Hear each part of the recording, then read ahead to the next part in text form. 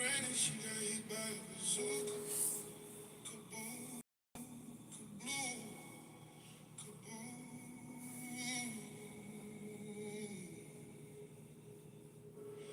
Rest in peace, my granny, she got hit by a bazooka. Yeah, I think about it every time I hit the hookah. Kaboom, kaboom.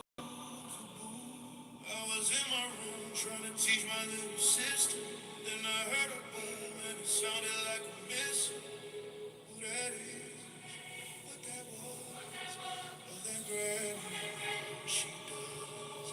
What the fuck they hit her with? What the hell they hit her with? A freaking Bazooka bitch. Every time I close my eyes, I'm drawing pictures of that bliss. Every time I close my eyes, I'm thinking about how they did you quick. Granny, I'm sorry, but I'm gonna have to go ahead and forgive and forget. I don't know what you want me to do. You gon' slide, you gon' lose your whole crew. I'm sorry when I think about you. If you was, I nigga, what would you do? Rest in peace, my granny, she got hit by a bazooka. Yeah, I think about it every time I hit the hookah. Kaboom, kaboom, kaboom. Rest in peace, my granny, she got hit by a bazooka. Yeah, I think about it every time I hit the hookah.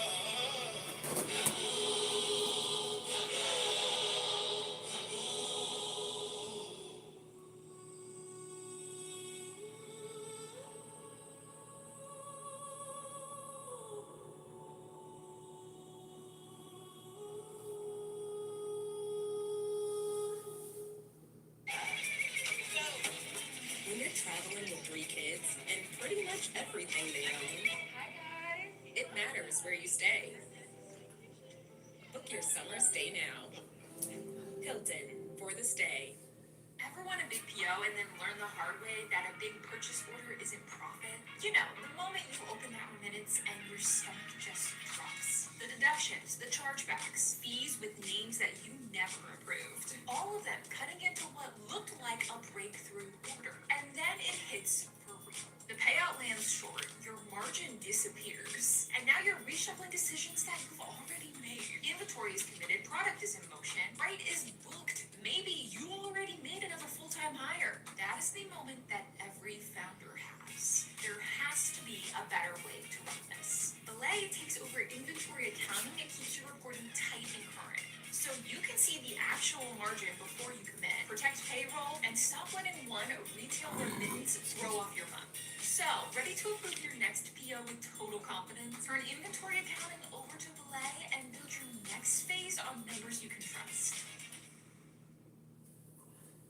You just wanted to get people interested in space again. Yes. Yes. Capture the imagination. Yes. That was the idea.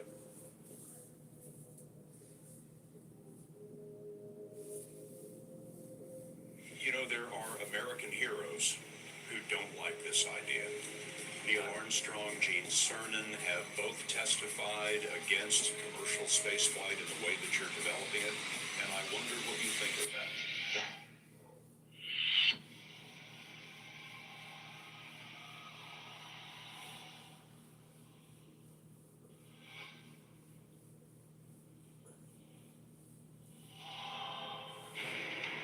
I was very sad to see that because those guys are, yeah,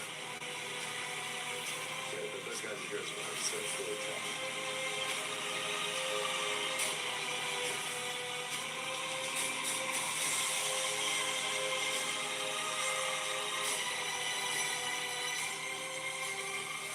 They inspired you to do this, didn't they?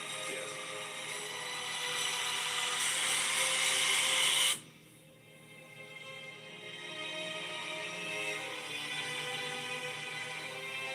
And to see them casting stones in your direction. It's difficult.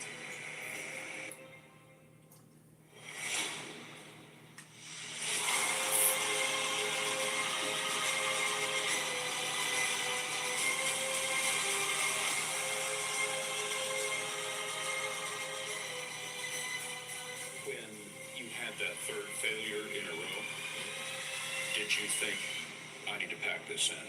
No, Why not? I don't ever give up.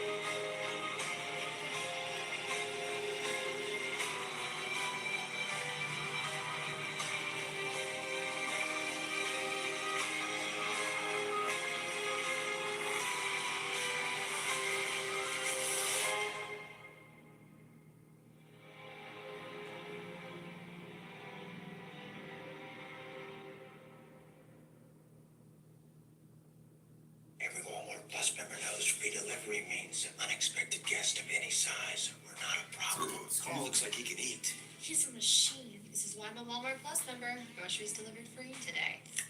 I see you.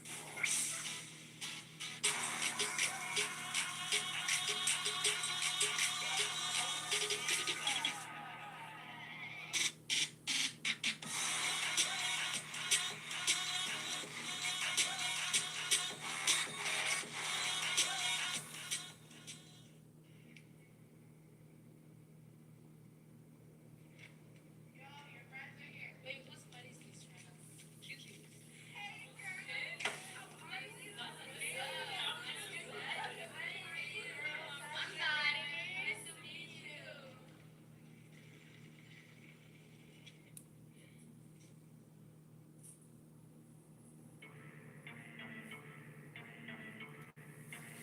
Are you nuts? Bitch, we can get petty. Tell me if you ready. I was playing nice. We can change the setting. We can get petty. We can get petty. Yeah. We can get petty. Tell me if you ready. I was playing nice. We can change the setting. We can get petty. We can get petty. Yeah.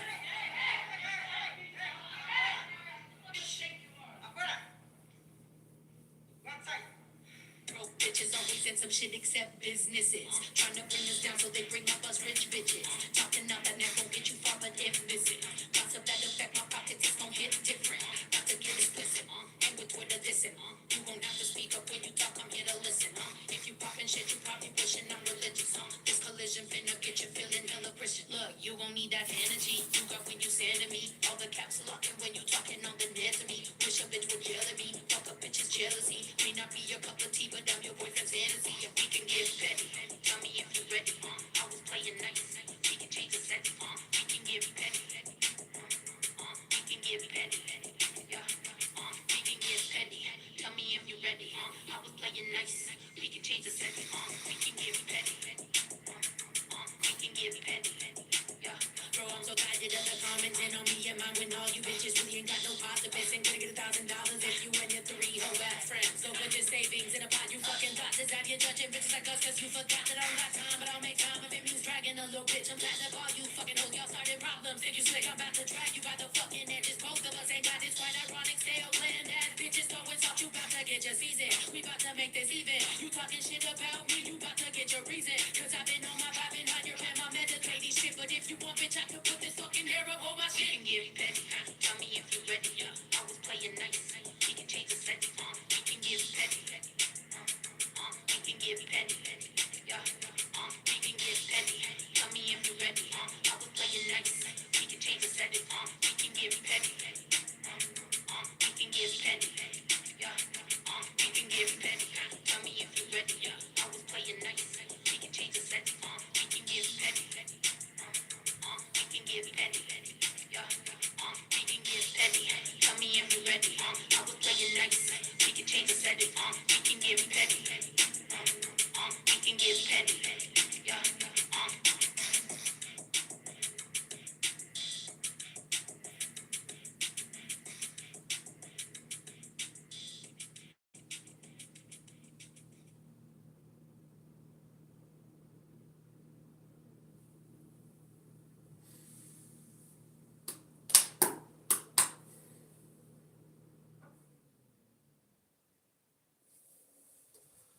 You know you make me wanna.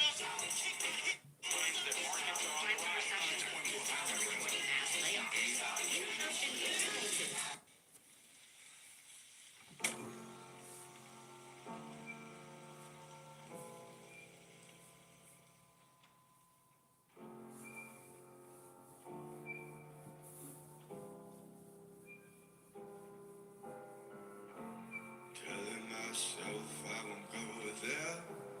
Oh, but I know that I won't care. Trying to wash away all the blood I spilled. This loss is a burden that we both share. Two sinners can atone from a lone prayer. Souls tied, intertwined by pride and guilt. The the way that I've been living, but I know I can't resist it. Oh, I love it and I hate it at the same time. You and I drink the poison from the same vine. Oh, I love it and I hate it at the same time. Hiding all of our sins from the daylight, running from the daylight, running from the daylight. Oh, I love it and I hate it at the same time. Telling myself it's the last time. Can you spare any mercy that you might find? If I'm down on my knees again. Deep down, way down, Lord, I try to follow your light, but it's nighttime. Please don't leave me in the air. There's darkness in the distance. I'm begging for forgiveness, but I know I might resist it. Oh, I love it and I hate it at the same time. You and I drink the poison from the same vine. Oh, I love it and I hate it at the same time. Hiding all of our sins from the daylight, running from the daylight, running from the daylight. Oh, I love it and I hate it at the same time.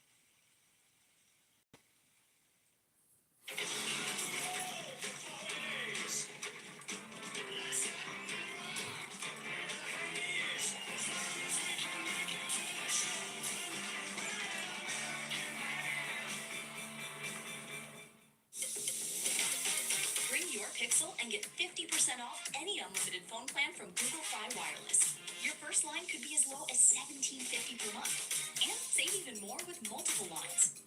Bring your Pixel to Google Fi Wireless and get 50% off today.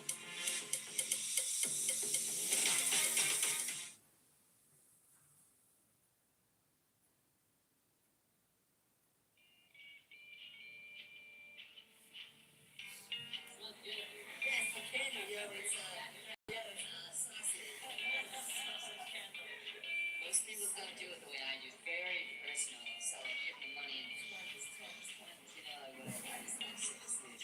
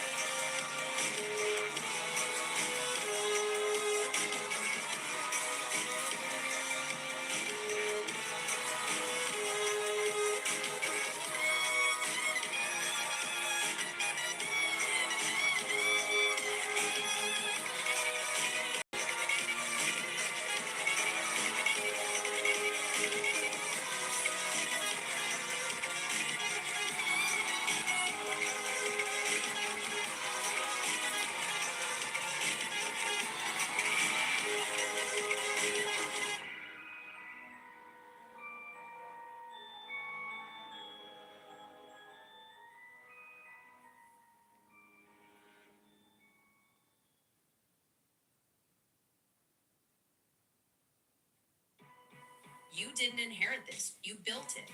Every late night, every dollar earned with Relay. See your cash flow clarified. Every account, every move, instantly visible. Real-time dashboard. Mobile controls built for action without friction. Relay is built to run how you run.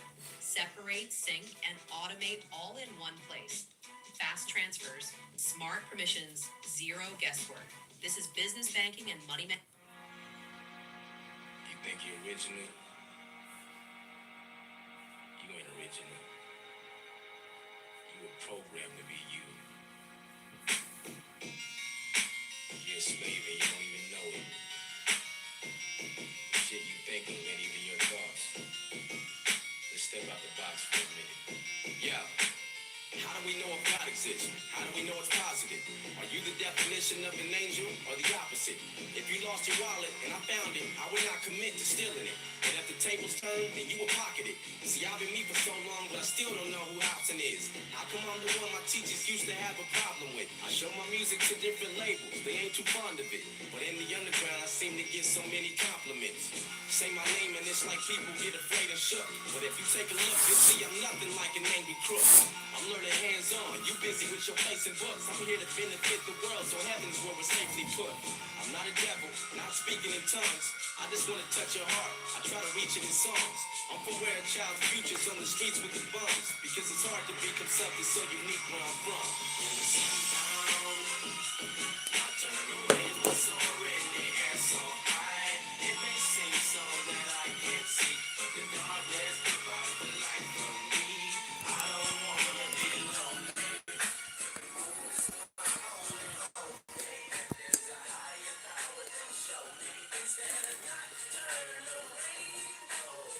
Obama's president, so what's he represent? Just because the niggas half black don't mean he's ever sent.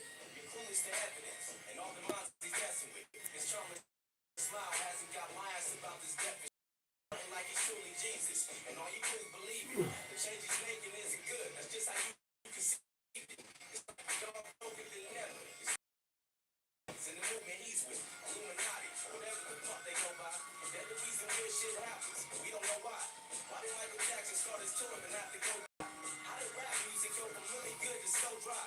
Real artists get shelved and whack wasn't famous. To lead masses brainless, a smart mind is dangerous. In their eyes, there probably ain't no real shit in your playlist. You just a product of what the government is creating.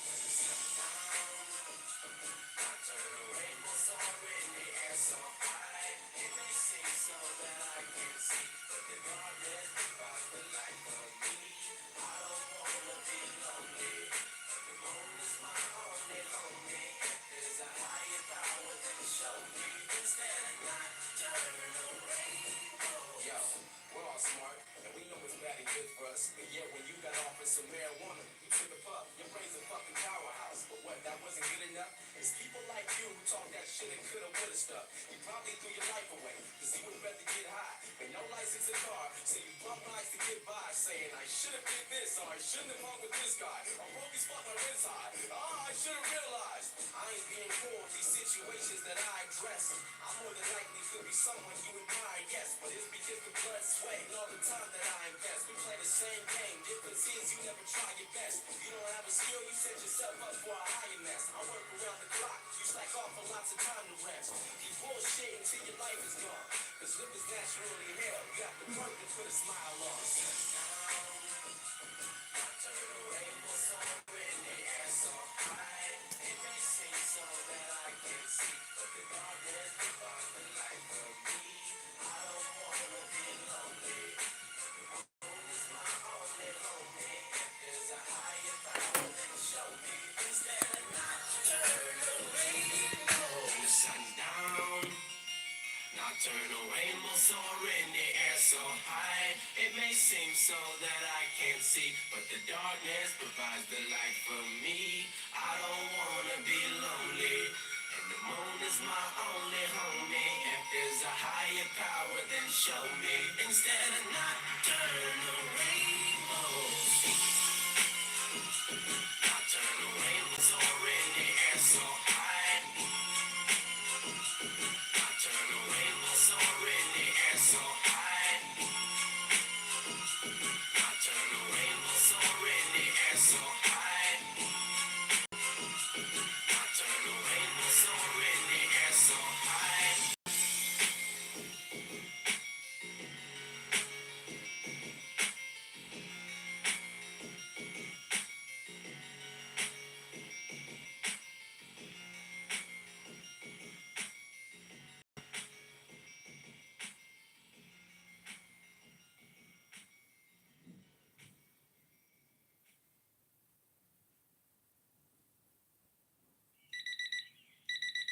These pants. Got it. Come on, let's go. So, stroller? Double stroller. Let's go.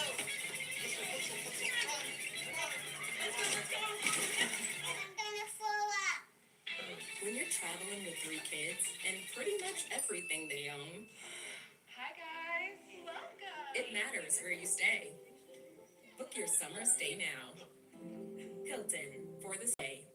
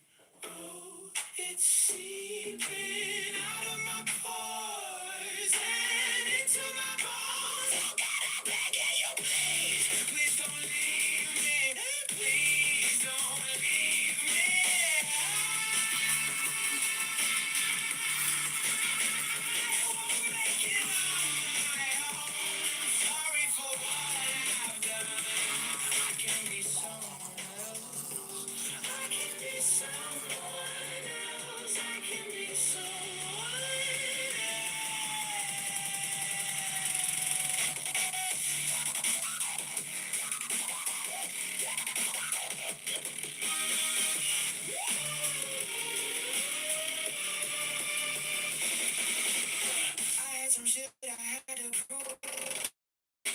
So I put it on the line for you, but now you gotta take a side, yeah. You gotta choose, you can't play the middle. You snooze, no excuse. I don't care what he said.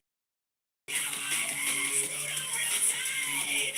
Now you know that's a lie, but baby I tried. I can feel it seeping out of my pores and into my bones. You gotta beg it, you please, please don't leave me. Please don't leave me.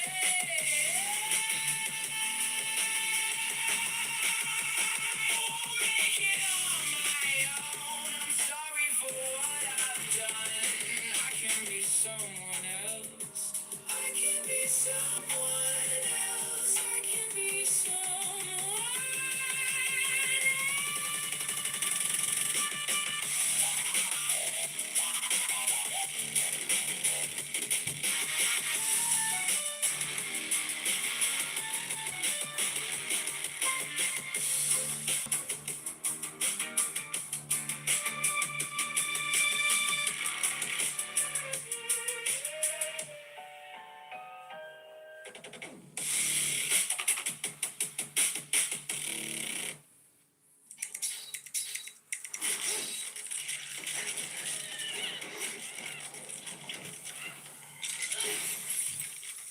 Legion, official technology partner for the 2026 FIFA World Cup.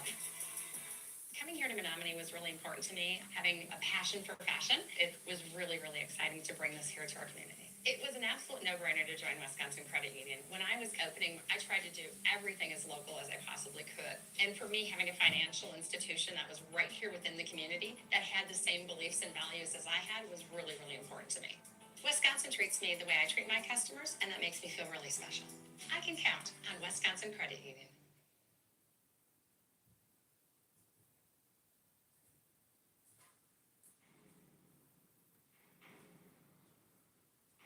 Skyward.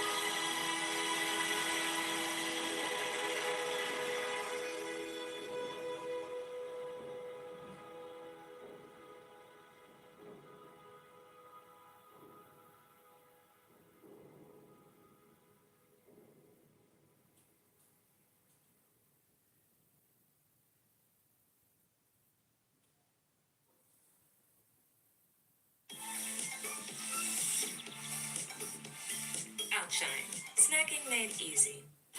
If you're a tool person looking for high-quality, affordable tools, we know where to find them. Harbor Freight. Get ready. Unbeatable deals are coming soon Ninja. in Harbor Freight's parking lot sale. Parking lot sale.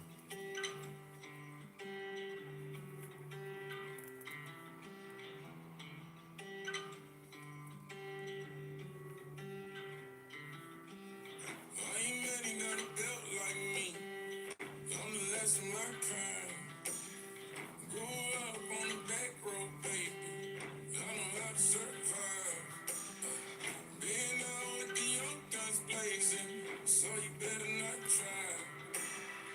You'll never find another like me. I'm the last of my kind.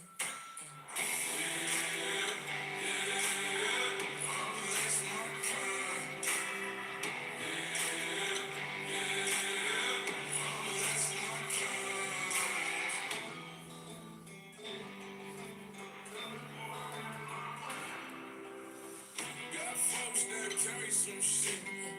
Can't cross state lines. Ducking cops in the dirt hills, baby. We ain't paying no fines. If you come to the sticks, down maybe. Bring a four-wheel drive. You'll never find another like me. I'm the last of my kind.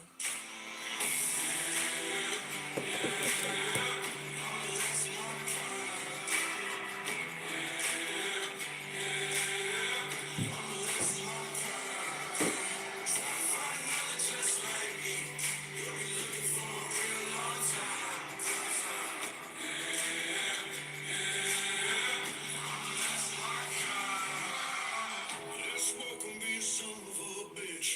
Look through my eyes.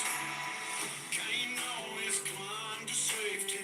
Sometimes you gotta fight. Go get it if you want it. Keep the fire burning inside. You'll never find another like me. 'Cause I'm the last of my kind.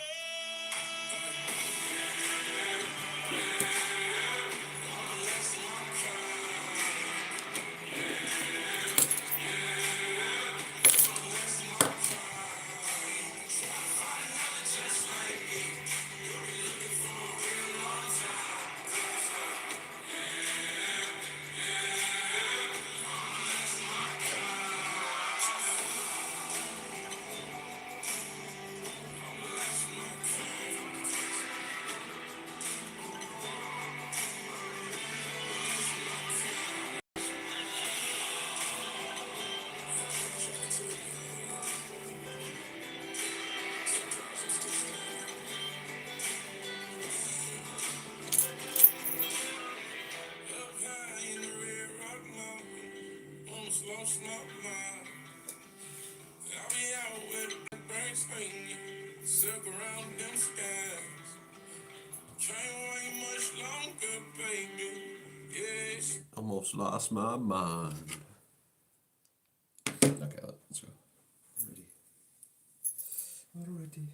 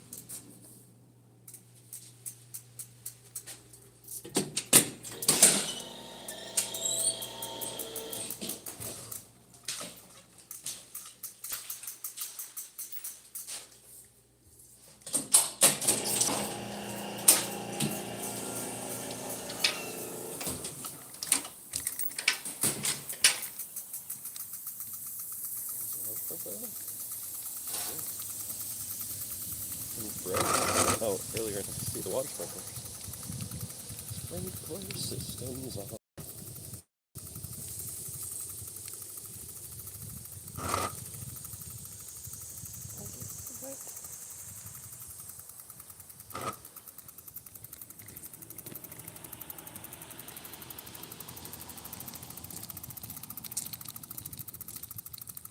The sky beautiful and pink.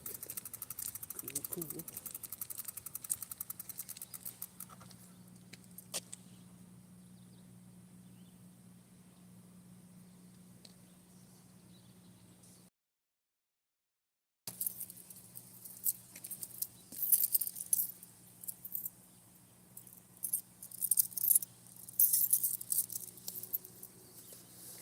Make sure I got all the keys for the locks.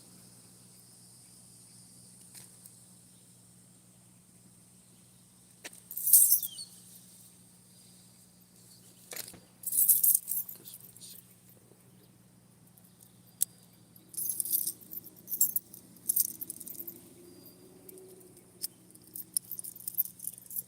there.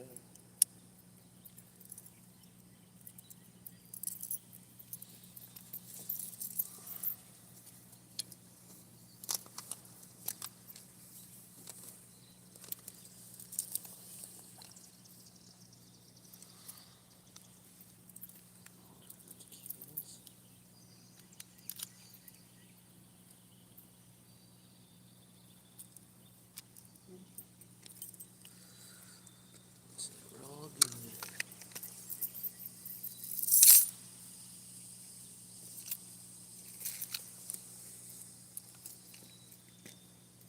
Better just hope I don't break the bag. Okay, be right back, players. We're gonna set up an exercise app thing. Hopefully we're back. I think we're back. We better double check. Workout paused.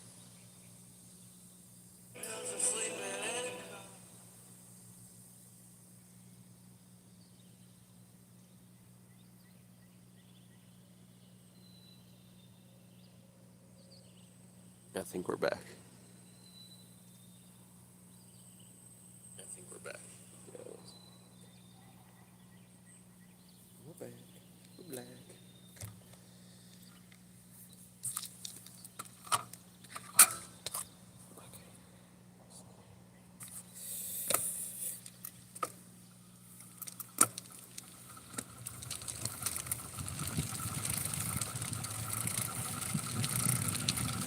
Workout resumed. U-Haul.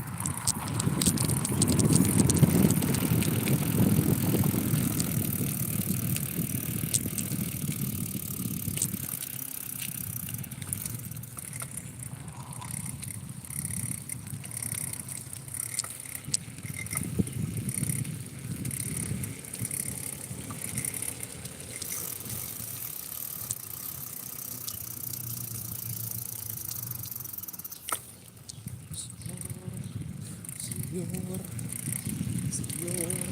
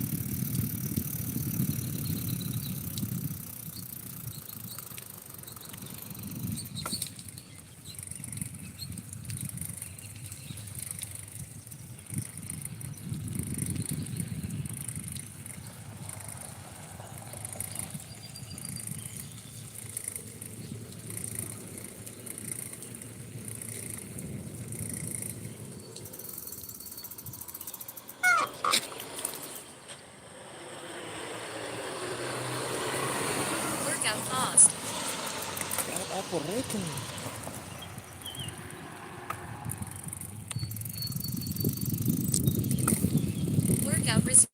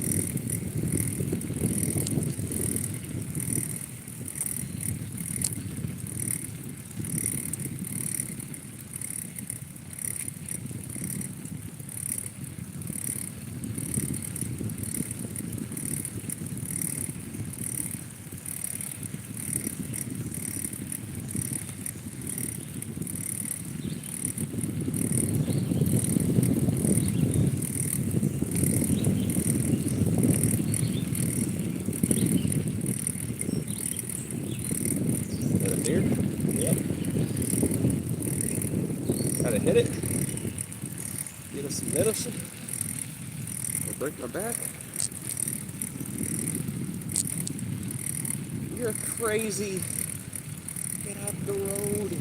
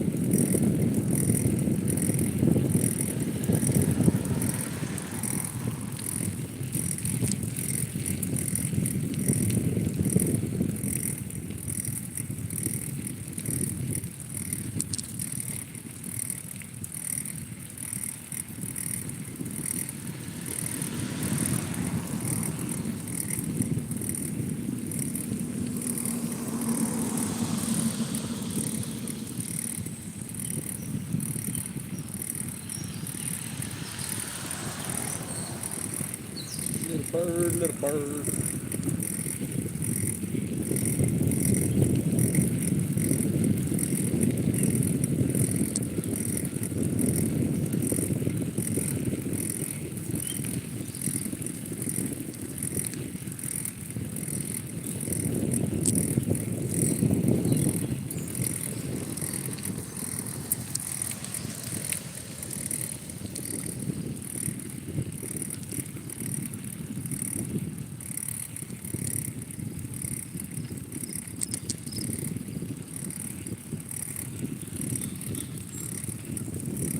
See you on little bird.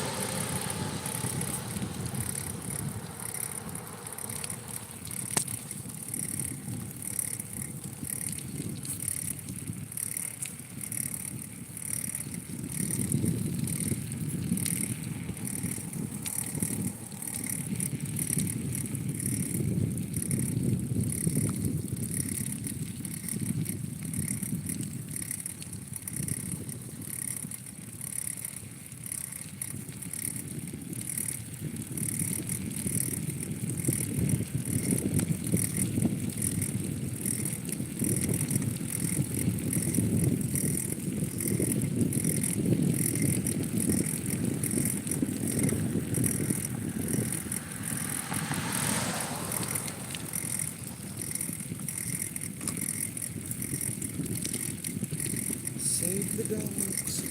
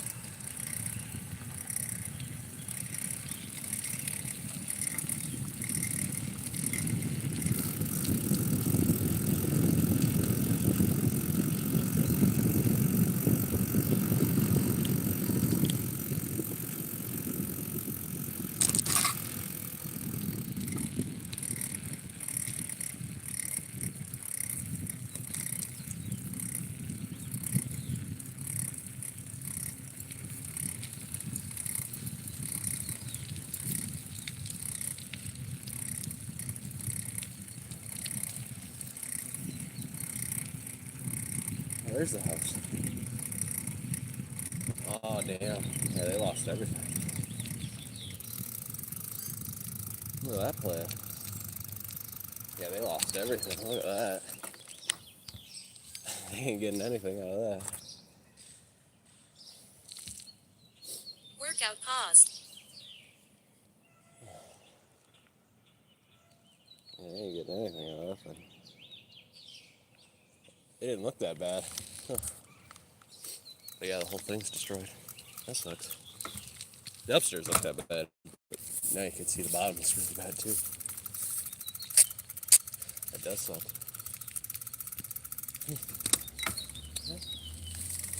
What can you do? Workout resumed.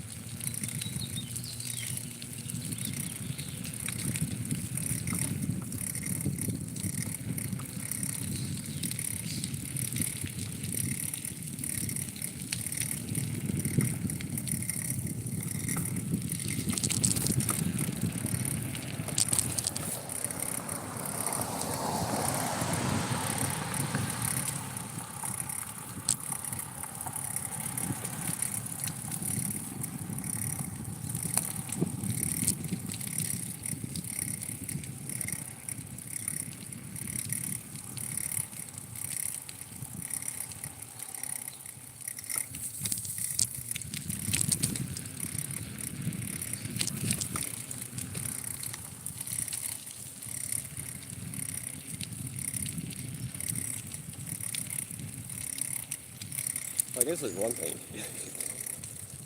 Turn off your circuit breaker. It's time to leave. I guess I'm gonna stay at home. Just leave the circuit breaker off for that one room. That's some paranoid shit. Pretty sure it worked though.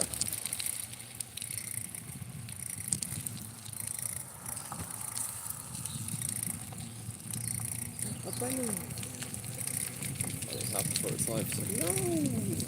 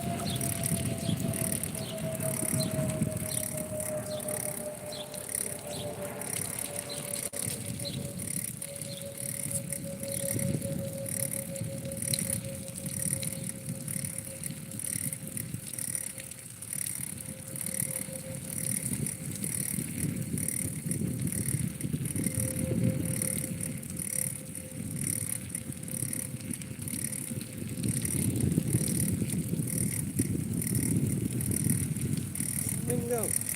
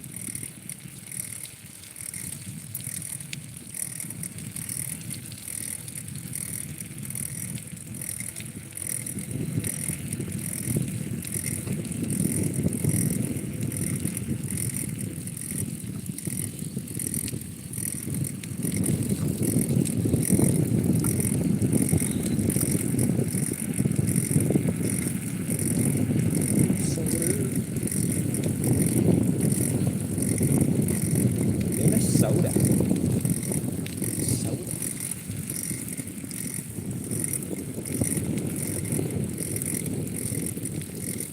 Soda. Soda.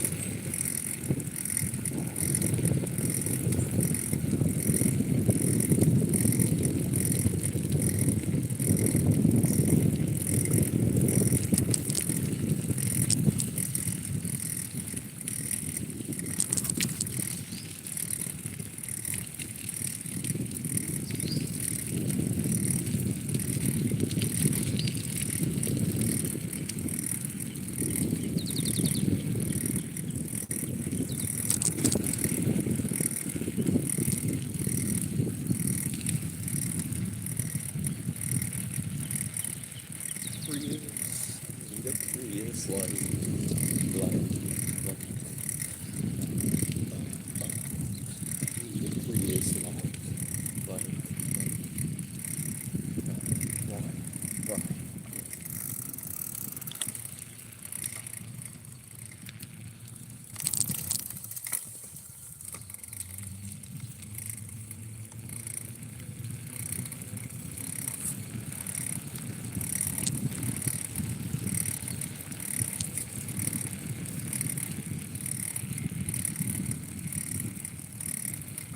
albino squirrel.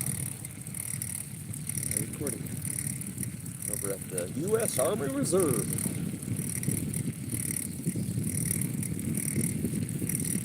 That's a really spy. The U.S. government. I feel it.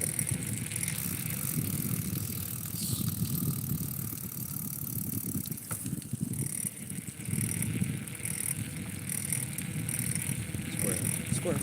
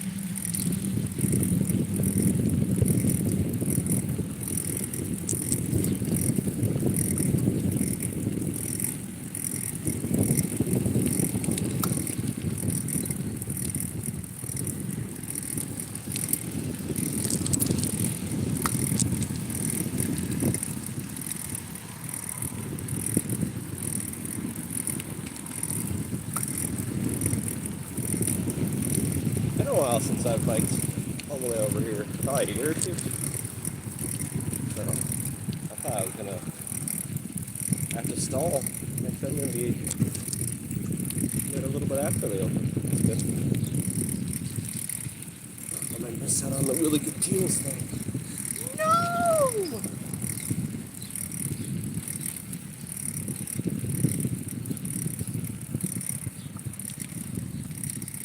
When I got like $110 worth of ribeye steaks for $30. No!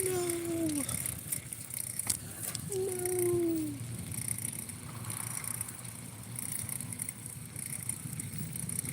I think I walked that time. That was too far ago.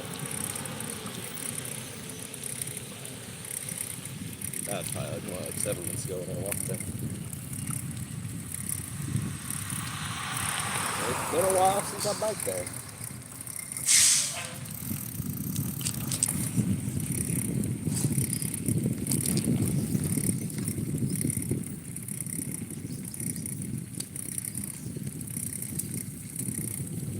Deal ready. Oh yeah. Water sprinklers. Don't squirt to me. Don't go away.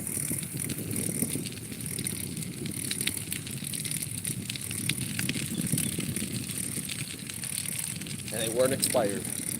They're just really close to expire. So we had to eat them all. Which is a very good meal. Very yummy in my tummy.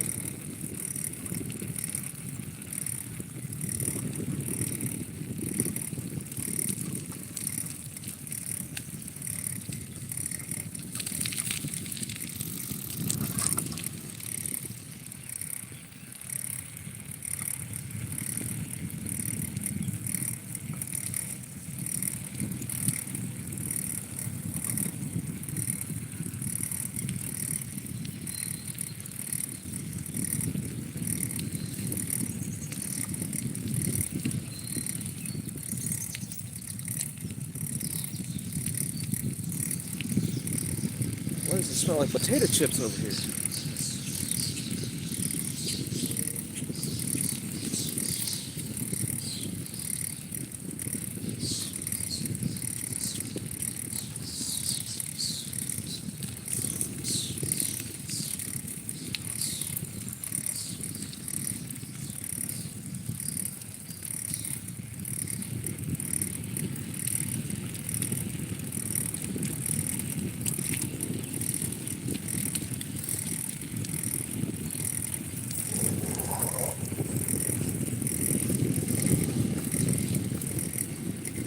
Doctor's gonna come for my butt.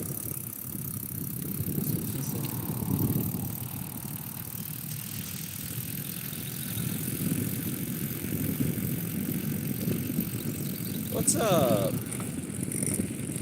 I'm from Australia.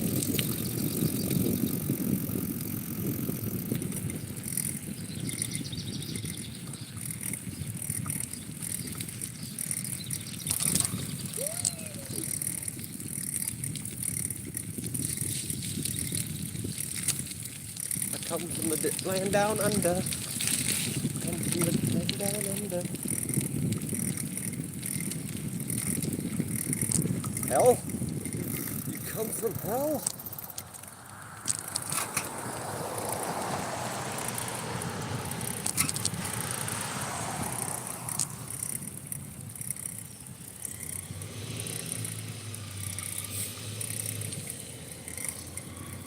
Can't tell. Is your name Carl? Kurt?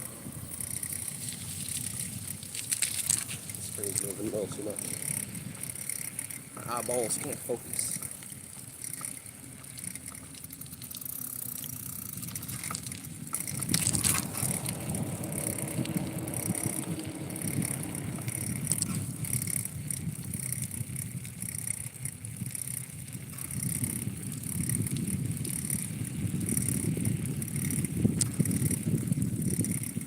It's Kurt.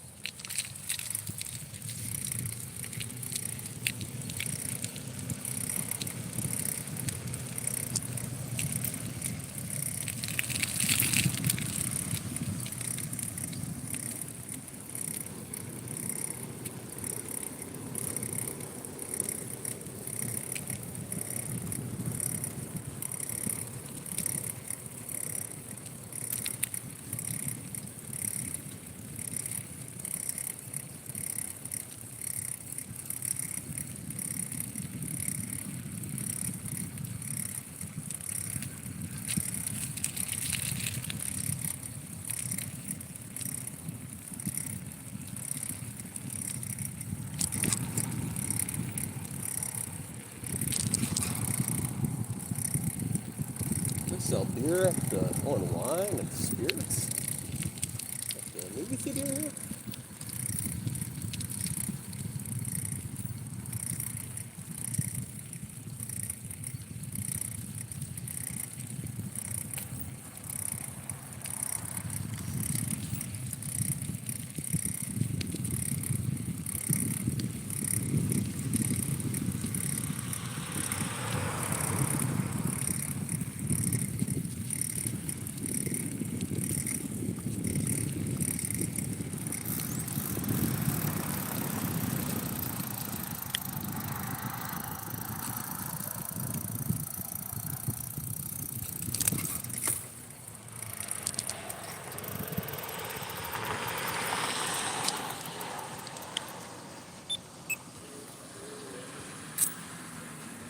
Workout paused.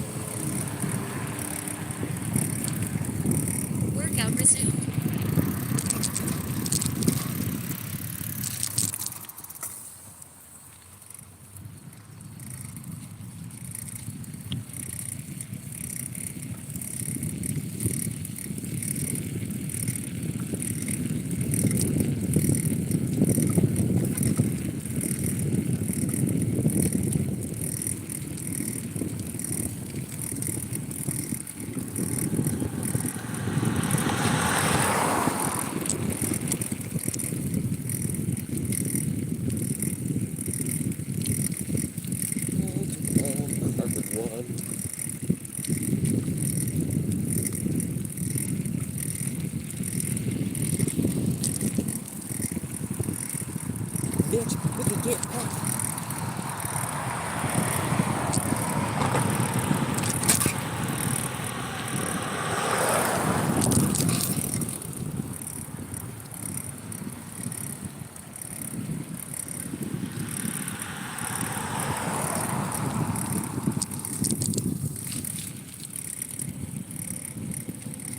Actress 1, 2, 3.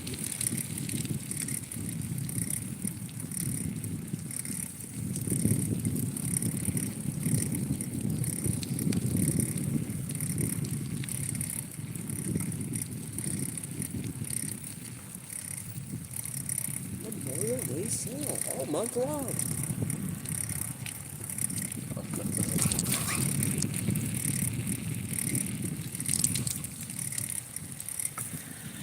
I'll need a new mattress for a while. I don't think I've had mine for a year yet. Like 6 months. Not even.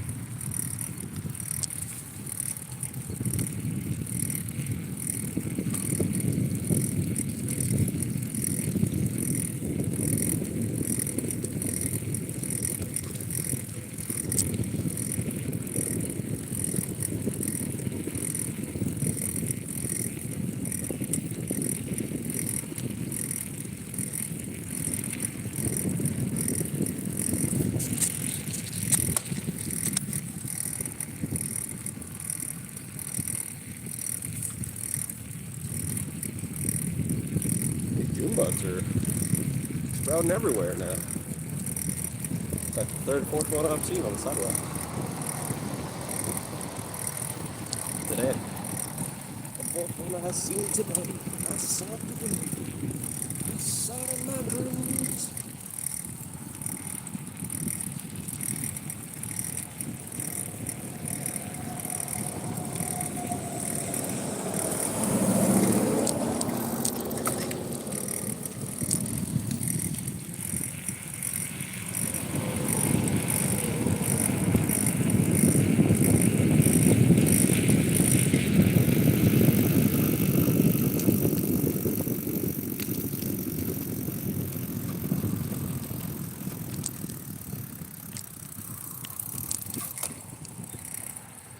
You get to make up haunted stories if you tell a storage unit right next to a cemetery. Get that paranormal glow.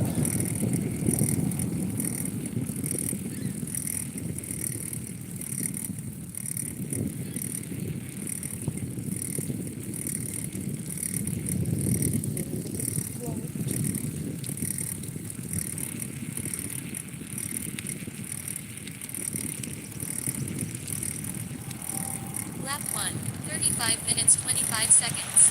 Lap speed 8.5. Total Not 5 bad. miles. Heart I rate still haven't seen 110. any yet, but I hope to. They're always beautiful. Have you got to see any? Yeah. Not too big of a deal. At least never with me. They've never gave me a bite or anything. I don't think they stink. They kind of have their own smell, but it's not too powerful. Not just yet? Yeah.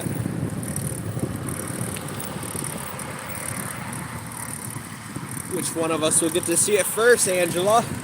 Well, actually, probably you, because I've been... This is the first time I woke up kind of early in a while.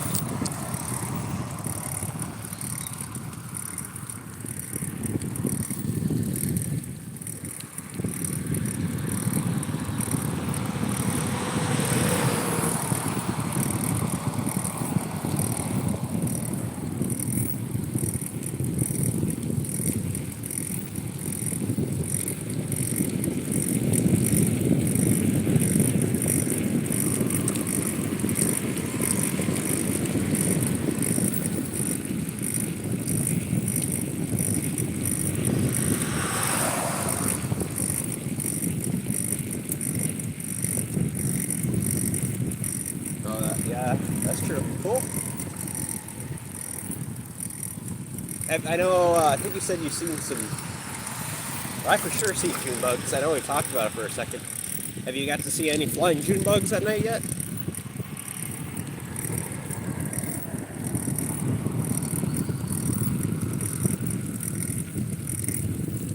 Oh, there's some geese. 1, 2, 3, 4, 5, 6. Oh, and a baby. One little baby. Or a couple ducks. Or 3 ducks.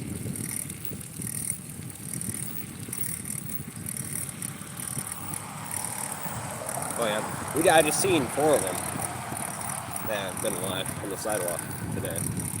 The rest of them were dead, except that one that I think was just flying like a bumblebee or something.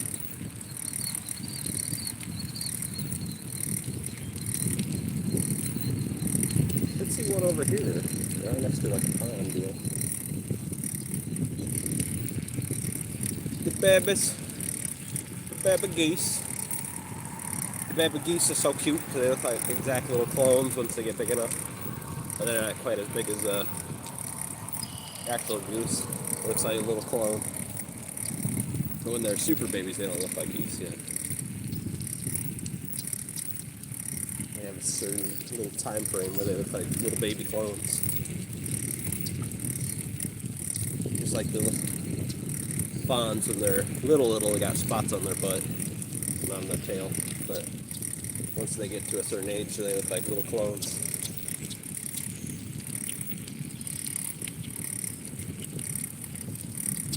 I got spots on my butt. Yeah.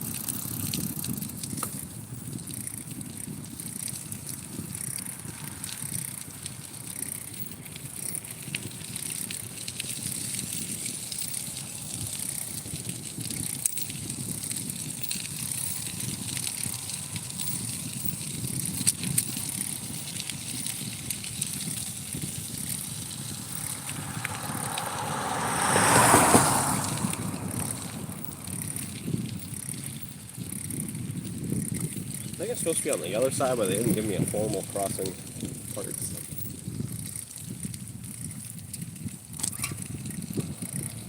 some chocolate.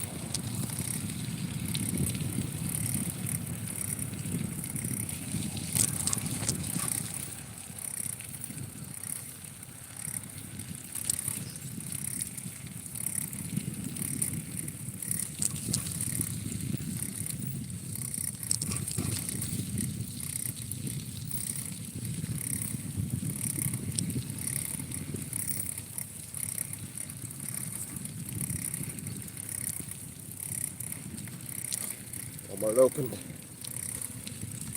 Oh, maybe 3 or 4 or 5 minutes late. The old man's gonna get the deals. What an amateur. I thought I had extra time. I was wasting it. I gotta wait 20 minutes to start the stream. Guess I'll be there so early.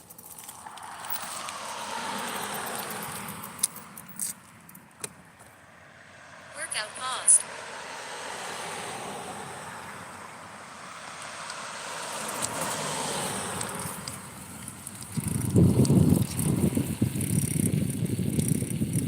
Workout resumed.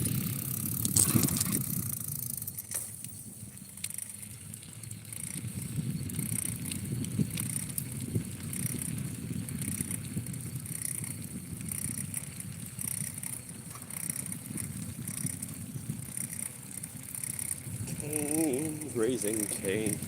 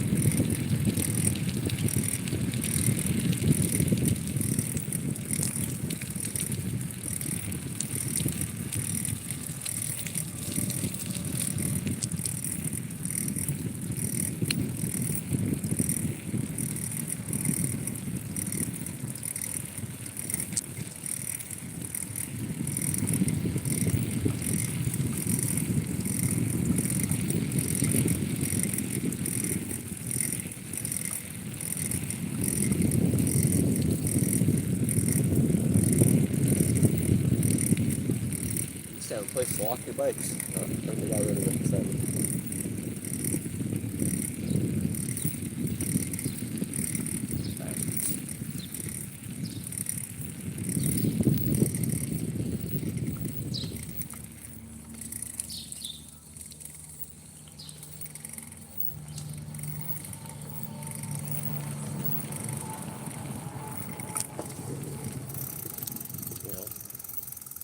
No more bike lock.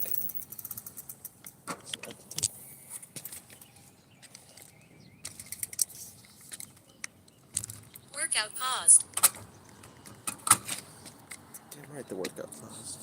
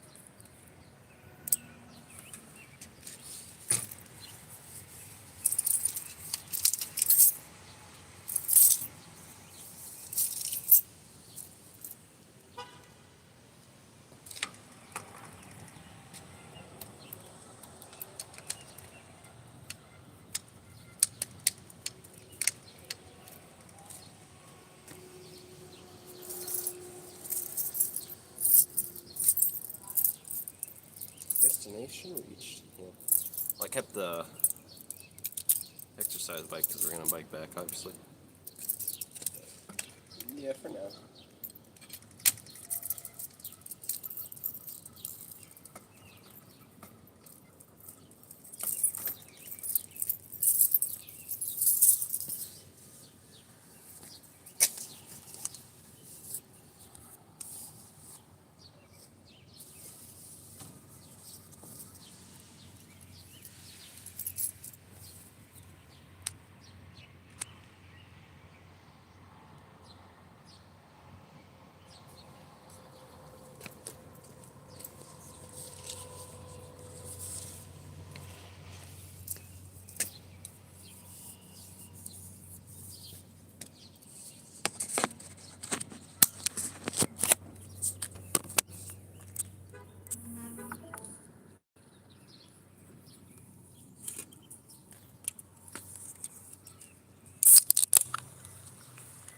My first sody of the month.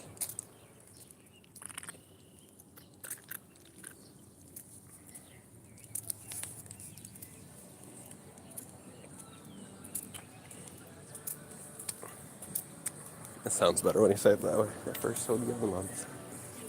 That's the first.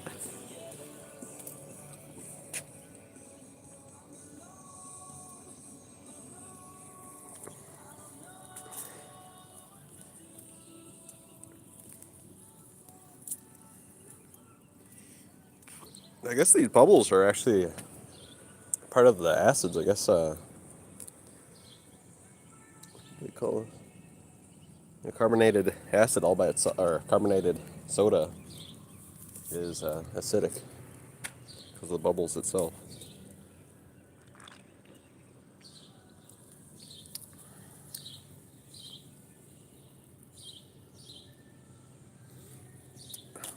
I also put another different kind of acid in there.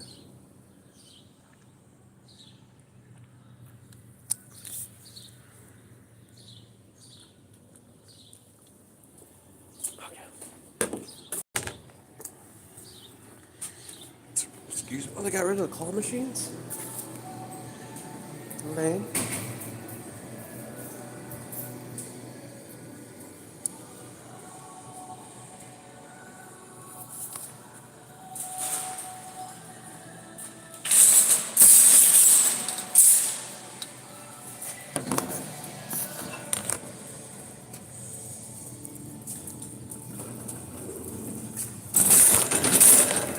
Morning.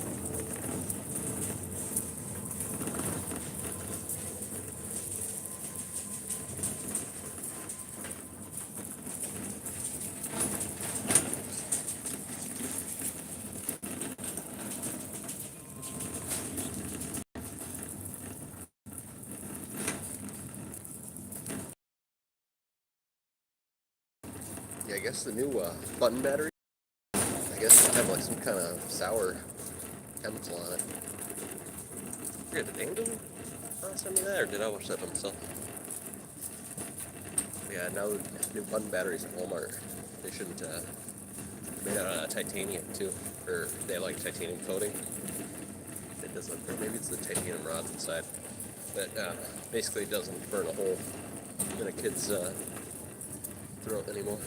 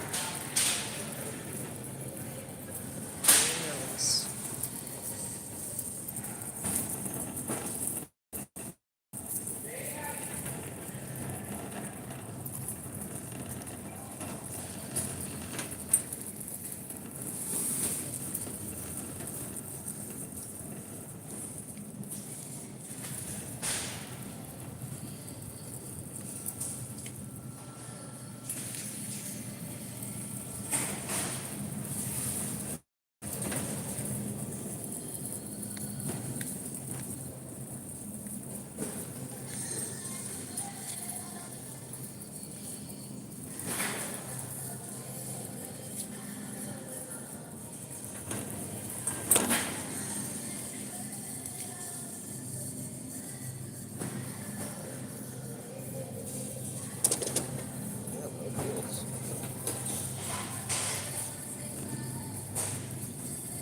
Single deal. Really? Damn, I don't see a single deal. They get rid of the deals?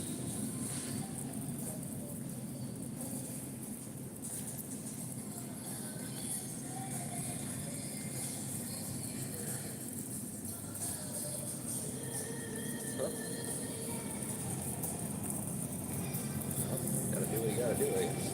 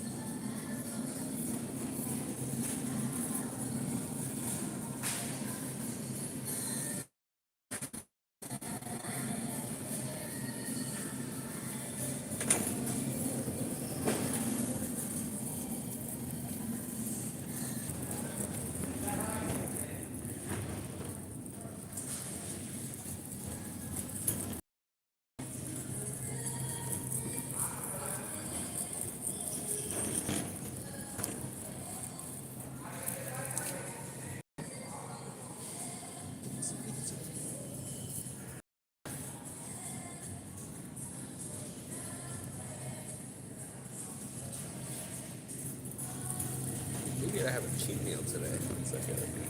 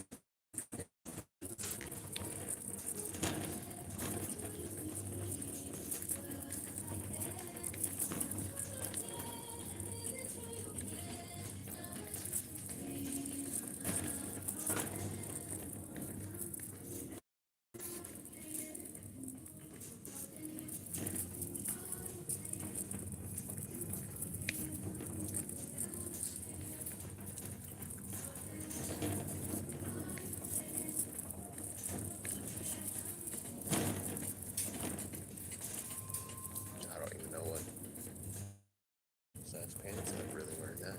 I was gonna wear a belt. Should buy some shorts.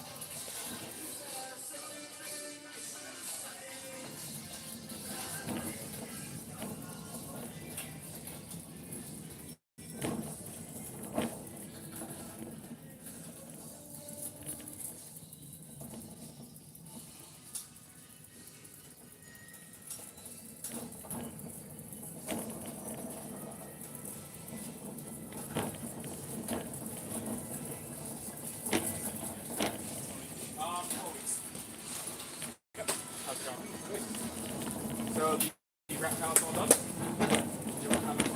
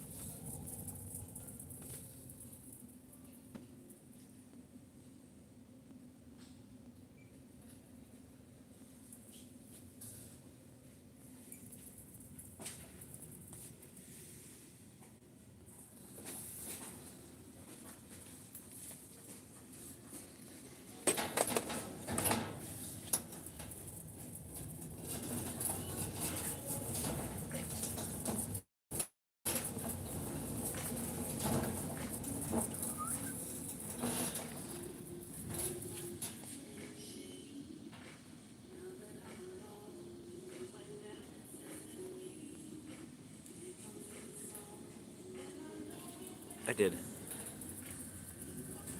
I try to look for even bigger ones, but I guess this place doesn't have them. I need to find a wallet, because my wallet's all crap. I need to find some rope. Oh, and luckily this time they had the aluminum rear bike rack.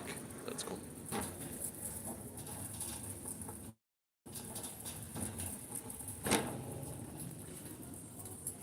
Okay, where would the rope be? Yeah, and the stream keeps on disconnecting. I know that. Nothing I can really do. Could try to switch to their Wi-Fi, but sometimes.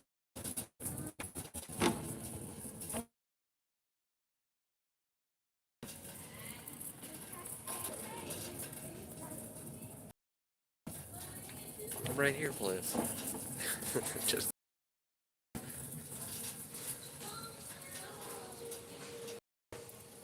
It happens.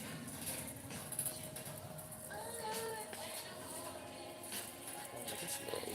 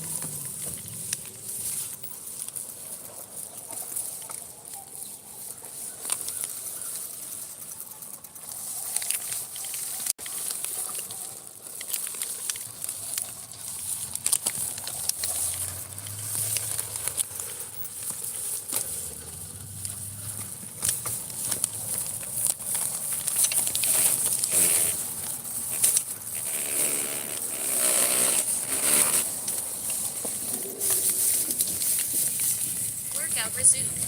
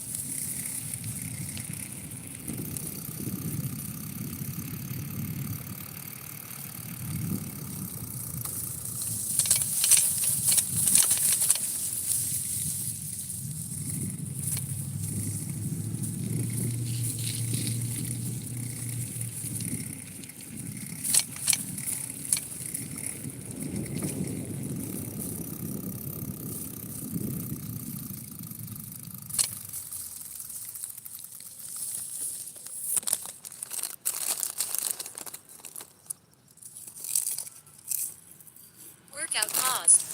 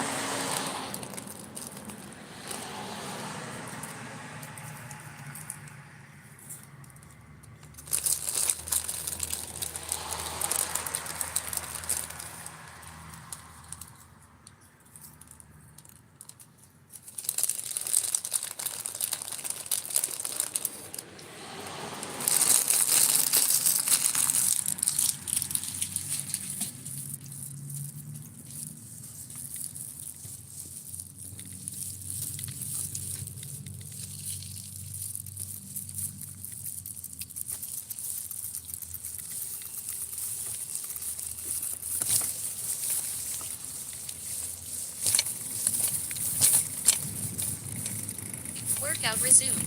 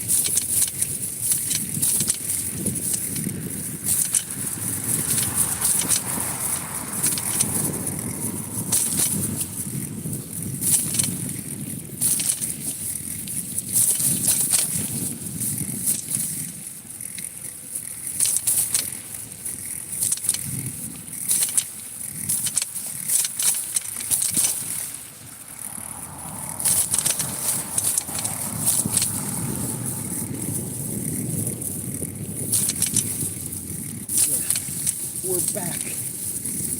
Yeah, we're inside Walmart. I'll get good connection. I could switch to the Wi-Fi, but it always glitches. So I just let it spin. And bike racks this time. Good. Just got to get some bike saddles and should be able to bike a long time. Too worried. Then I can pack sandwiches and water. And all the rest can wait. Oh, I can bring some portable battery chargers too if somebody calls me, I guess. Mom calls me. And my brothers.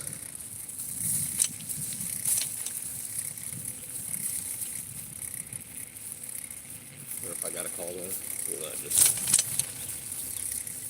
try to push through. Oh yeah.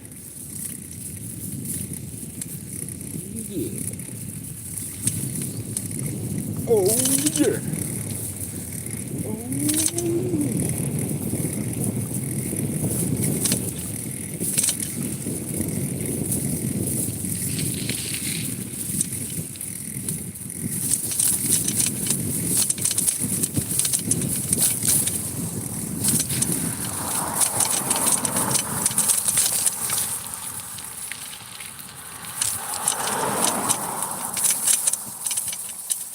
Okay, just got my paranoid guy. I'm gonna check my bag.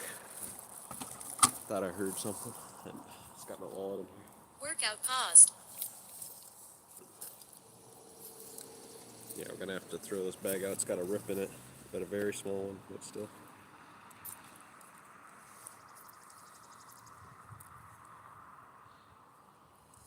Okay, let's move these keys before they chop a hole right through it. Okay, should be able to handle it better now.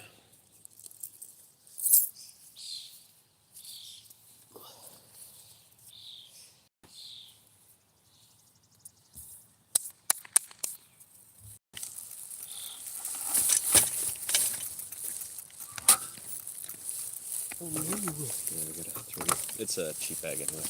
And I've got a whole bunch more. So it doesn't matter. This is just the first one I grabbed. Workout resumed.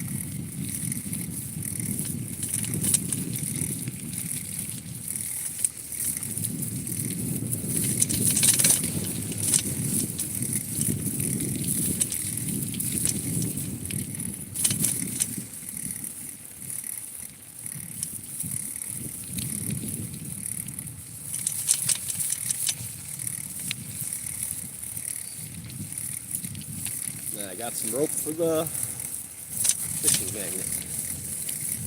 Magnet fish. I'm happy about that. I'm sure to get everything I wanted on my list. I did see the helium tank, my goodness. They got like a special blue one. It's $26, but it's a tiny sucker. It's probably the same volume as a football.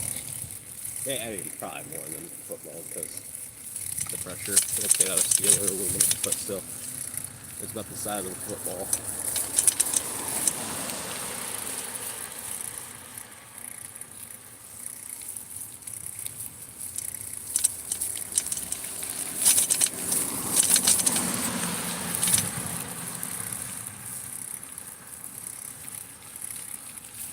I'm glad about the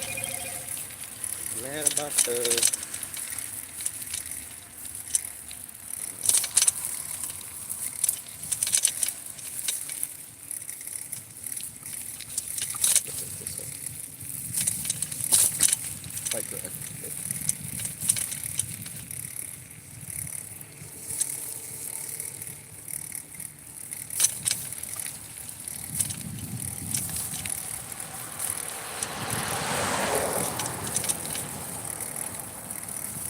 Gotta wait.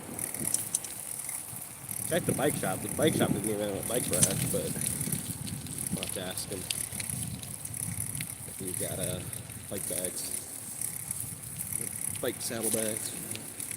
They had a little one at the Walmart, but I didn't want to get it.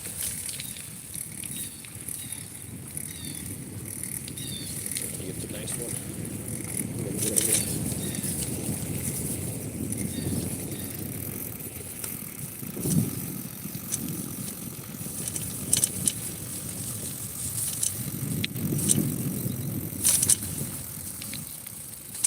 Don't murder me. Don't murder me. Please. Don't do it.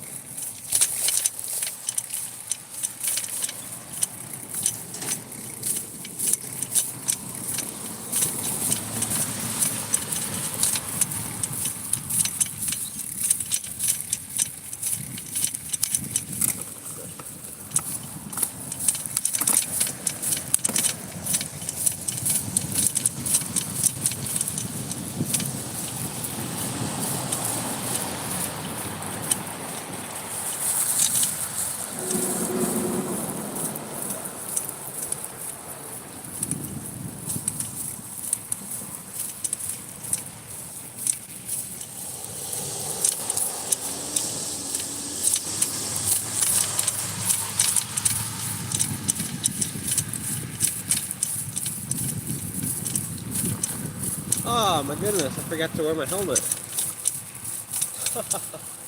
Just noticed. That's my bad. Oops.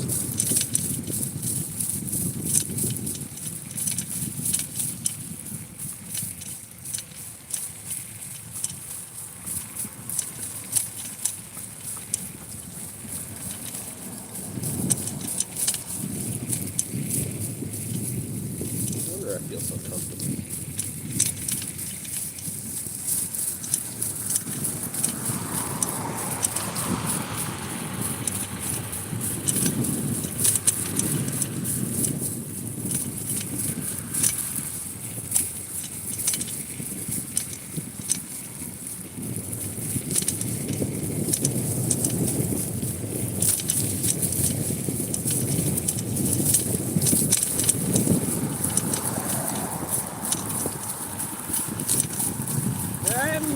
Timberton!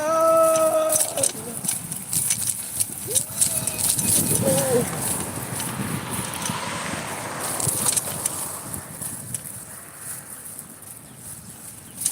This is my stream, bitch! You crazy bitch! This is my stream, you crazy bitch!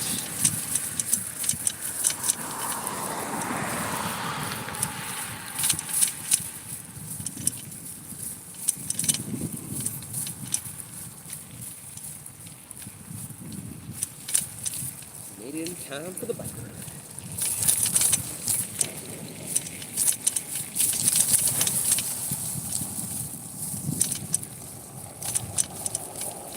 Or now, probably have like another 30 minutes. Something like that.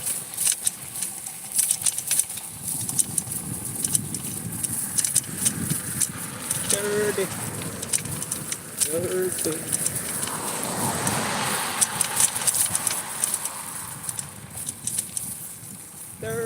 minutes.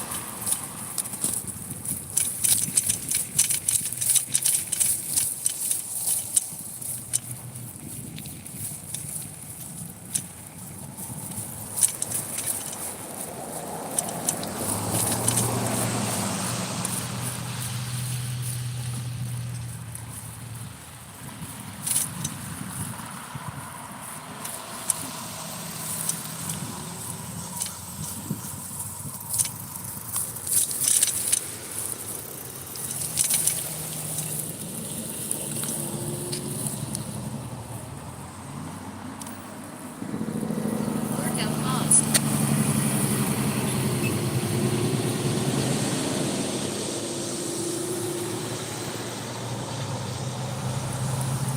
I had 4 on me so far.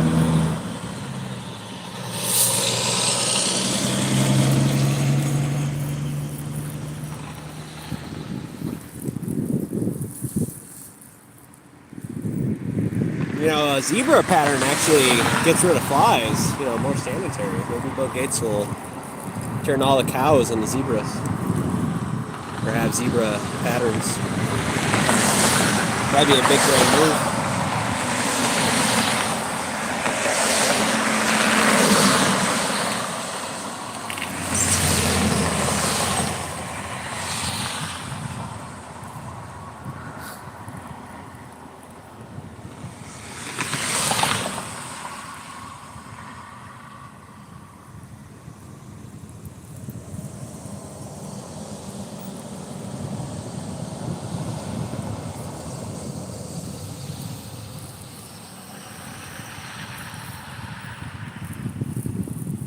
Just remember, when the cows started turning into zebra patterns, I was there. I was telling you about it.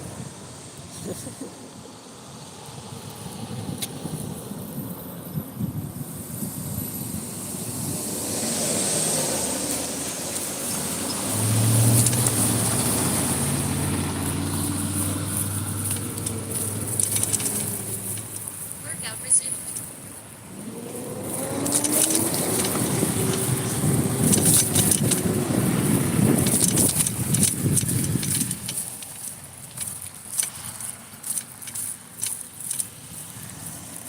Oh, look.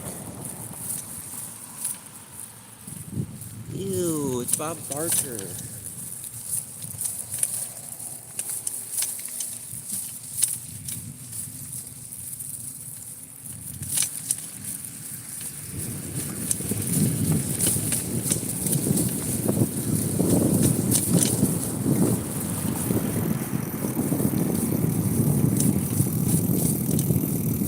Yeah.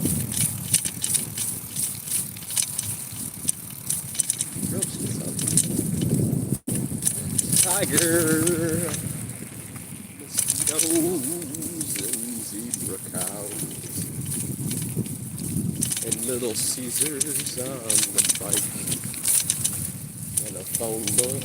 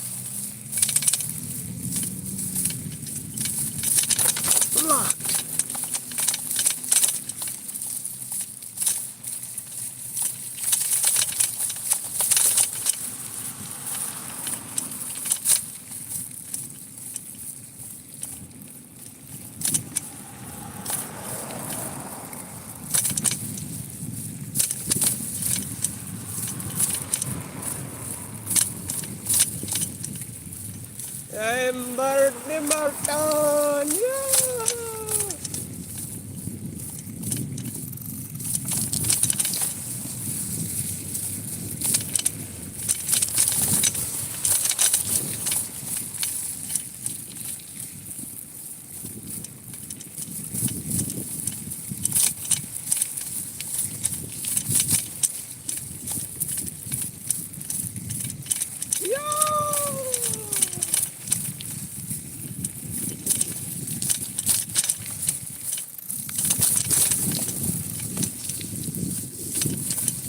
Damn it, my bag is basically locking me to my seat. It's got like metal in it attached to the bottom of the seat.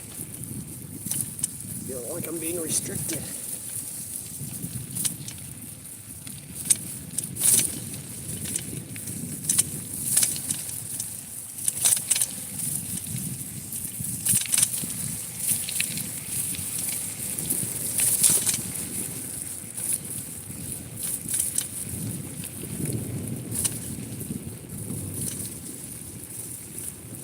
Being restricted. I need help. Yeah, I thought that was Elvis Presley. What the hell does Brett mean?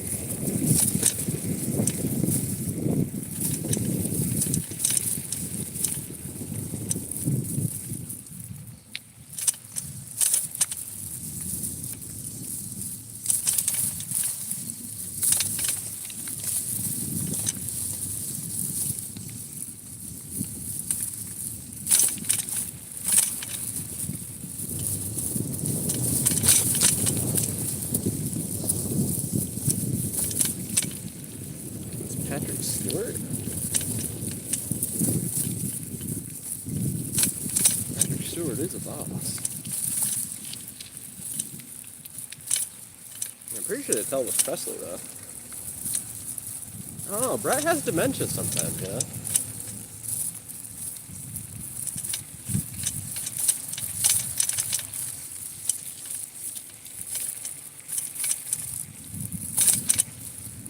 The poor boy's touched. He's touched in the brain.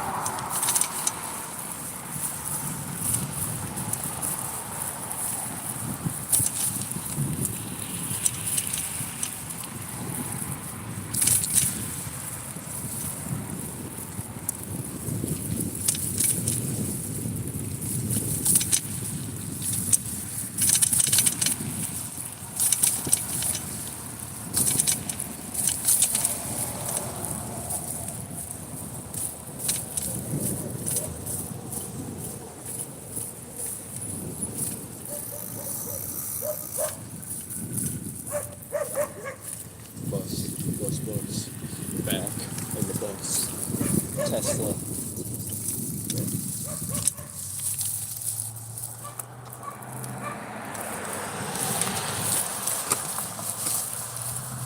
Workout paused.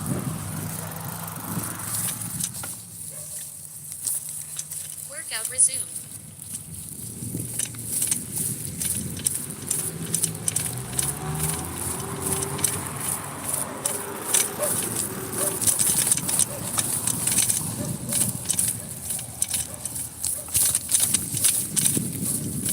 was like, "You bad.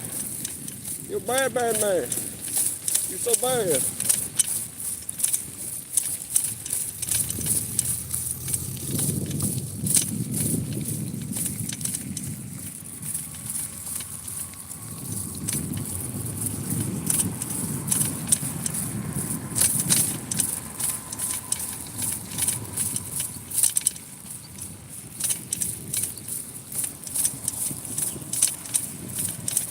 Yeah, actually, a lot of buses are kind of carbon neutral because they use propane. So I think the United States has the most propane.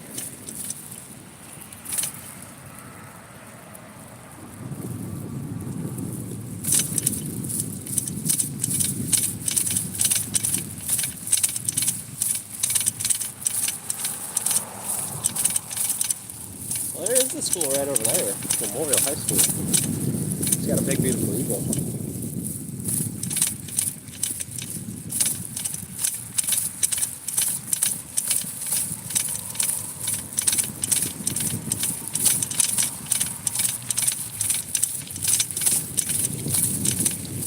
I feel like I get another debate point though.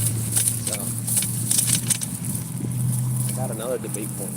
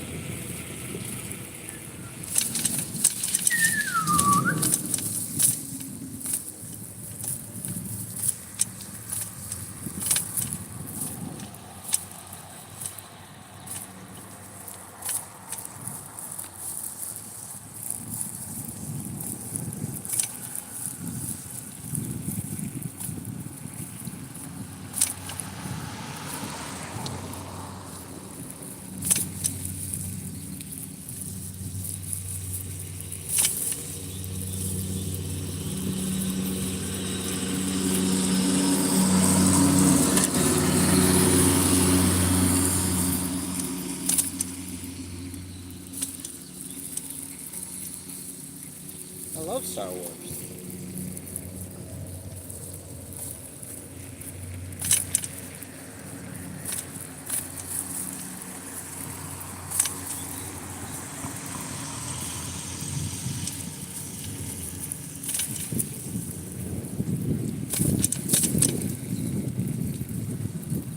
Yeah, the only person I've ever seen watch Star Trek is some old guy who's in his like 60s. Yeah, Star Wars is far superior.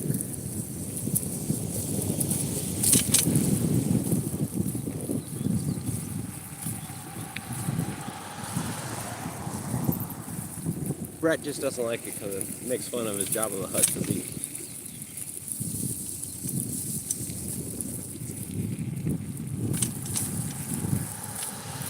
Oh, I kicked that lady in the face?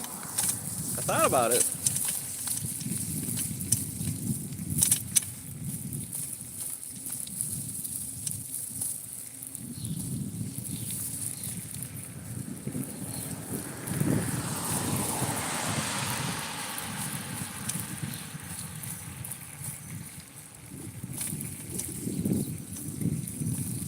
Yeah, that's true. Shut up.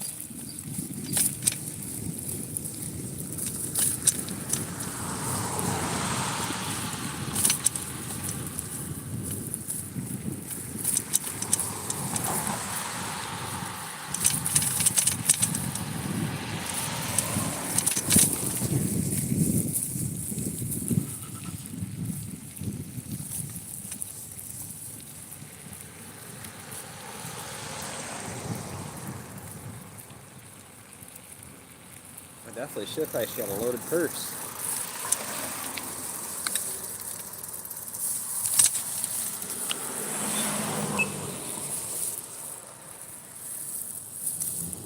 Workout paused.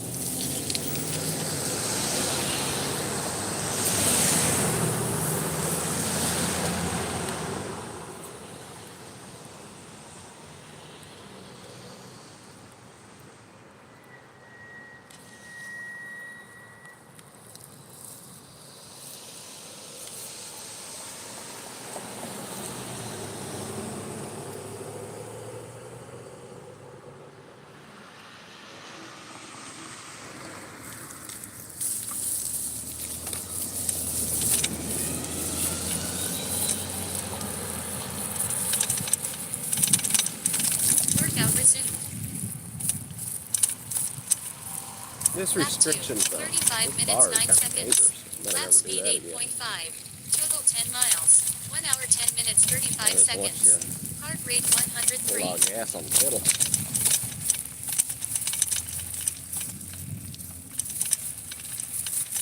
Nah, Brett, I think you're wrong.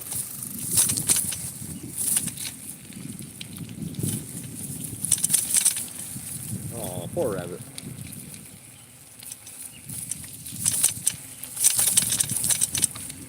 Yeah, but a Star Destroyer, that's really badass.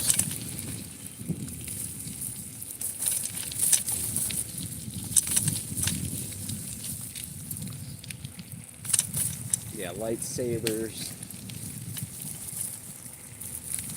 Darth Vader, Darth Maul.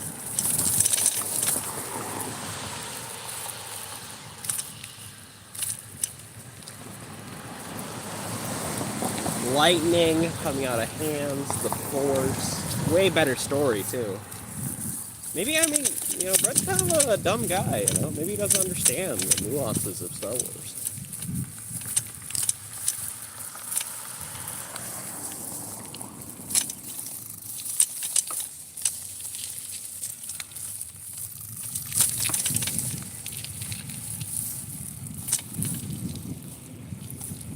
He's more into, like, Tom and Jerry and, you know,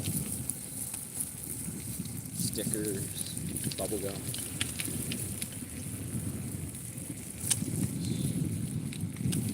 What? Star Wars has such a good story.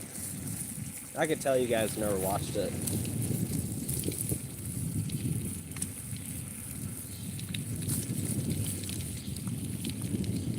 Star Wars with Jar Jar. Thanks. But no, the story to Star Wars is actually really advanced. I'd say it's one of the most advanced stories ever. Yeah, I mean, there's a lot of connections to him actually being the actual Sith Lord, not Darth Sidious. But yeah, I can tell, you know, Bart Dimberton, Brett, you know, these guys haven't watched Star Wars. They're gonna give Star Wars a chance.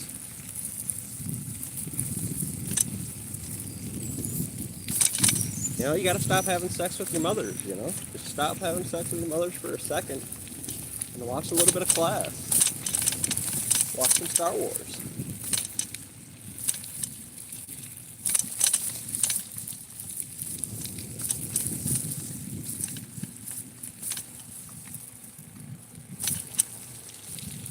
Yeah, I think Jar Jar is amazing. He had a sad, you know, ending, supposedly. He was exiled because he accidentally, you know, gave Darth Sidious, you know, all these emergency powers.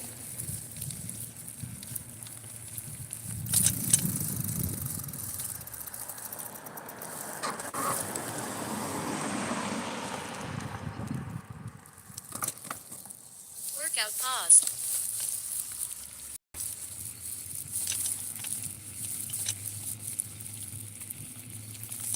Workout resumed.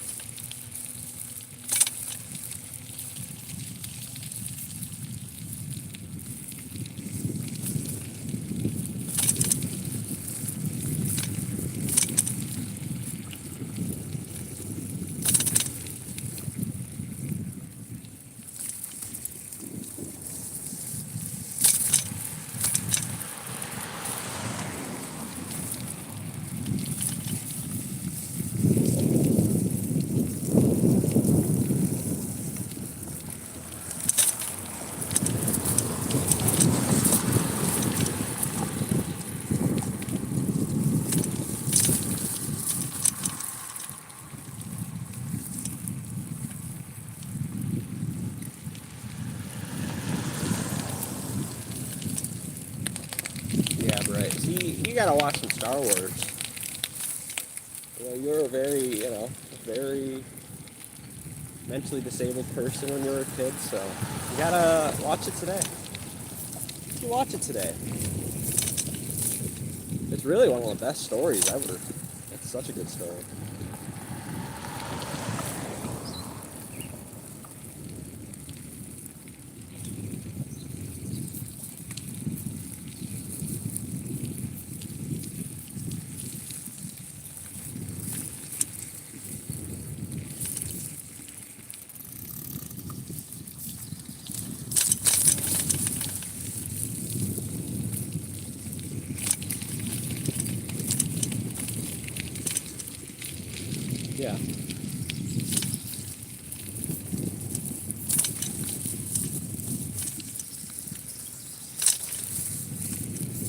I think, Star Wars is so good. I think it's basically a new religion.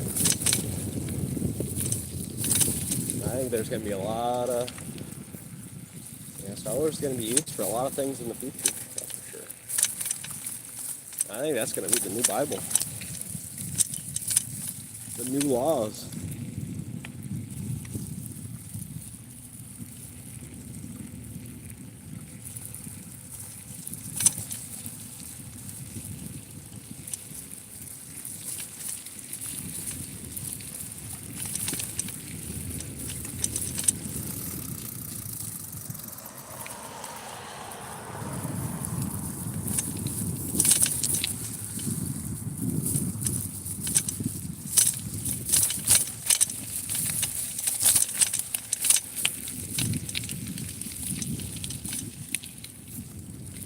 Grand Master.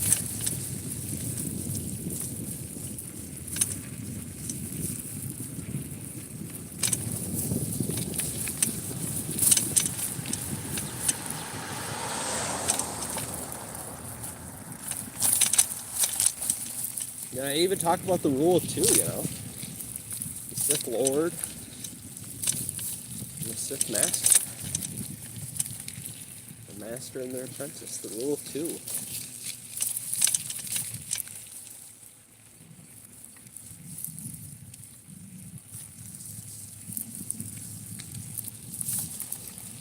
That's just disrespectful.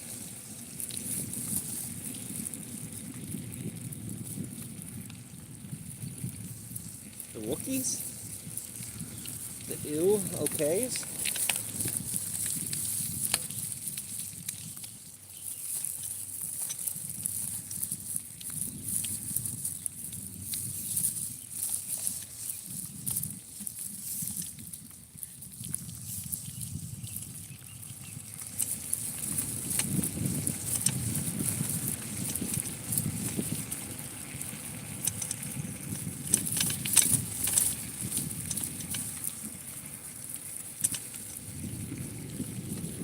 I wonder what Ewok's doing right now. The guy that plucks all his hair with wax.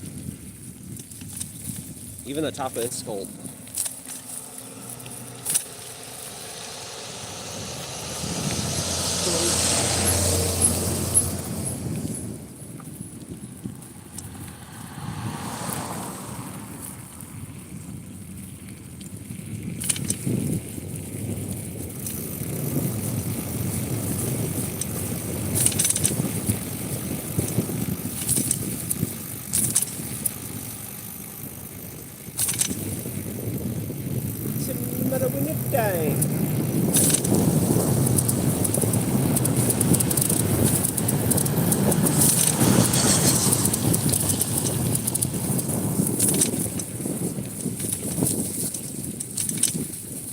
Well, I got so much balloons. I'm glad.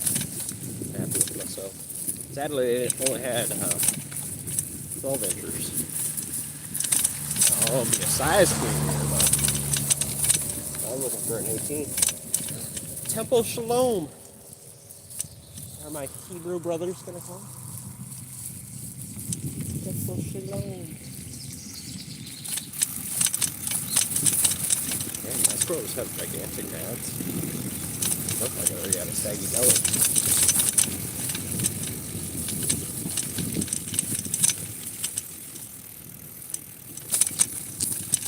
Live long and prosper. There we go.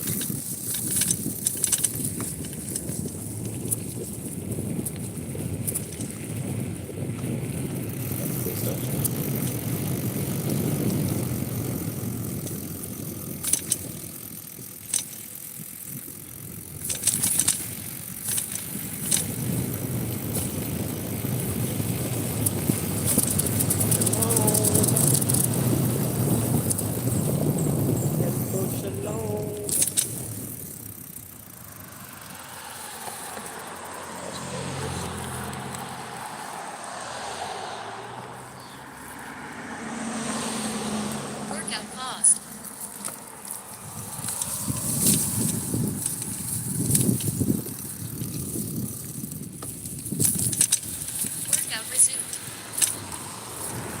That might be the most dangerous hill. We're just kind of a whole bunch of cars up there.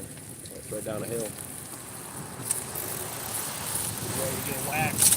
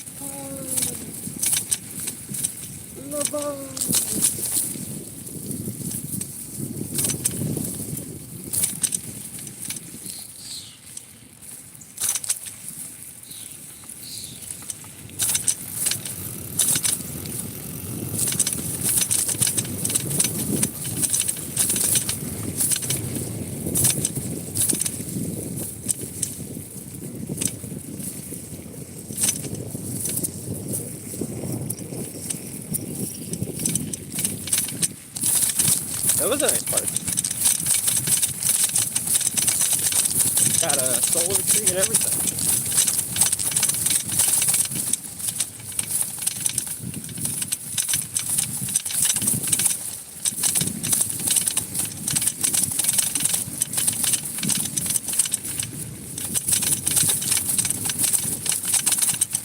Got some go-karts. It's an exercise stream, not a pep boy stream.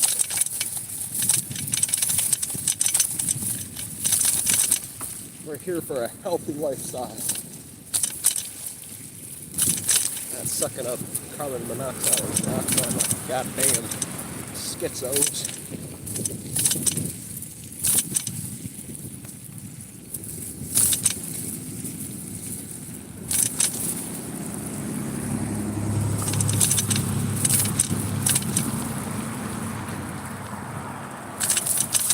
That's true.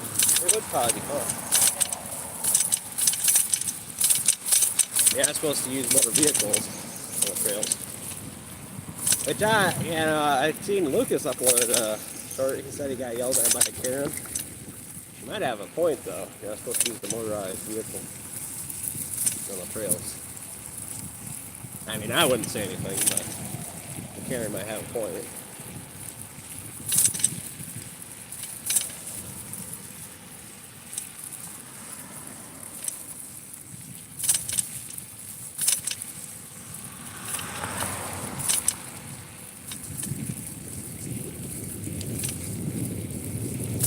Especially his, because his looks like a dirt bike. It doesn't even look like a freaking e-bike.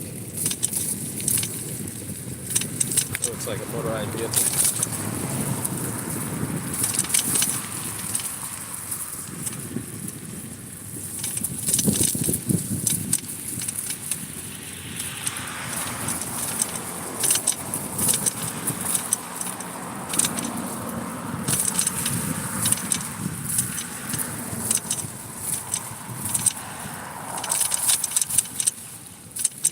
Yeah, I seen that. That's pretty cool.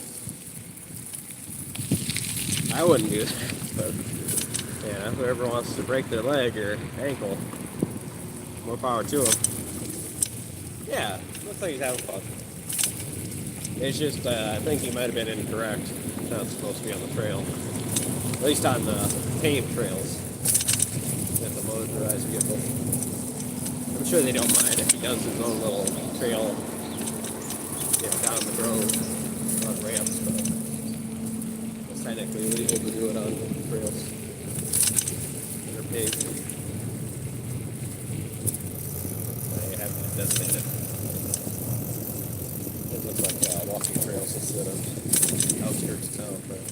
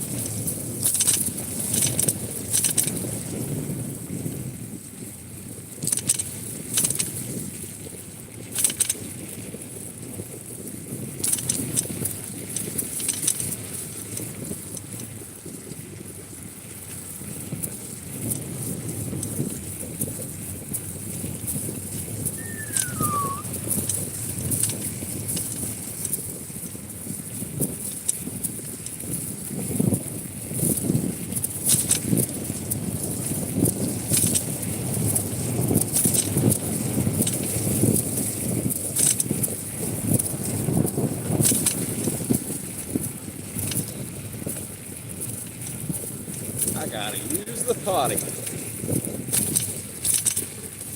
The potty.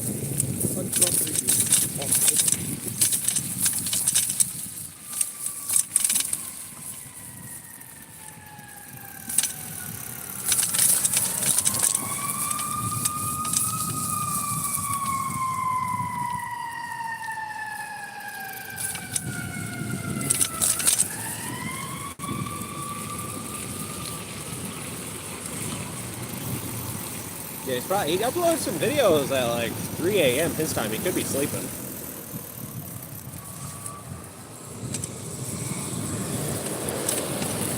Or it might have been 2:50 a.m. I don't know.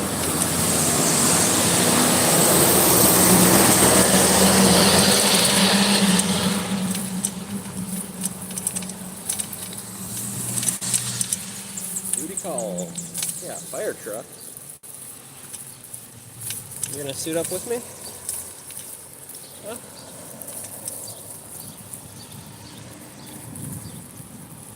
Well, yeah, that was a fire truck. There's like, they all sound different a little bit. Sometimes I can't even tell them. But if you listen hard enough, you can figure out that they all sound different. You can tell ambulance for a fire truck and a police cruiser. There's Lucas.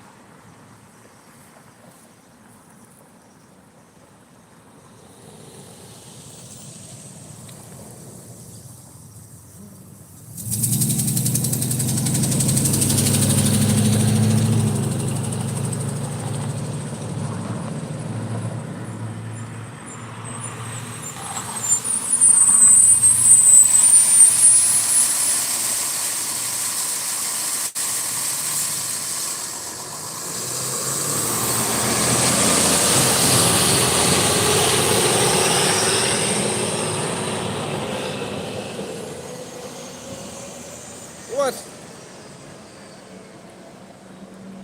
I already told you I have a Mexican lover.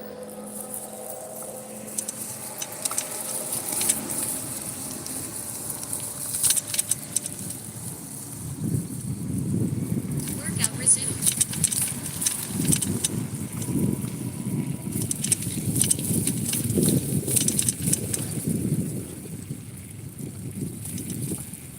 I bet he does look pretty.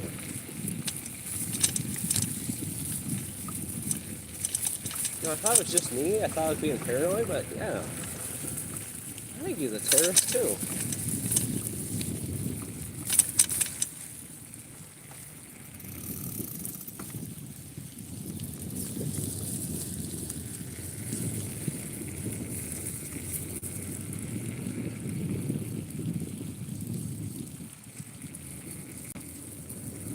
Yes. Come on, yeah. Yeah. Exactly.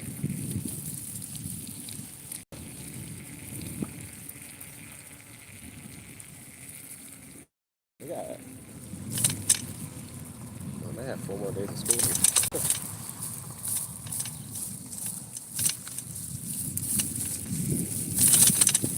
Okay, please. I'm guessing it's around 12 miles. I'd be happy with that. I'm gonna check it out. So I might swirl for a little bit. I can switch the app. Oh, let go of me. Oh shit, that's so dangerous. Workout paused. What do we got here? How many miles we got?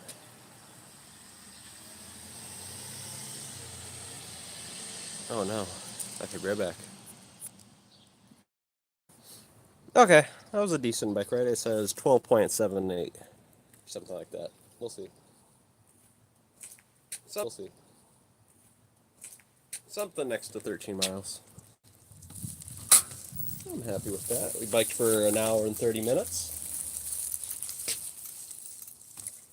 Now we're going to take a walk after I get all my stuff inside.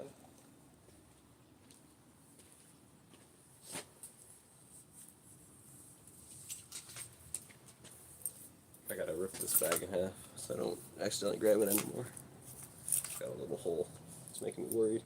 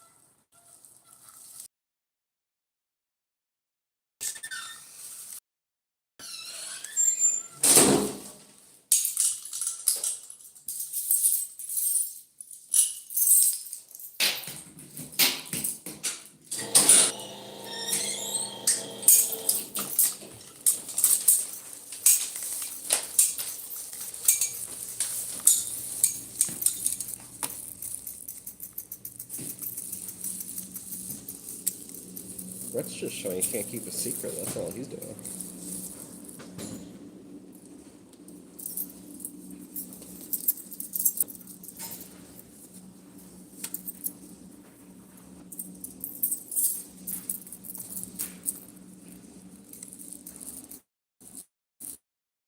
I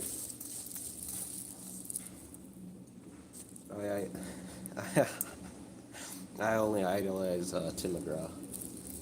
Don't take the girl.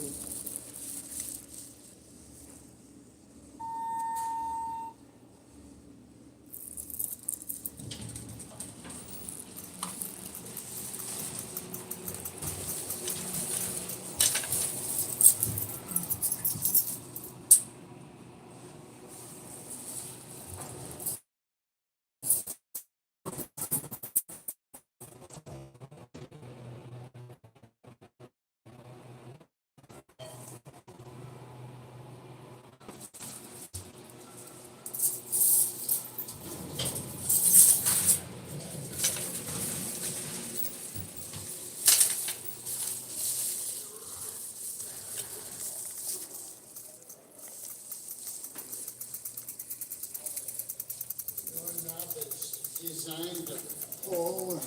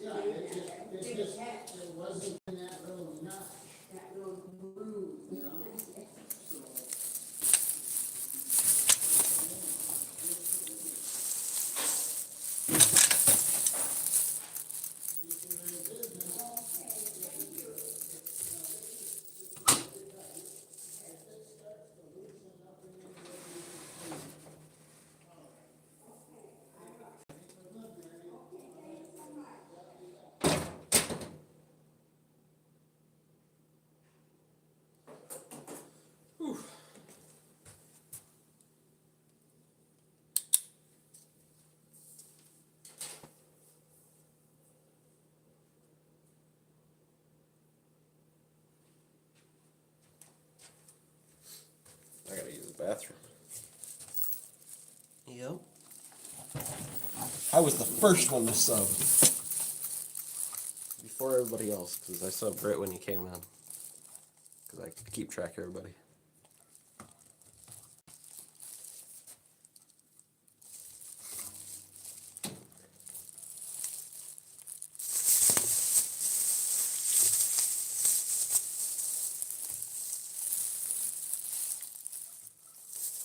Because I'm a researcher.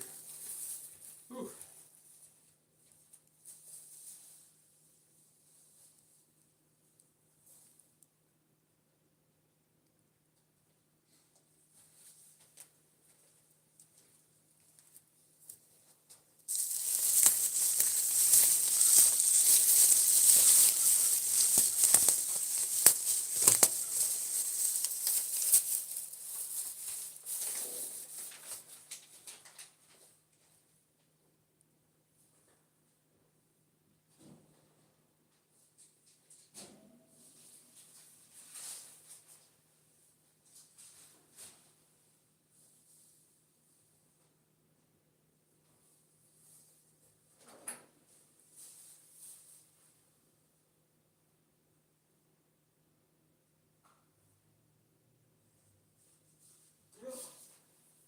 Oh, damn.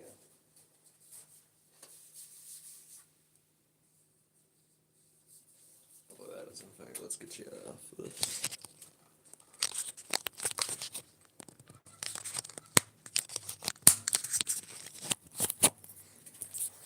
Put you guys on the charger. There you go. How much battery I got? 43%. Oh. Should do okay now though.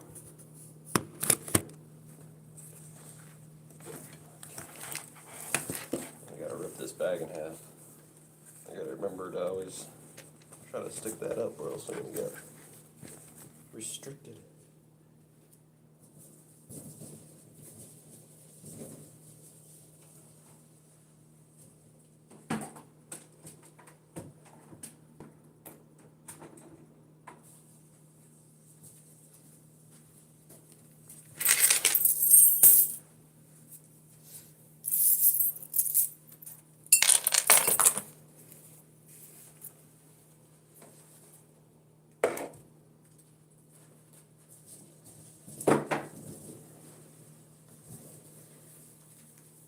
Okay. Guys. Lucas.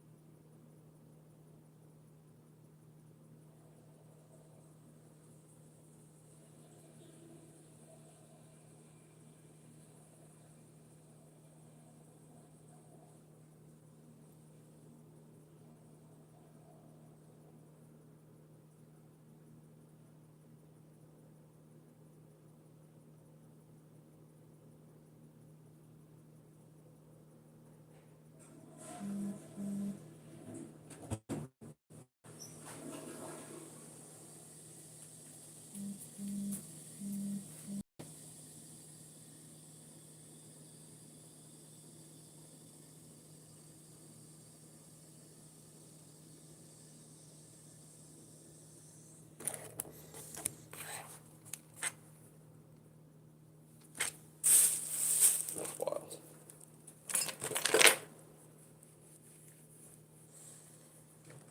Okay. I get to open my new wallet.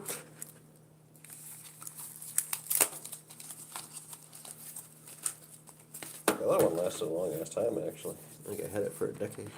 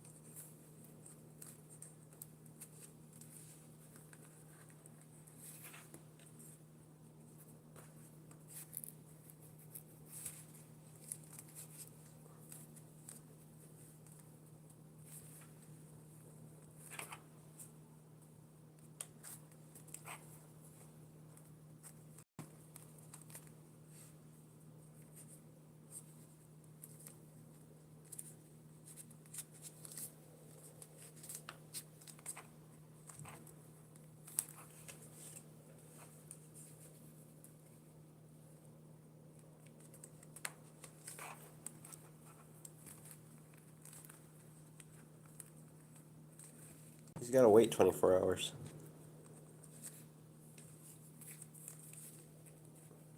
Oh yeah, Lucas, you'll have to make sure to request a live stream.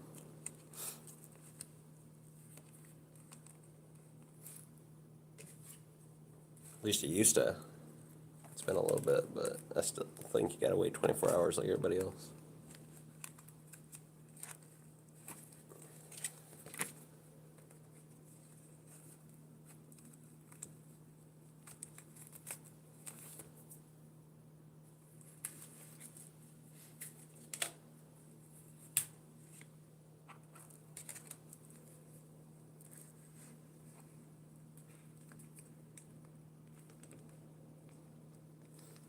I'm getting hangry.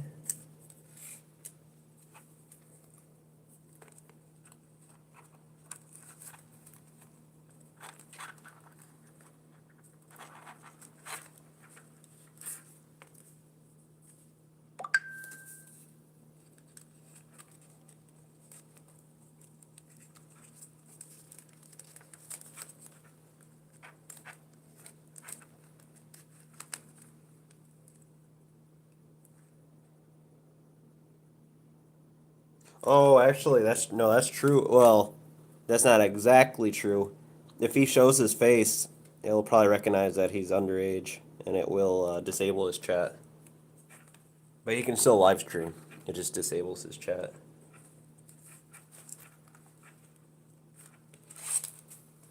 They disable comments under videos, and if they, figure out that you're underage, looking and or sound wise, they'll disable your live stream chat. But if he doesn't show himself, it won't happen. I don't know how old or young he looks, but if he looks young, they'll automatically disable his live stream chat.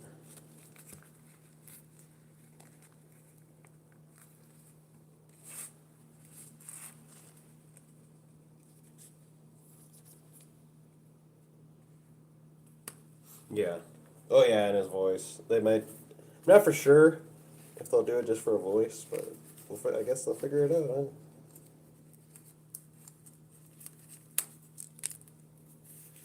Well, I mean, during a live stream, if you show your face during your live stream, they'll figure it out. I mean, I guess you figure it out, huh? See if you look young or sound young. He's got to wait 24 hours. At least. Because he's got to verify his ability to live stream. So he's got to put a phone number or something. Oh, damn, this is going to be hard to get a card out now. I don't know if I like that.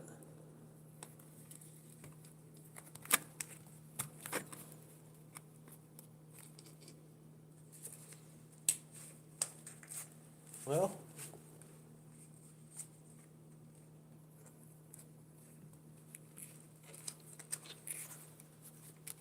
guess you figure it out when you try, huh?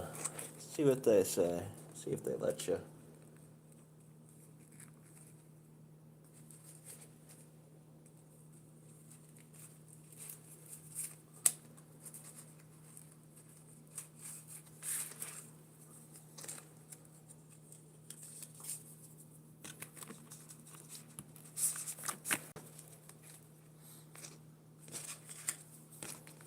I'm just sticking all my cards in my wallet, please.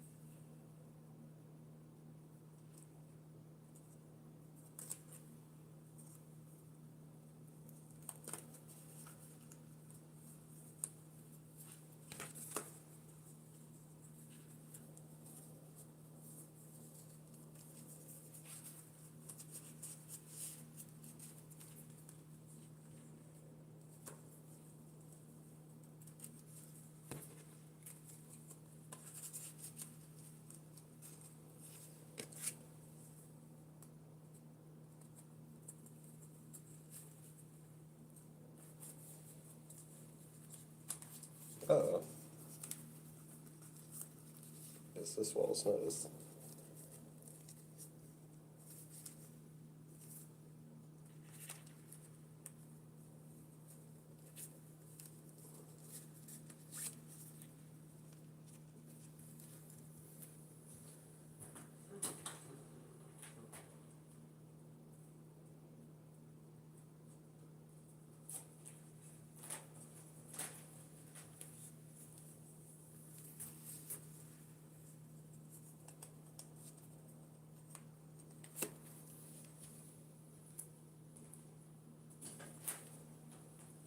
There we go.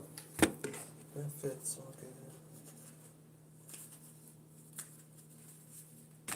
I guess that's everything. Cool. My new wallet.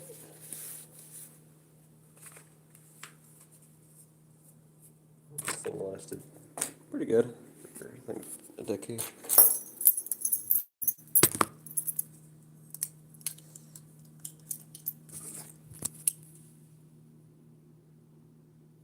It's a Marowini time. I gotta put my groceries away time.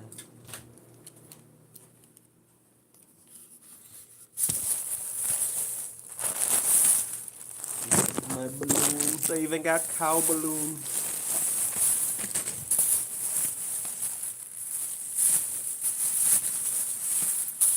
I got another storage thing. I never have enough.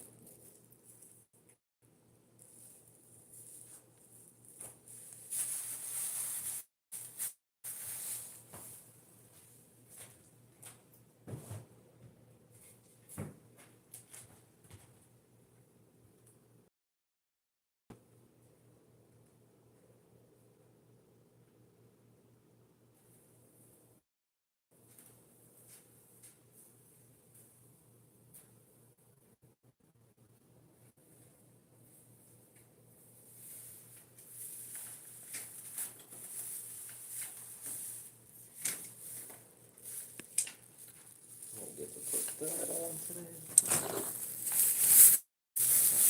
Rope.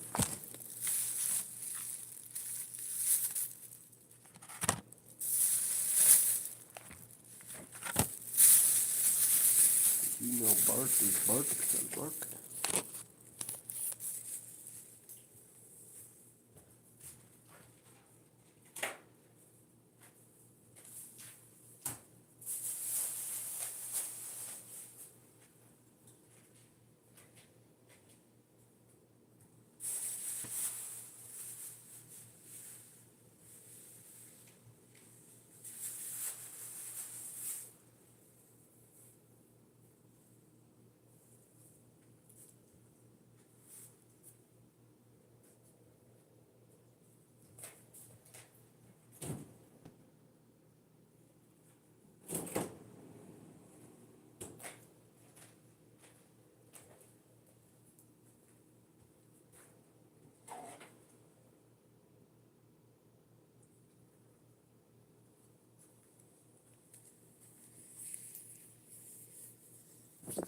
Okay. Got the keys. Got my new wallet. Got my phones.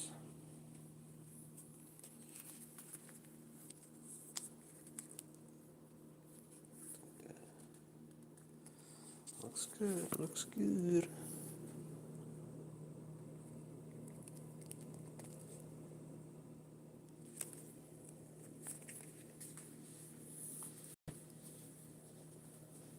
Okay. Oh, wait. I wanted to pay my bill. One of my bills real quick. While I was here.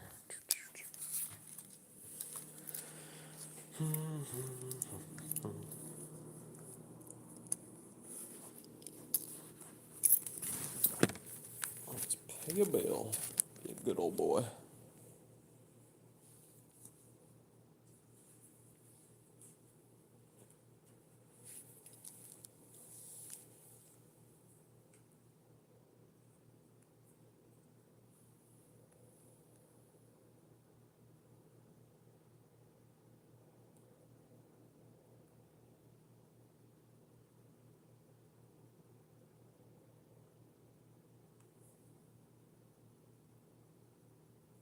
They'll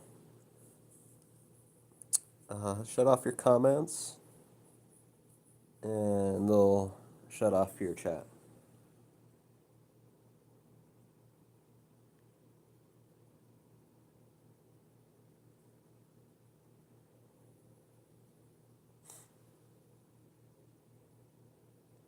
But it just matters how their AI thinks, how old it thinks you are.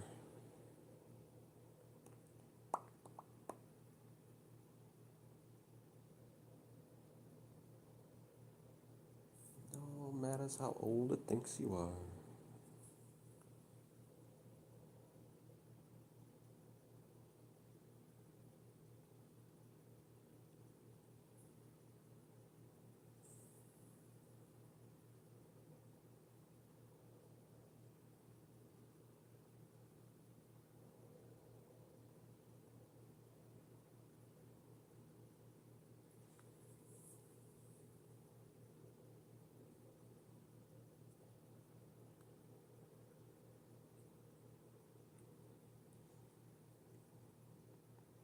Gotta pay your bill, gotta pay your bill.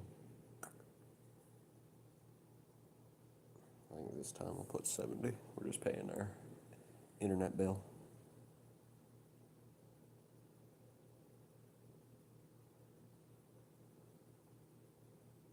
You gotta put your phone number, and last time I did was just your phone number.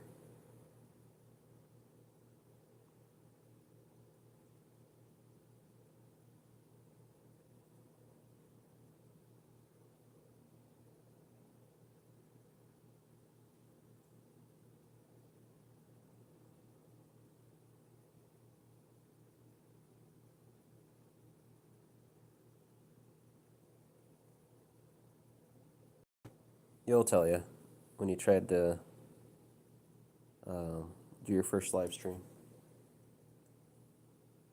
It should take you to the page, Lucas. It'll probably take you to Google, and you'll have to put your phone number into Google. Then it'll send you a text, and you gotta reply with the code. Okay, I think I paid it. Let me check my bank account and make sure.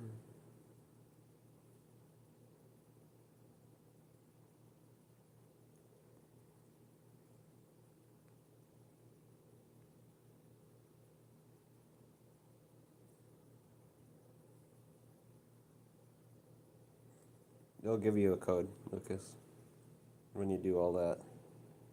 Then you gotta usually reply with that said code. Usually it's by call or text.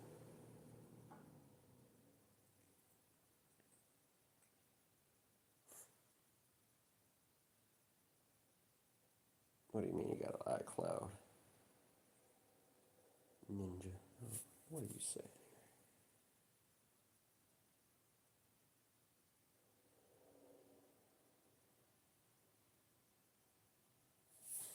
Still, it's only 8 in the morning.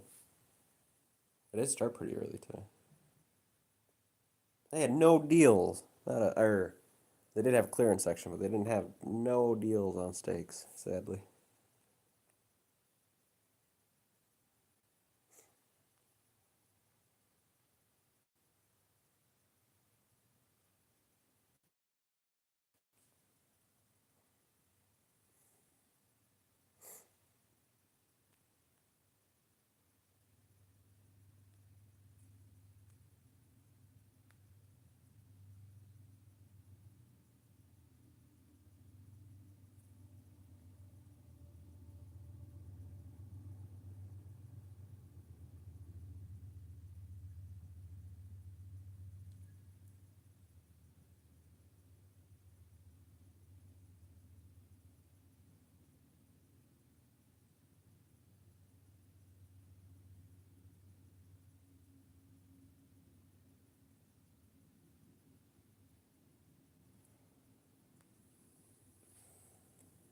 Walker. Lucas. We're almost done. Just gotta want to make sure that it takes the money out of my account.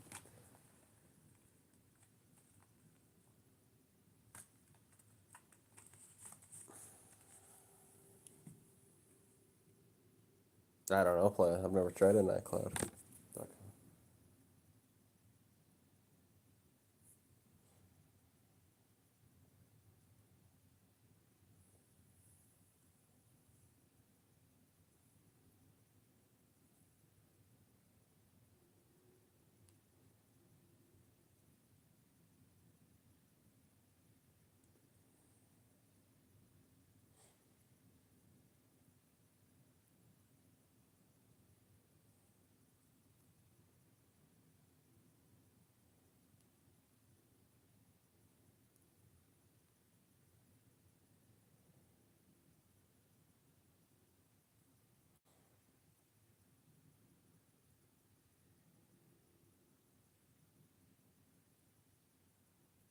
There it is. Okay, I took the money out of my account. Fine. What do you mean? Don't you have a phone number? Your mom's gotta have a phone number. Some of you, you're gonna have to get somebody's phone. I think, if I remember correctly, you're gonna have to get somebody's phone plan. You gotta have a phone number. Gulp. Okay, there it is.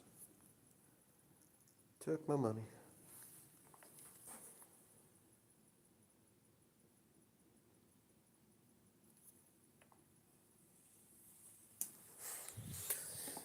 Took my money.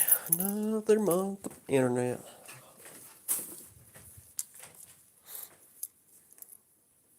You guys are stuck with me for another month.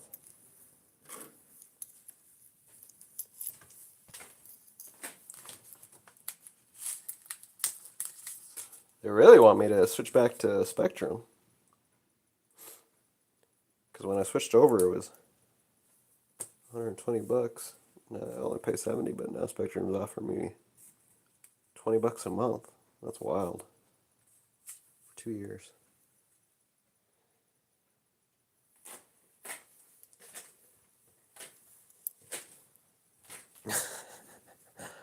Is your mom gonna be mad? Oh yeah, Flo. Stuck with me for another month.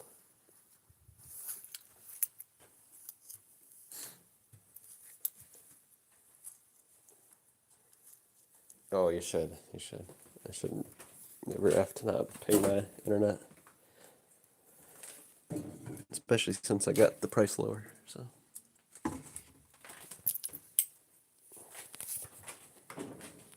For life, it says. But even though they'll break that for fun, I'm sure they'll give me hopefully they'll give me a couple months free if they ever did break the deal I'm on.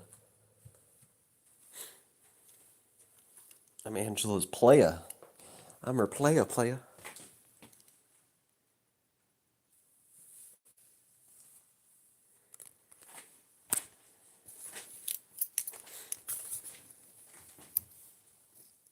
Okay. Oh. Oh. I know what I can do.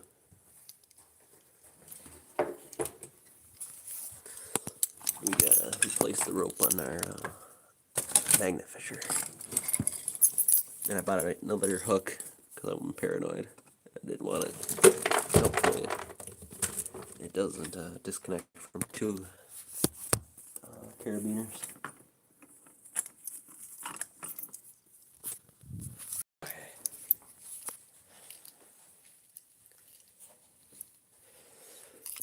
Hopefully, what is that?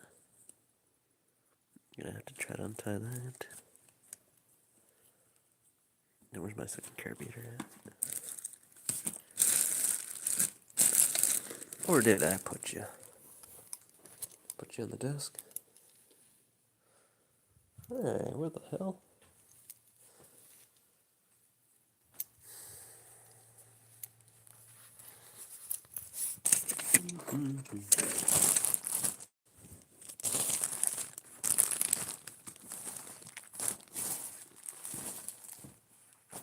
Huh. I brought it inside.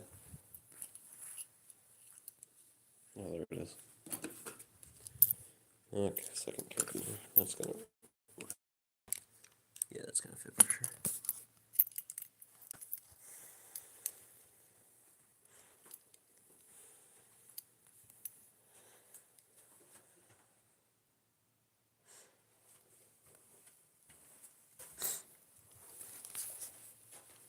I'm Angela's friend. We homies.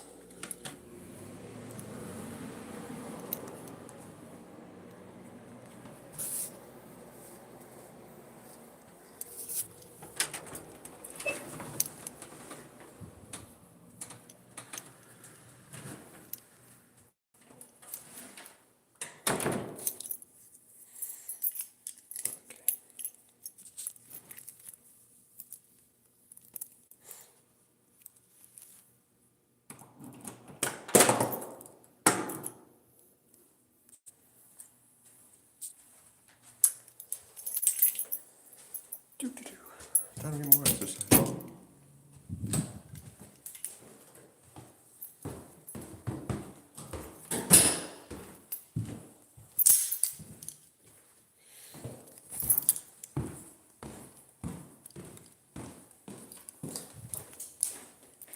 Poor bird. Just whacked his head against the window.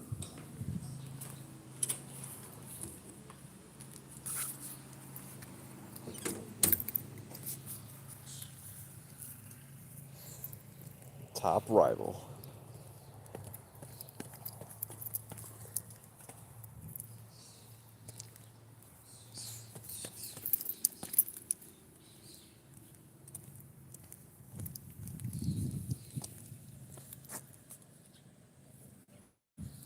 Okay.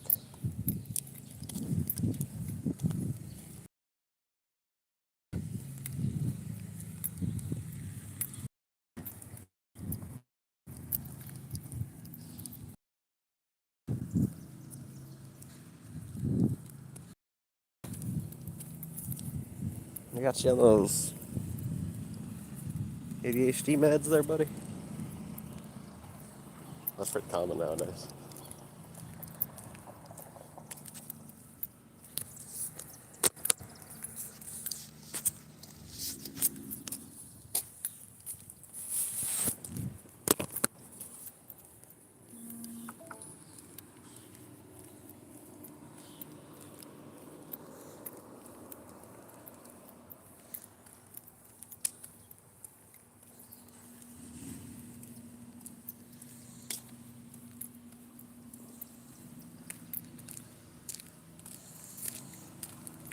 Now I just got to get a saddle.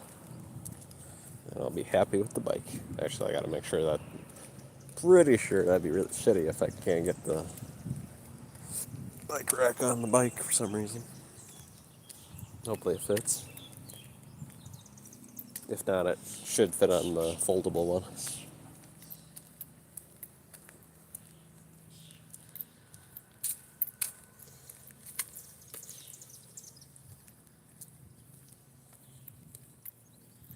Which fits pretty perfect in my closet, so I'm happy with that. So I should always have a bike. Because I should be able to move anywhere I want with that one. I don't know about the other ones. Even though I like that thick tired one the most.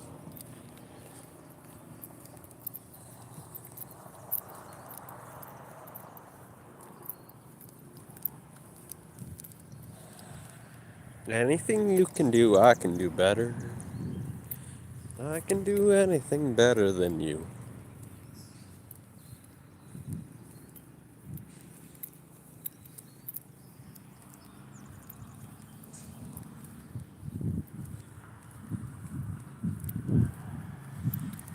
White, medium, square.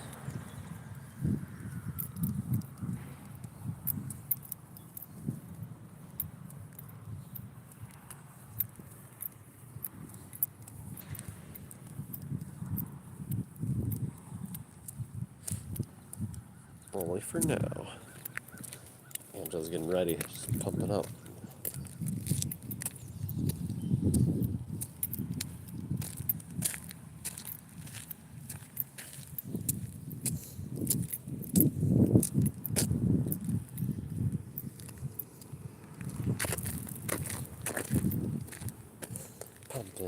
pumping, pumping up, pumping up.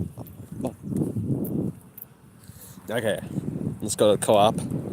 See if they've got any beef hearts. Oh, raccoon. Raccoon was walking over here. Oh, I've seen another dead possum. This is the third possum. That's why I've never seen a possum here. Villages, I've seen it alive and whatever.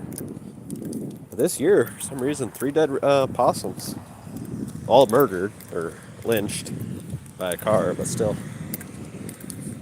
So I wonder if that's a good sign, because technically that means there's a lot of them. Yeah, sadly. Road milled.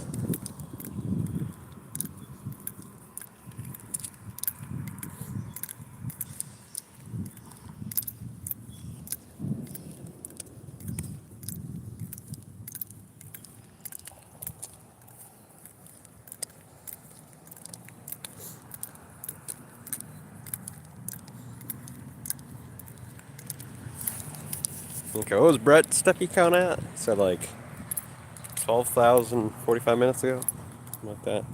What's Angela's? What's the Queen's steppy count at? What's the steppy count? Mine is only 2,100, but I got an hour 30 minutes on the bike, so.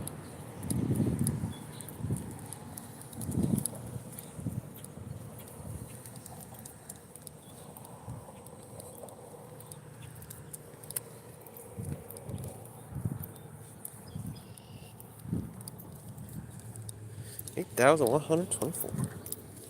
In your in. That gosh darn beaver. It killed that tree. It killed the tallest tree. Little bastard.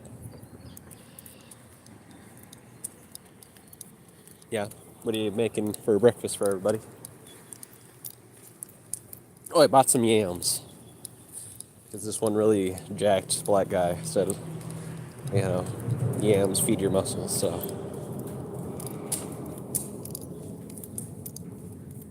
Yeah, he's doing some damage. Those beavers are getting rid of these trees. Pancakes and bacons. Bacon pancakes. Making bacon pancakes. I am He-Man. I have the power.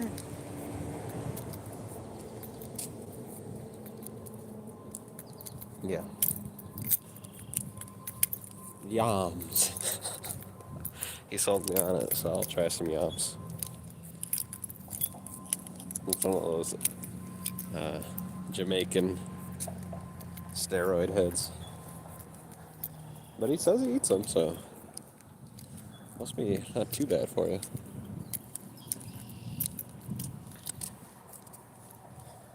Oh, you're doing steps? Lucas is at 7,564. Really? You joshing or are you actually doing steps, Lucas?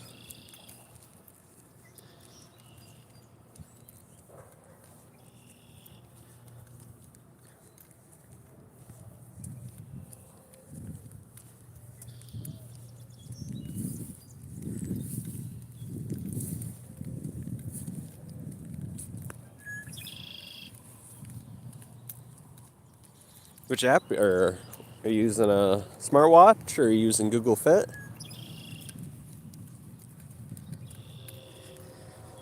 What are you using to track your steppies? One of us. One of us.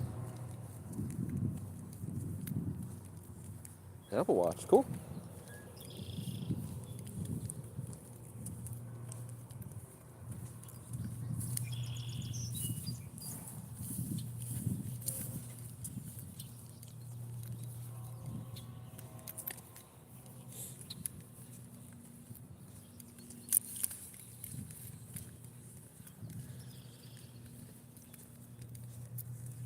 We're gonna have to see proof of Apple Watch though, Plaid.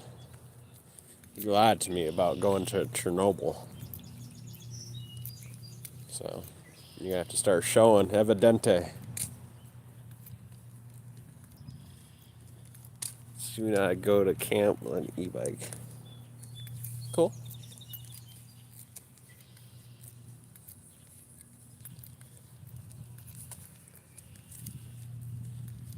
Play, you better upload some community post with this Apple Watch. You're a dangerous little man. You try to tell me you went to Chernobyl when there's war happening by Chernobyl.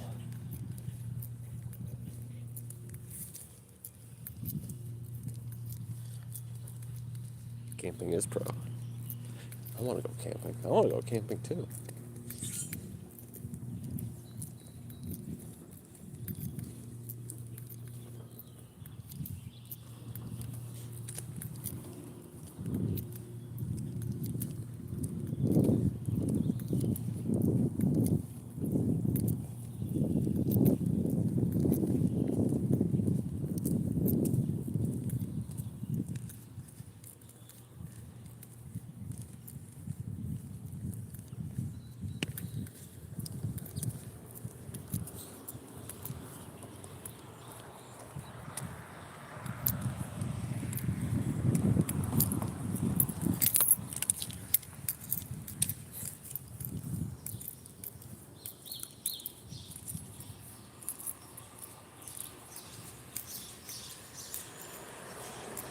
Come with me to an adventure.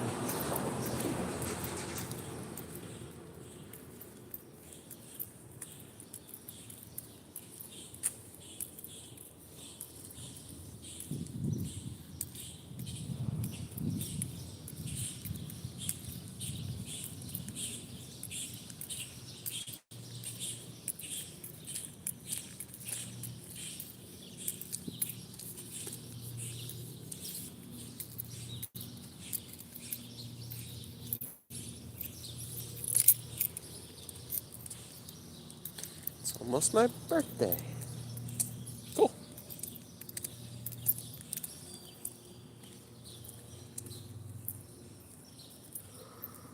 It's almost my birthday.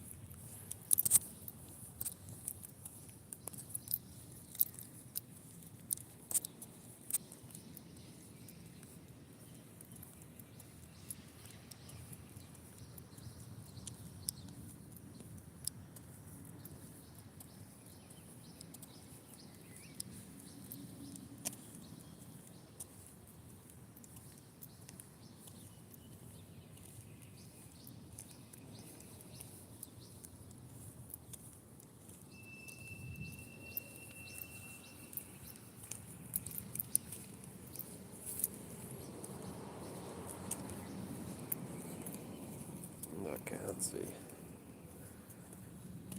Very unlikely that they'll have Cowheart. It seems to be only a once in a really long time deal. Once in a long while.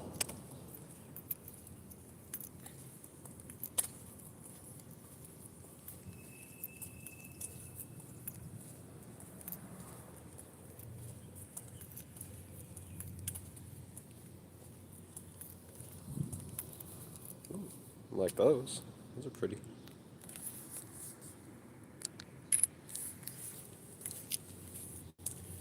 This was the pink. Marawini time. Is it? What? Say 50. That's nothing. Why is that Marawini time? Can't help yourself.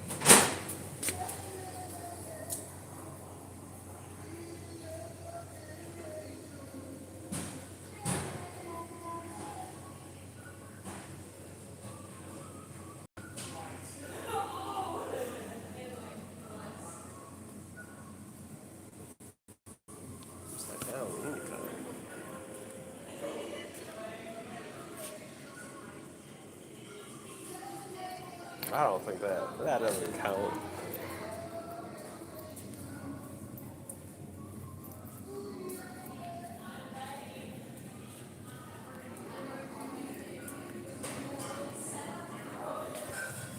Sandals.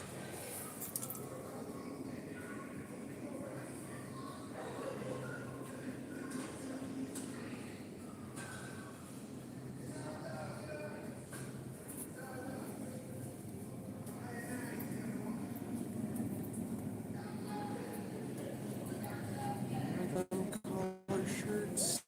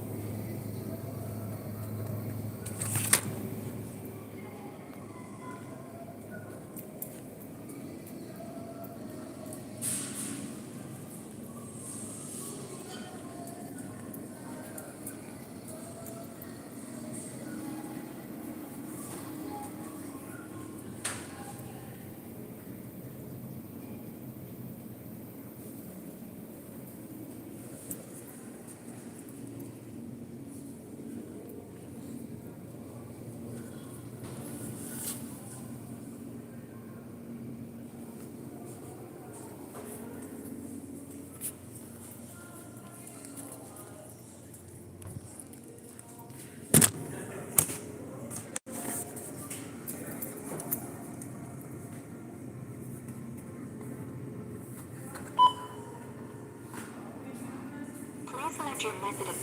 Please follow the instructions on the card reader.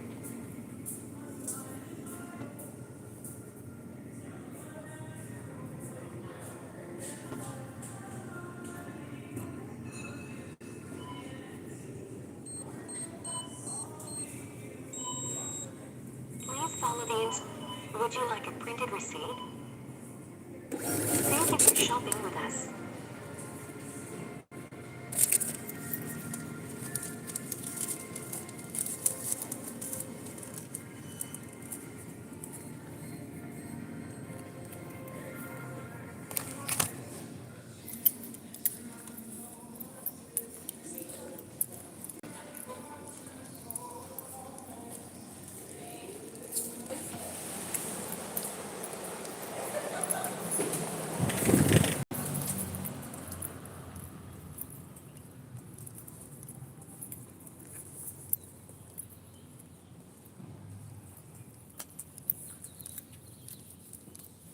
You guys talking about my feet?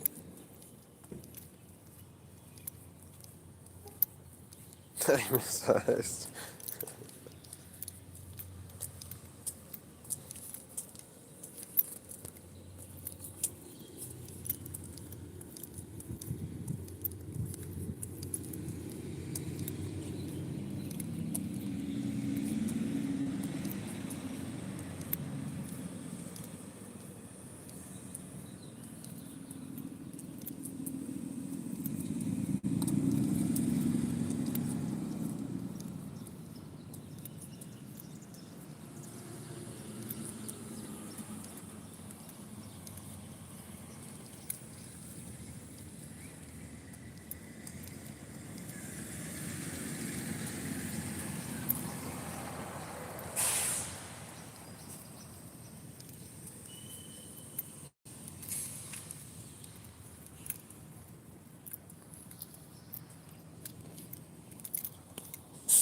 Oh, the children are gonna get to go to the Child's Museum today. That's cool.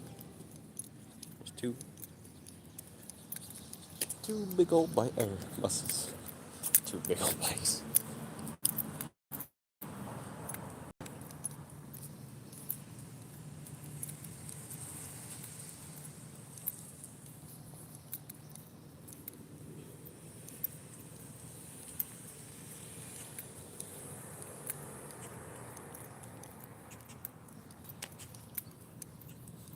Boobies and hands. That's interesting.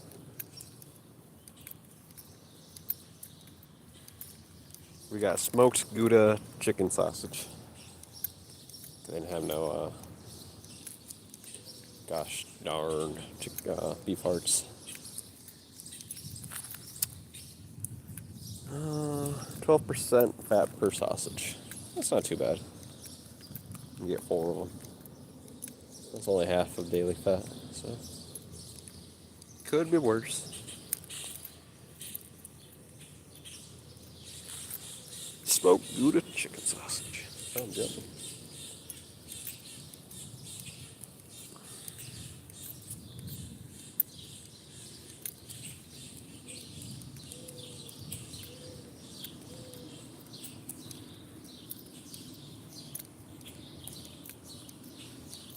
Still haven't really got. I mean, this technically doesn't break my.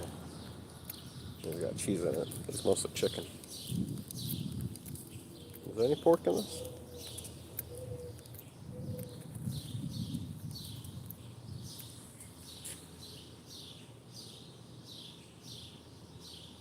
Yeah, there's no pork in it.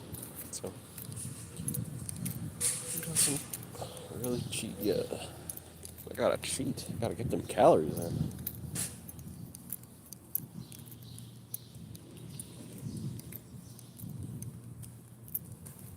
Yes, that would be a good meal. A little bit of butter, salt, yams, and chicken sausages. That wouldn't be too bad of a meal.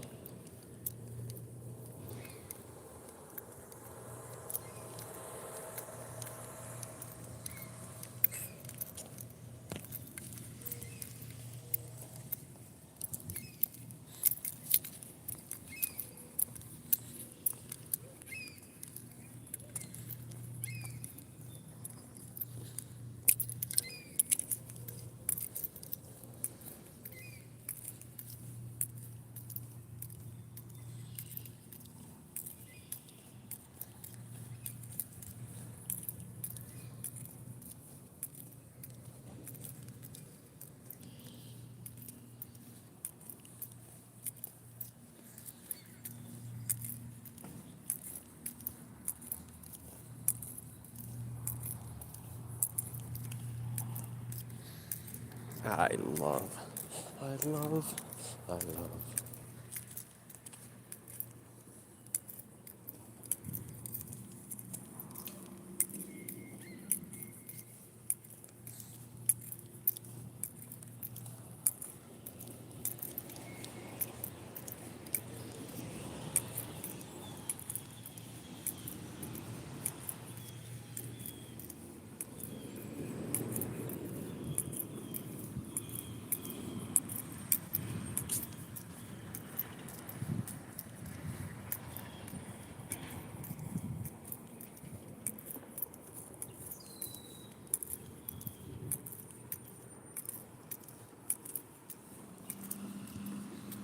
I wonder what big old chubby fish is up to.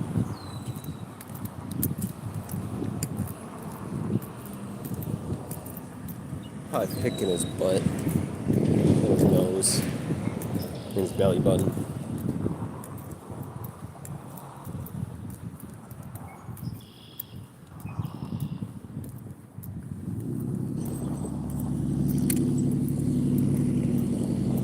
He's gone. Yeah.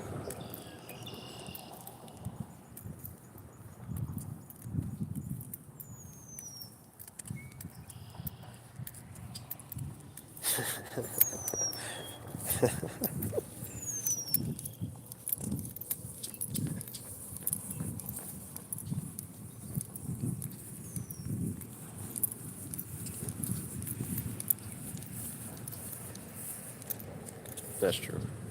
He's working the streets. He's got to pay that rent somehow. The rest too. True. Where you going, Lucas? Time to use your e-bike? Lucas.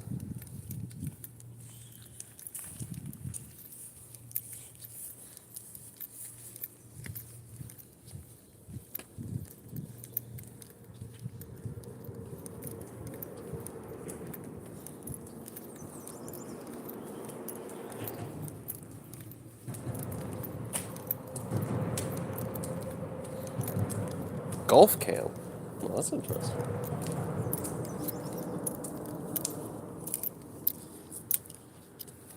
I don't know if that'd be the fun thing for me, but it's something. Get to hang out with the homies and learn about golf.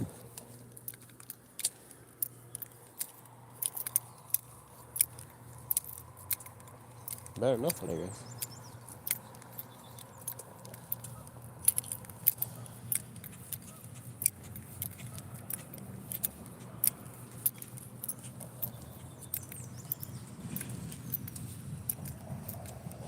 I think if I buy a fishing ID over the internet today, I think I'd get a QR code for them to scan until it, I don't know if they deliver it or if it just sends me a QR code for them to scan.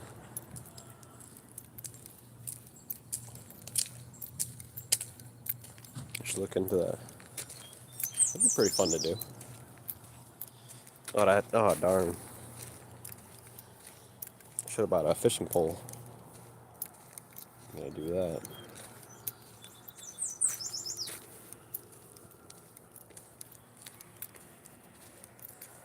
Have to buy some string or fishing wire. Already got that bait, but I should probably buy some hooks.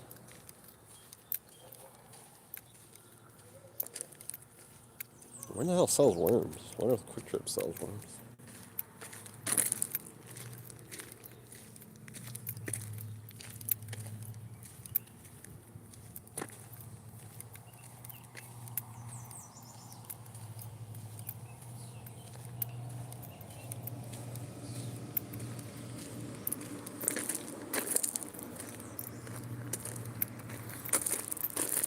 I know the Woodman says chicken hearts and chicken livers. Yeah, you can go fishing with that. I'm back. I'm black. Welcome back, Brett. What were you doing? What were you doing? Body cam, yeah. Cool. Some booty cam.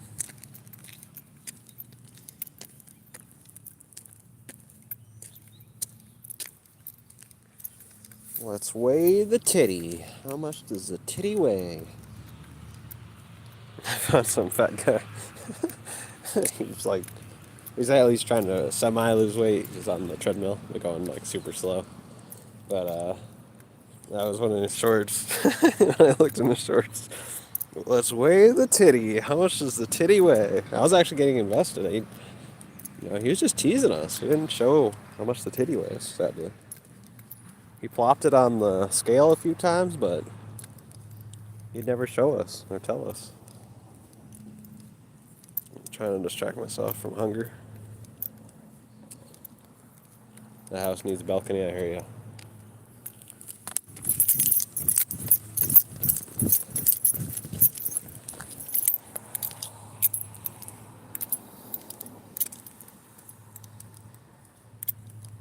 I have done that. Well, how much yours weigh?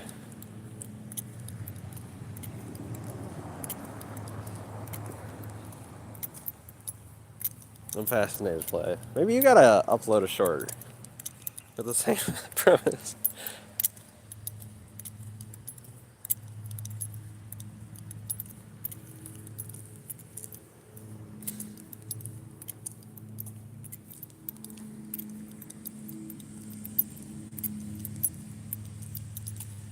See, Angela's just teasing too. She's not gonna tell us.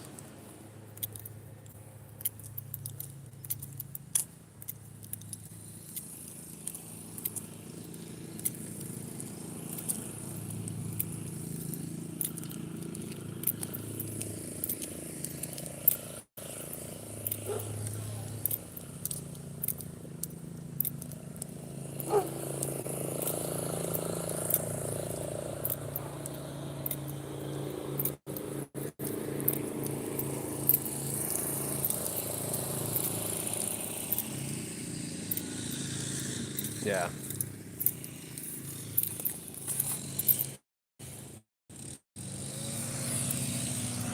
I gotta drop off the chicken sausage.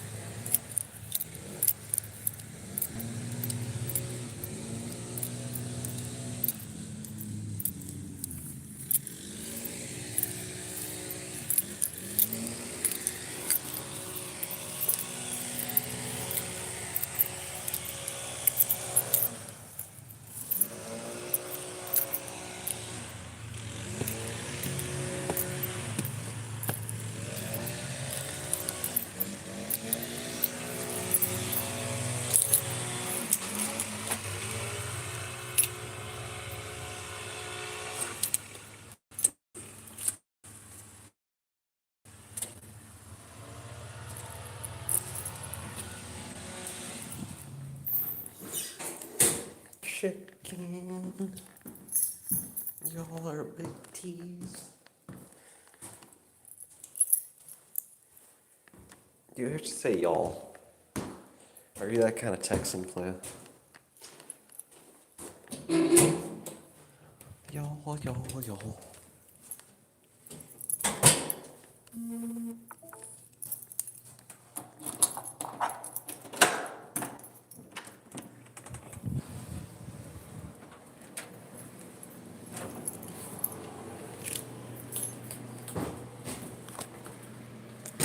You know, you say, eh.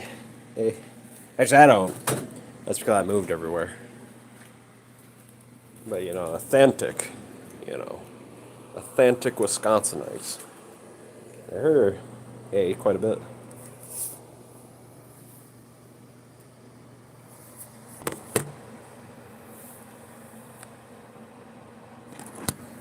No, no. It's like the mate. You know, us Americans, that doesn't, you know, it's not, you know, something we say every day. Is mate. Excuse me if you guys heard that. I don't hear y'all a lot. I hear eh, eh, eh.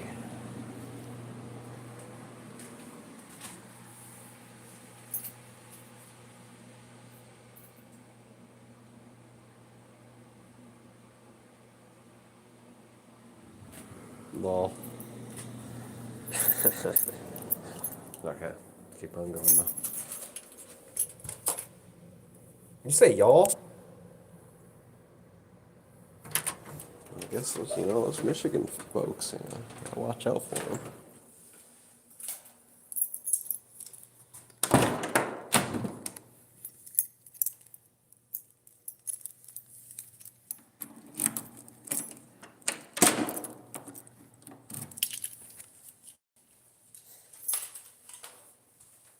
The only people I've ever heard say y'all in Wisconsin was this Tennessee guy and his fat mama. He wasn't called Brandon, he was called Brandon. Brandon.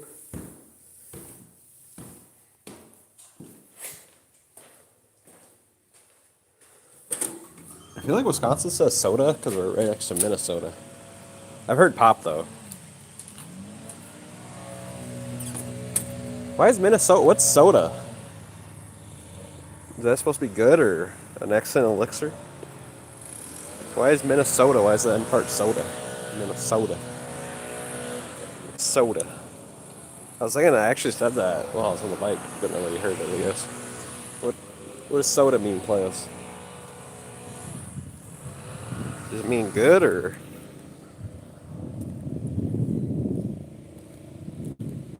Proper term? Yeah.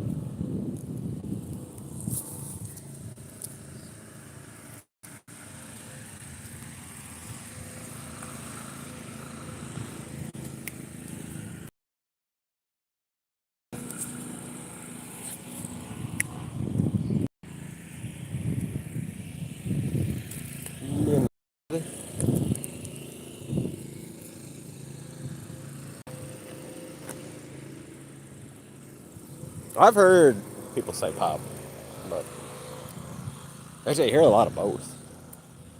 All right, get me a pop. It's more said that way when they say pop. Can you get me a pop? You having a soda?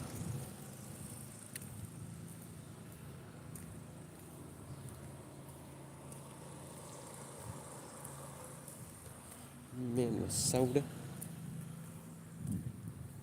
Soda pop? Yeah, that's true. Mr. Darrell.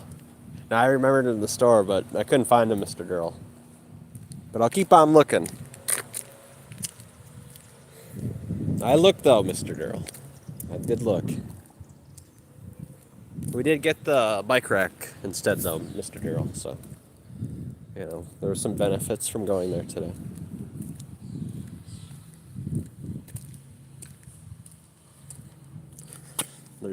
That's our fit, Mr. Darrell.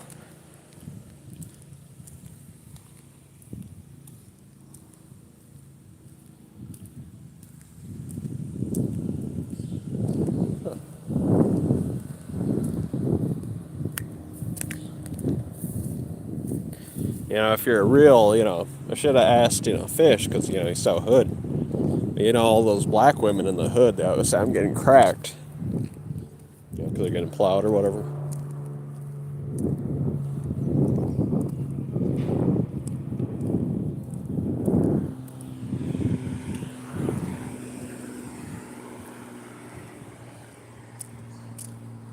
Walker, can I have a hug? Yes, you can, Mr. Darrell. I'm gonna give you a squeezy. I love giving out squeezies.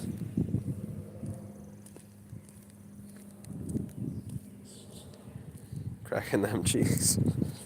Actually, I heard that from some black YouTuber that was being all hood.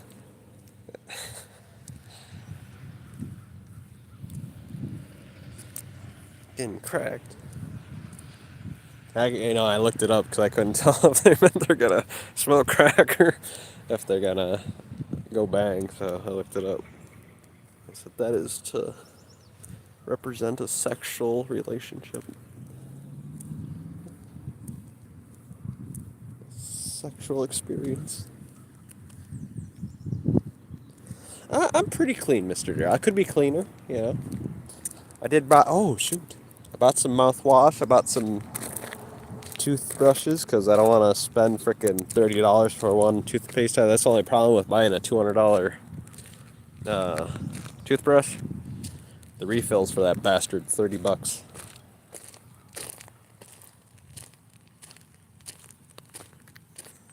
Busting there. Ew. Cracking them cheeks.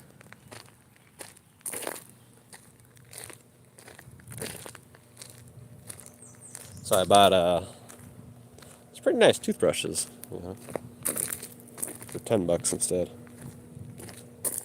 Eventually I'll have to cave in and buy another $30 toothbrush head. But also, I gotta buy some Brita filters. I gotta make sure it's compatible though. I'd hate to spend $30 on a water filter and not fit. Walker, don't swear, buddy. I'm so sorry, Mr. Darrell. I'll try not to. If it slips out, naturally slips out. But I won't try to, Mr. Darrell.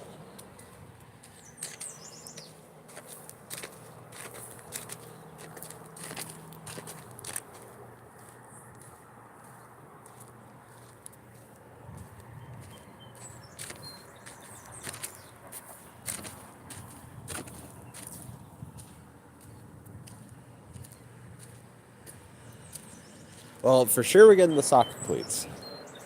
We'll probably get them in August, once these shoes are a year old. I think I got these in July, the end of July. I'd have to look it up. I got a picture to tell me when I opened them, so.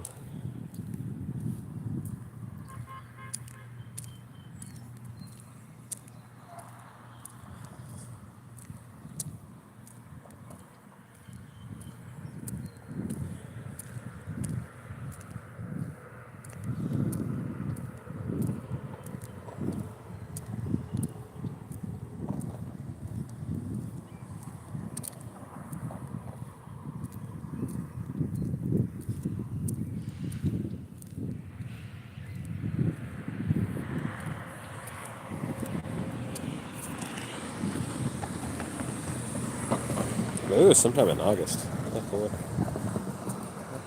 Too low.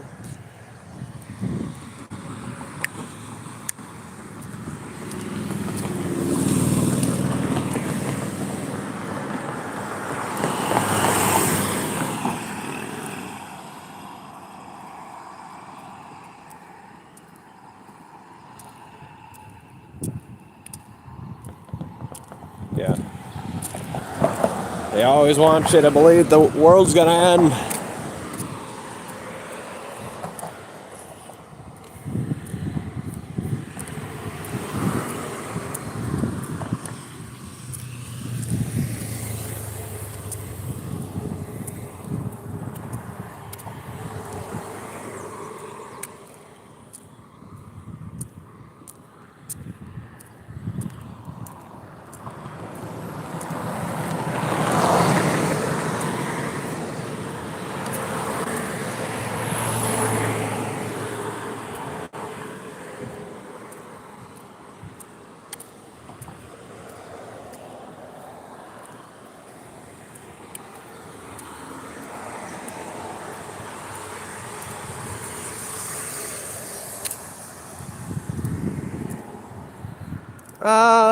They're not tucked in right now, Mr. Bear. They're just tied. I double tied them. But they're just kind of free flowing right now.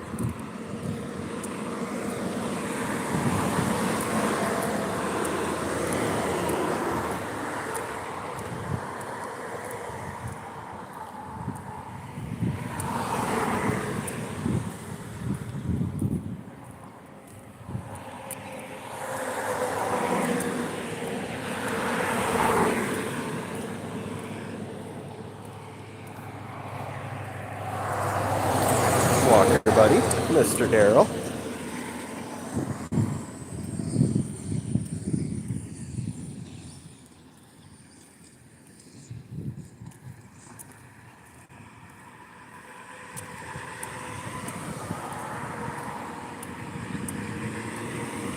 I don't want to go. You take Mark Dimmerton there. It'd be interesting to see the Chinese, but if that's true.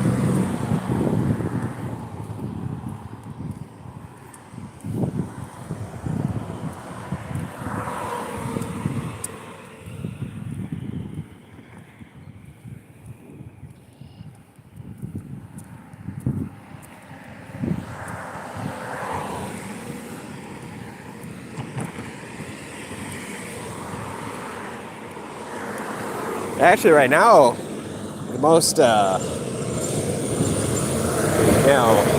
legal, technically legal, illegal or legal workers are probably Japanese for the Toyota, and they also own the most United States foreign debt. It's almost double what China owns in our foreign debt.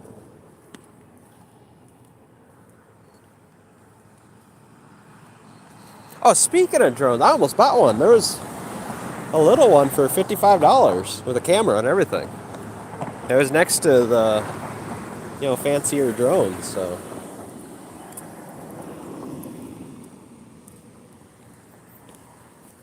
It's 420. It's 420 billion or some crap. I ain't counting that.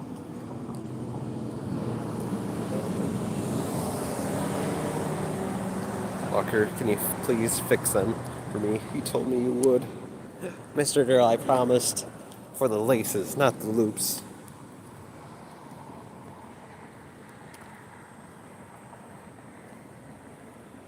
Bob Barker would not. Bob Barker's a big old pussy, and she just stays inside her little frickin' lazy boy all day.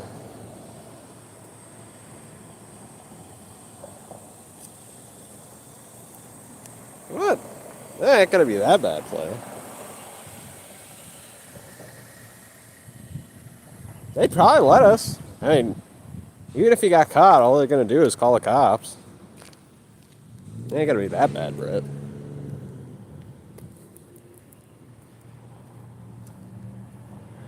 Trust me, I'd make better security. But in cheese, too. Oh, shit. I would carry machete. Oh yeah, but you got twig arms, buddy. And you're really slow, and you got no stamina. Can you imagine? That'd be the easiest machete catch in the world. They'd probably catch that machete and shove it up your ass sideways. Walker, buddy, please tuck in your loops. Please, Walker. Mr. Daryl. Oh, look. It's flickering. It's flickering.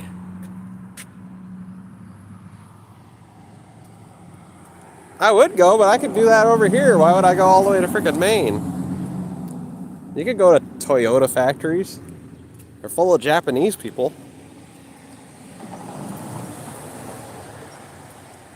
Well, I don't want to go around cannabis. Yeah, no shit. Freaking Bob Barker wants to go. She's a drug addict. She heard the word freaking cannabis. Is like, where? Yeah, I'm not going.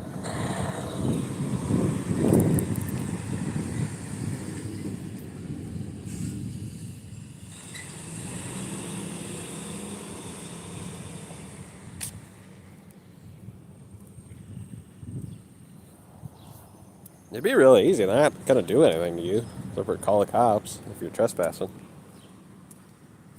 Yeah, I told him to freaking ask Bart Timberton.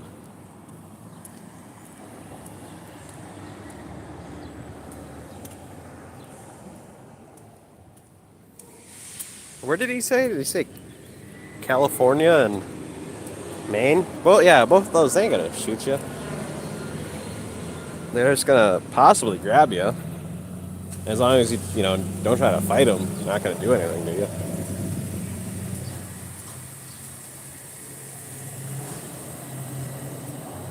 Go watch Mr. Beast.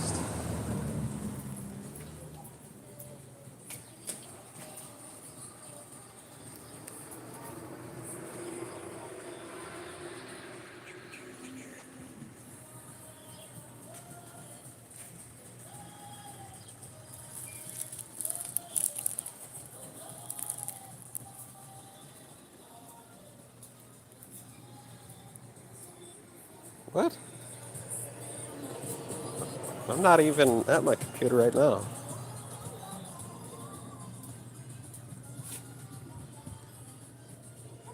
You're literally the one on the phone right now, watching my live stream.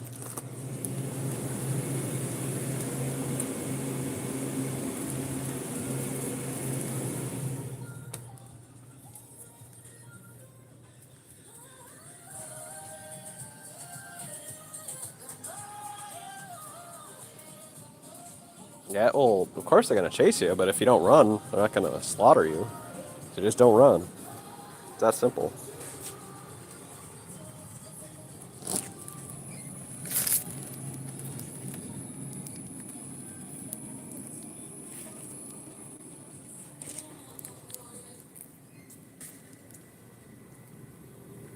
I'm the one showing an exact location right now.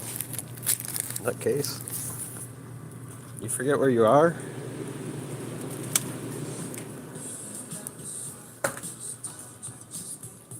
No, I didn't get. I got a steak.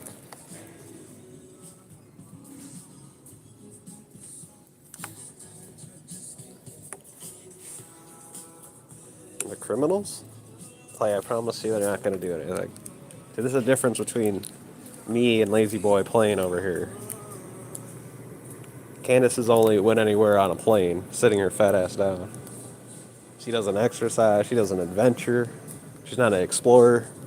The furthest she's ever explored is the end of the fucking plane.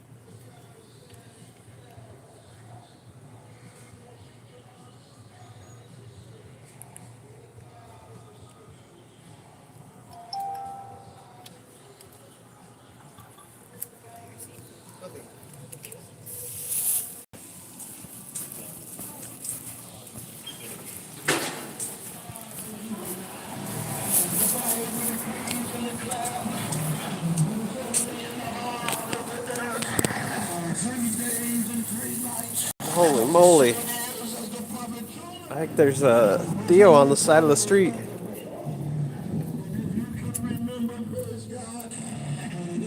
Oh, it's a preacher. Oh, no.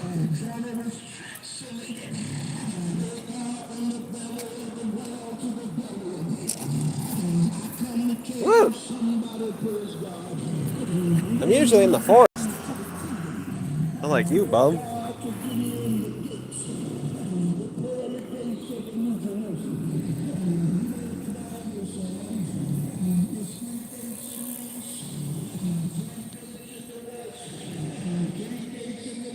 Yeah, you don't even go around bullshit talking about bullshit. City lady. You haven't even been around bullshit.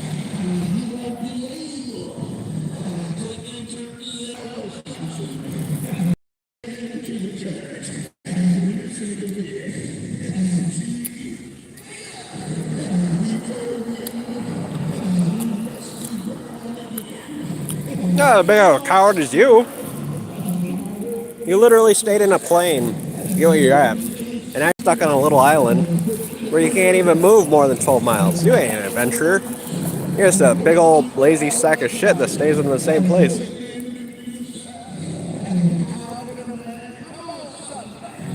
Hey, what has she done that's so scary? Wow, I sat in a plane. Did nothing. Yes. I remember.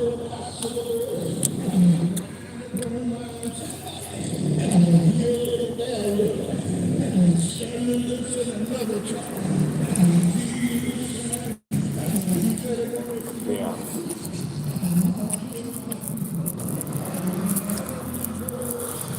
My over there is having a stroke.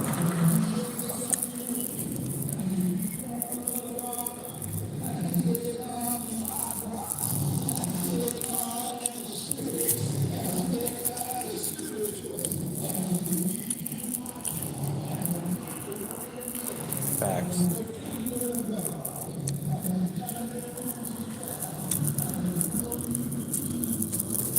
She's just a worthless bum. She's done nothing with her life. Now she's got nothing.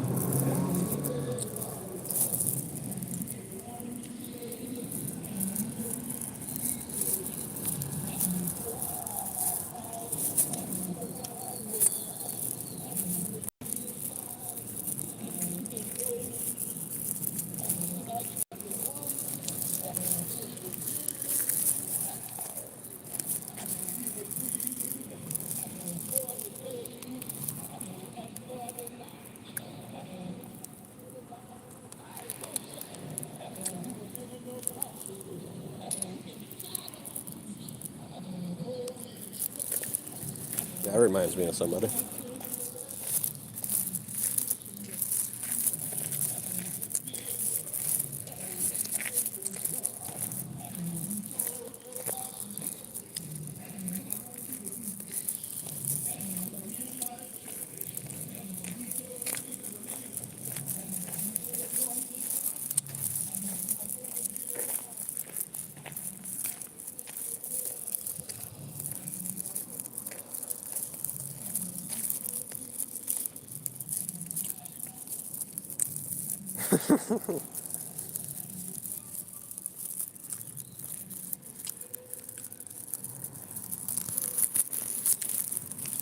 So I guess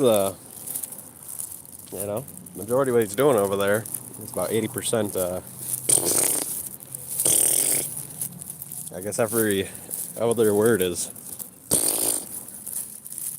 I'm hangry. I was, but I'm having myself a good old sandwich. I think my cheat meal for today is going to be this chicken or this hamburger, a full-size ribeye steak, and 4 chicken sausages. Oh shit! I should have bought some eggs.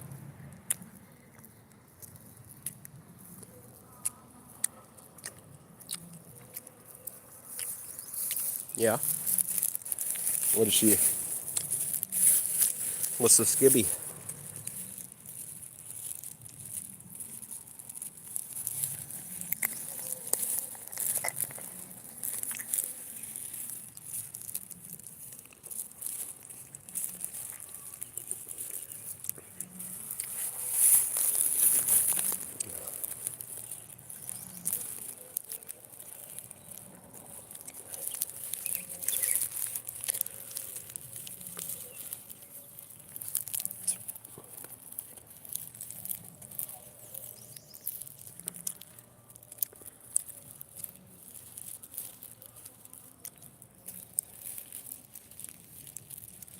no.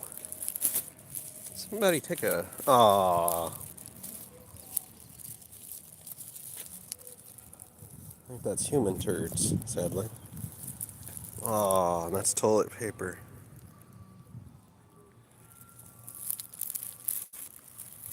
Oh, is Candace still here? Oh, Candace is here. Whoops. Hard-boiled eggs.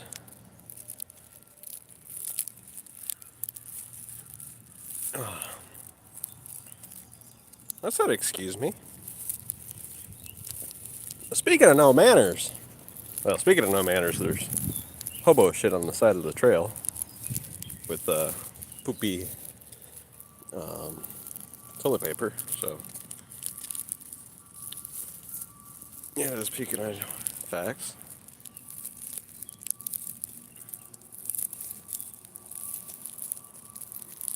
That's true. We'll use that excess fat. Candace, remember you were a fat fuck at one time. So that's the most bizarre thing.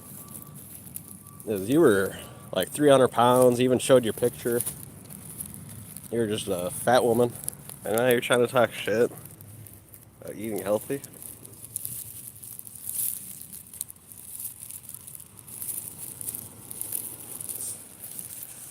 You're the biggest fraud here. You try to act like you're an adventurer. You took a plane ride. You sat down like that everyday lazy fat guy. You sat in a plane. No part of that is an adventure. The only adventures you ever took were in your car. Because you weren't an adventurer when you were younger. You weighed 300 pounds. You're a big old fat woman. I feel attacked.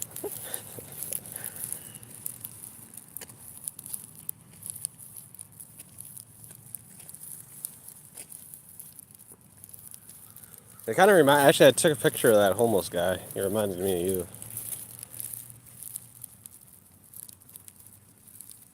Yeah, I know. She's over here. She's trying to act like I'm the one simping the kids. She's the one who freaking let Dora come into her house without even asking the mom. And Dora clocked her in the face because she doesn't trust her. I never got clocked in the face. Kids like me. Kids don't like Candace because she's weird. She's weird. Who's Dora? Some itty bitty brown girl that Angela let come into her house. Actually, lay in her bed. You know, she's trying to act like I'm weird. I've never let the kids lay in my bed. She let Dora jump around in the bed.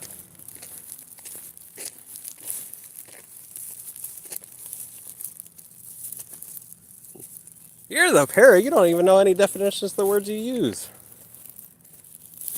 You just regurgitate things you hear. And when I ask you, what's the definition of that? It's the opposite to what you meant to say. You brainless goof.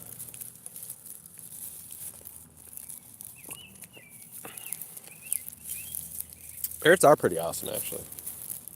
And they live to be like 160.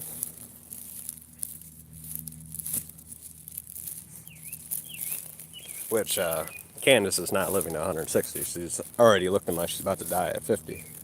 So, I'll give her, you know, if she's telling the truth, if she's 50 when she looks like 100, she'll make it to 65. She'll look like she's 120 at that point, but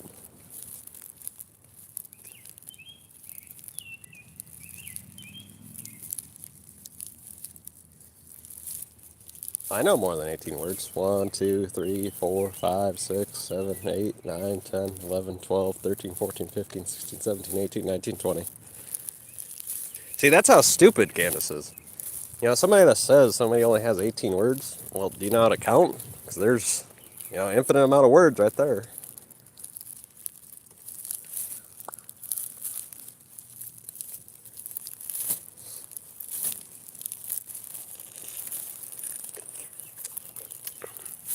Dismantled with haste.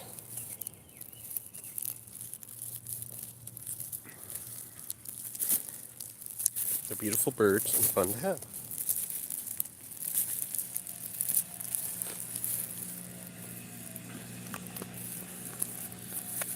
When's the last time you did anything original? I think they've done this, you know, cracked out you know, old fat lady thing before.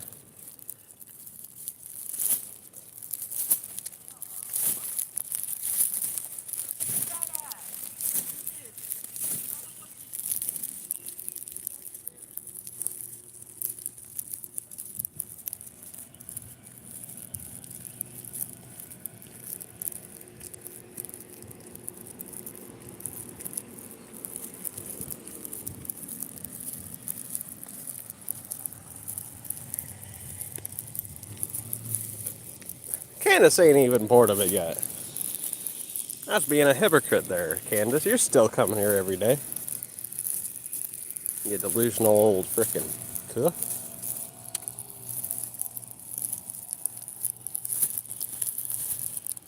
Oh, excuse me. Oh, excuse me.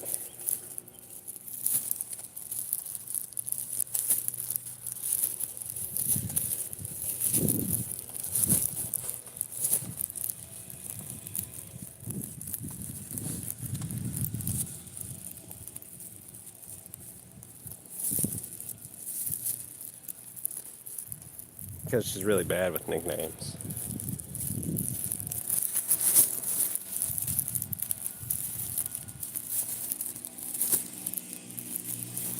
I'm taking care of the lawn right now, Effluent. Speaking of delusional old nutcases, Effluent over here doesn't, I mean, he's never owned a lawn, so I don't know what he's talking about. But over here, they're actually take care of it. Every time he says that they're not, there's literally people taking care of it. He's just trying to talk shit because he's never had a yard. And the boy's lazy as can be, that's why he's got heart failure. Candace blocked you again? I want to go to that park. A lot of little homies at the park right now. It's got a skate park, basketball court, brand new. That's not even a year old yet. Hand-to-hand training. I could do that. There's a few dojos we passed already. 3D karate. You know, you're a badass when you're trained at 3D karate. That's for sure.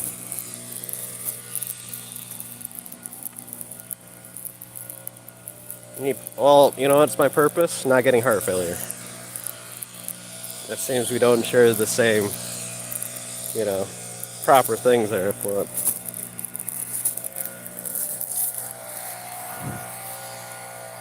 It seems that you want to, you know, sound like a decrepit old goon at 60 when you look like you're also 102.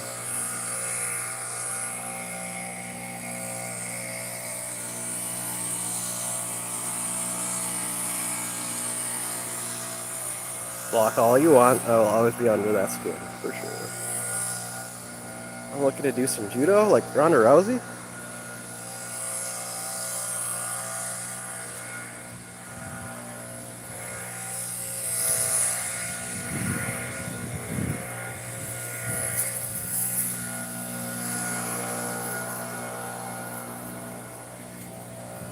Now, that most pierced woman.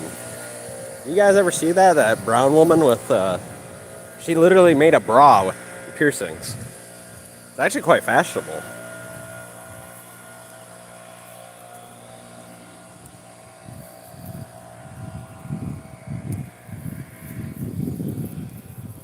I don't know if she still holds the Guinness World Record, but she used to.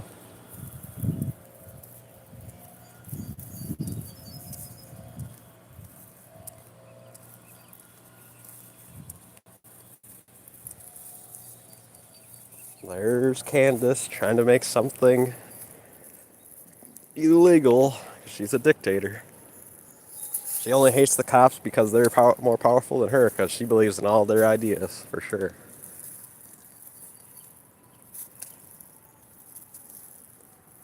I don't find that fashionable. Yeah, but you're just a fat guy.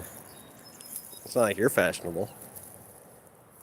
What do you think of having saggy titties at 26 and all that? That's fashionable.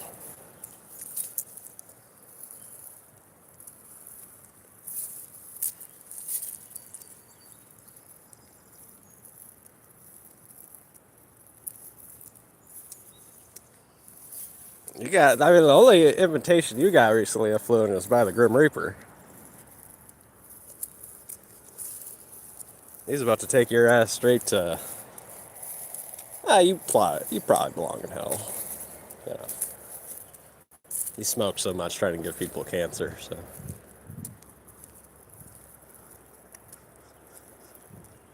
Because their bosses play. Now she's got a wearable bra 24/7.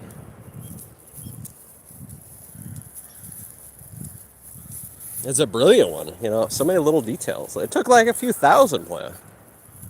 I'd say like 7,000 piercings to put a bra on.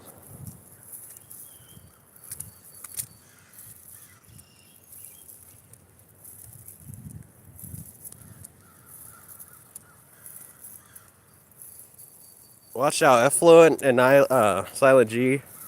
These two are like almost the same people. No, but he's a old man in Texas too. Effluent is very similar to Silent G. Oh yeah, very similar. I thought they were the same person a few times, but then Effluent showed his face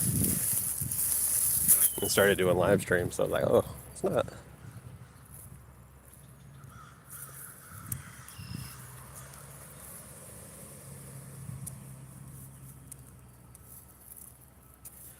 What? Go on to Effluent's channel. You could see his face. He looks like Gargamel from the Smurfs.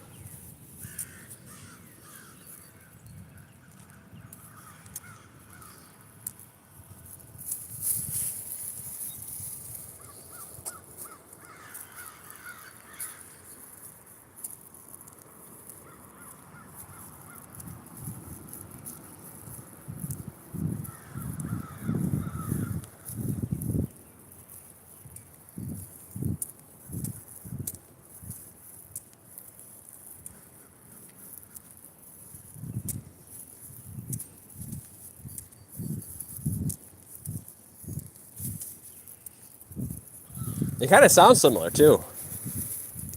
But I mean, it makes sense. They're both old Texas white boys.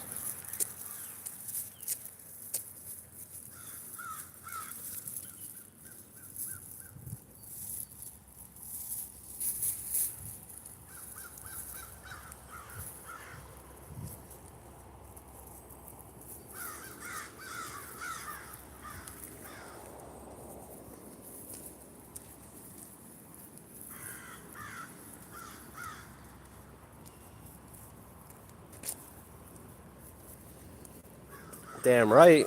I got the most.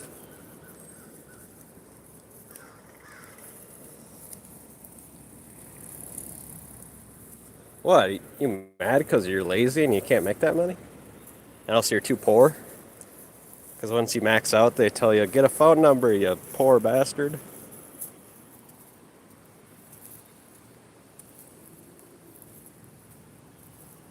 Brett, she's already got a super high pain tolerance. She's literally the most tattooed woman on the planet. You think she's gonna mind if a few of them rip?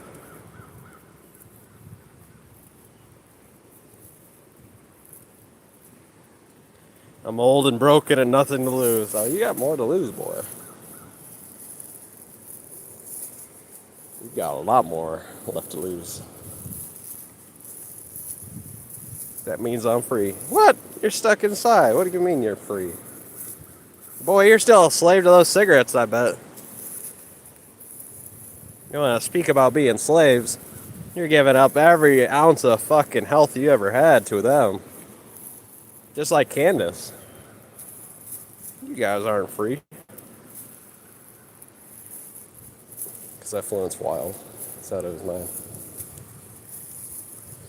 Effluent, literally borderline dementia. Brett disagrees with me all the time.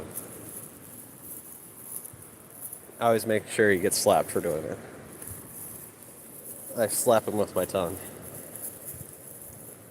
And really, you know, he's very salty and dirty, so.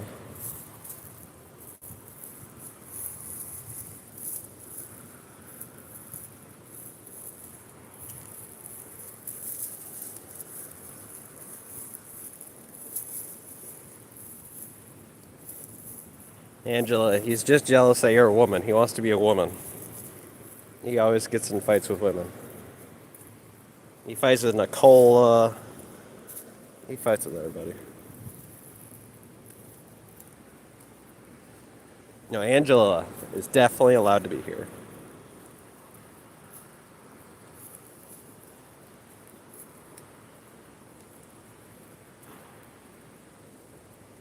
Suffer?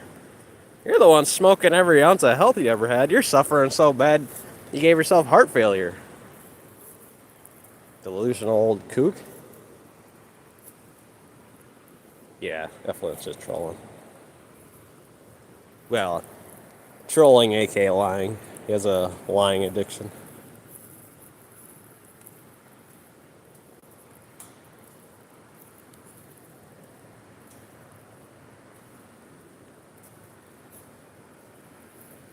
Wow, it sounds like Candace doesn't like when people attack her for the things she's doing to others. It's so weird.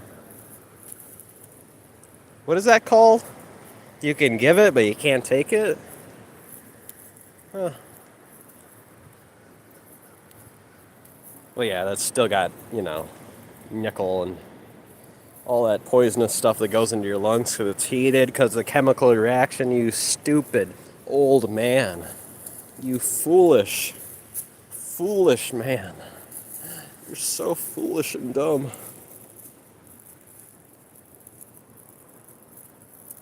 Yeah? Well, I don't think it'll come before what happened to you. You look like you're 100 years old at 50.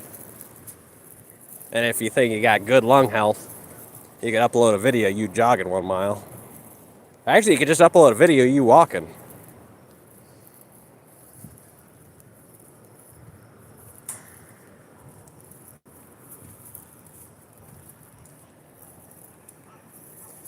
It'll sound about the same. It'll sound about like, a 400-pound man trying to walk down the street. I don't think that's a run, buddy.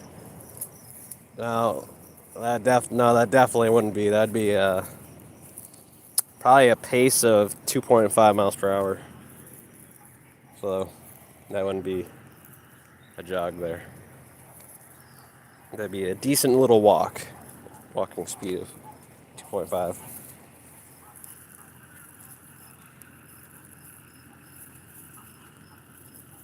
I don't think you can handle it really because you've been lying and blocking, right?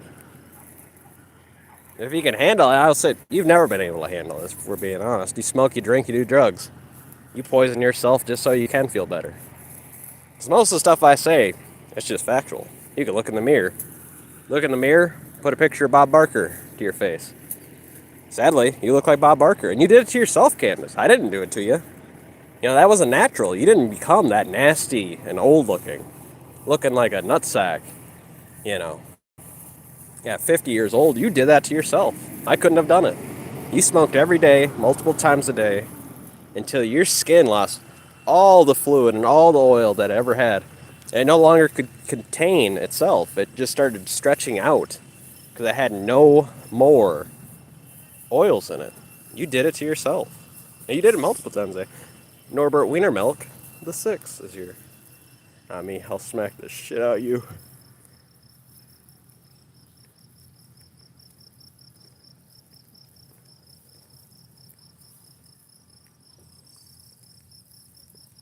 Your vocabulary is so tiny. You're the repetitive one. You're the one who actually, you're literally so repetitive. You come here and you repeat the same word, repetitive, because that's all you know. Well, Candace, mine are actually true. Is it true that you look really old at 50 years old? That's a true. That's a fact. Do you kind of look like Bob Barker? That's a fact. You kind of look like a nutsack? That's a fact.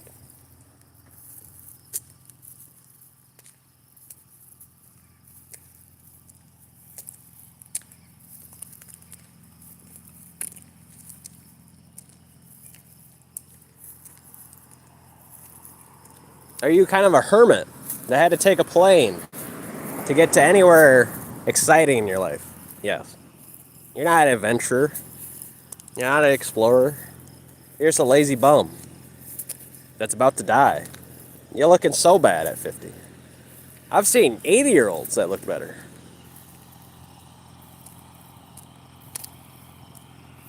So, are you actually 70? You told me 50. So, I mean, I agree, you are a liar. Are you lying about that too?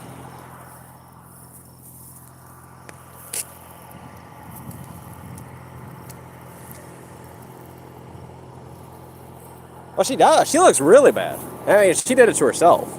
That's the sad part. You know, she poisoned herself with all those toxins, dried out her skin. She's got wrinkles worse than a 7-year-old. Wiener Schnitzel is great. With fries. Oh yeah, you said those geese are barbecue. Now that happens here too, but a geese roast here is $120. I don't know how much it would be in the Netherlands, but a goose roast is 120 bucks. So I would like to have it, but that's a little expensive. That's like 5 ducks. I'd rather buy 5 ducks worth of duck meat.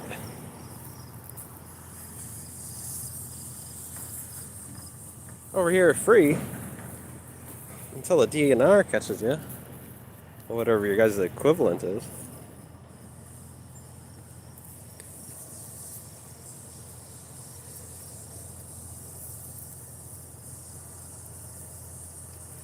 Really? Yeah, I can believe it. I mean, you know, Candace isn't a bright person. She's probably done a lot of hard drugs. Actually, supposedly, I got the strongest slingshot in the world, and there's a big old toe.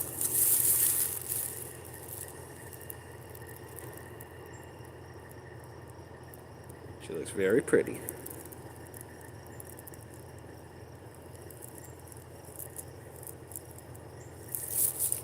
Yeah, I got 2 slingshots, so. Actually, I forget to bring them each time. We were going to bring them. We weren't going to shoot the deer or anything, but we were going to try to launch some of the glass balls. See if we could, leave any dents in the tree.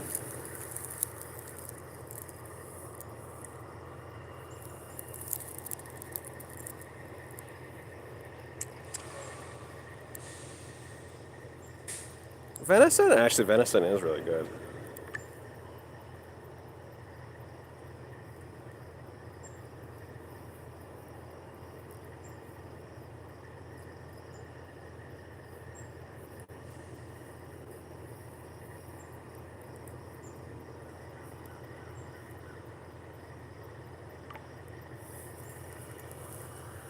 You need a bigger stone? Oh, speaking of which, we found some kind of rodent skull yesterday. It had a sharp, sharp tooth. Glad I didn't try to press it too hard. But it stabbed right through me.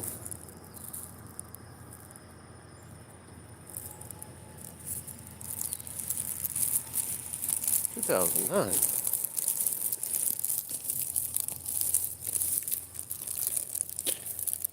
Oh, and this was concrete. So I mean, they would have done nothing, you know. But I mean, still, it's kind of bad. I'm trying to dump concrete on the railroad tile.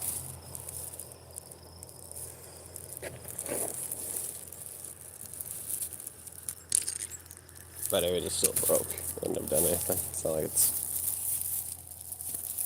actually well set or anything.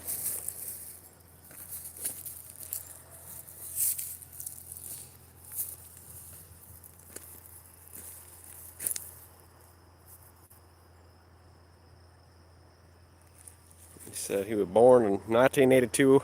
I thought, yeah, pal, and I was born in 2009.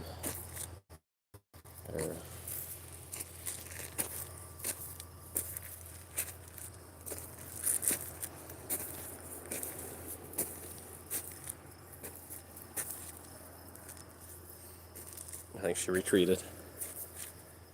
She said she's blocking everybody. I don't know if she blocked you or what's happening. I bet she blocks herself sometimes, you know.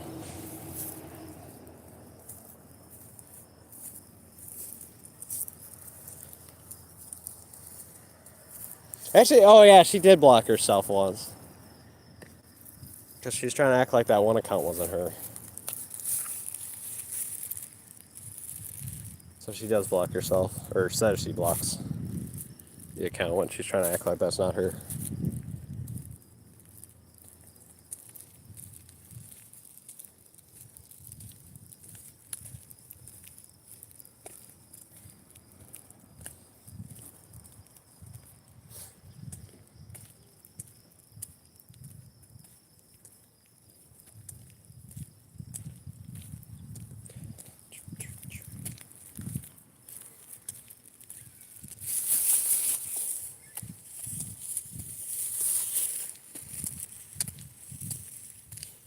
Oh, my catty will.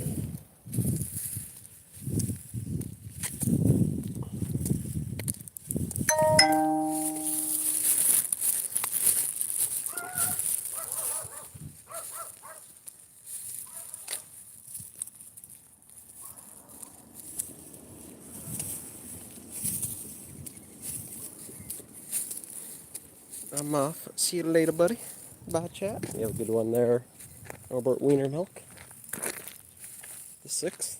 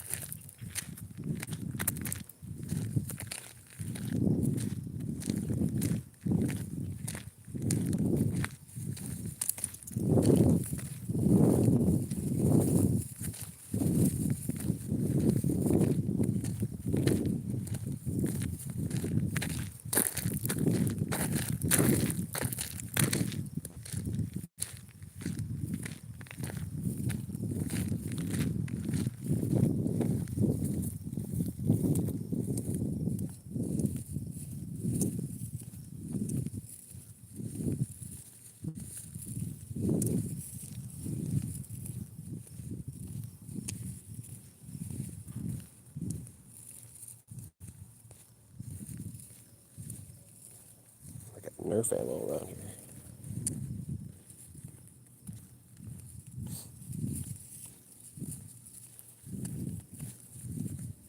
Little homies must be having battles.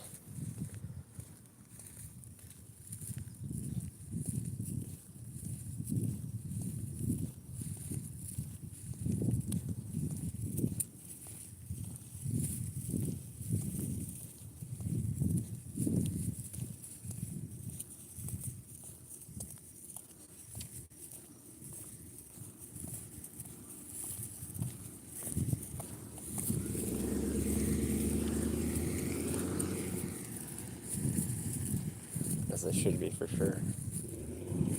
I remember being in the cornfield. Me and my brothers and his one short friend. He tried to scare me. He tried to pop his head out of the frickin' little airport truck we had out in the field.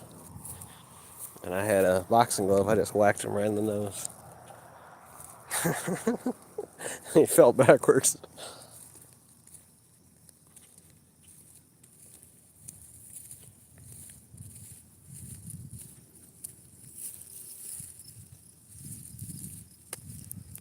That was kind of mean. He didn't cry though. He was just like, oh.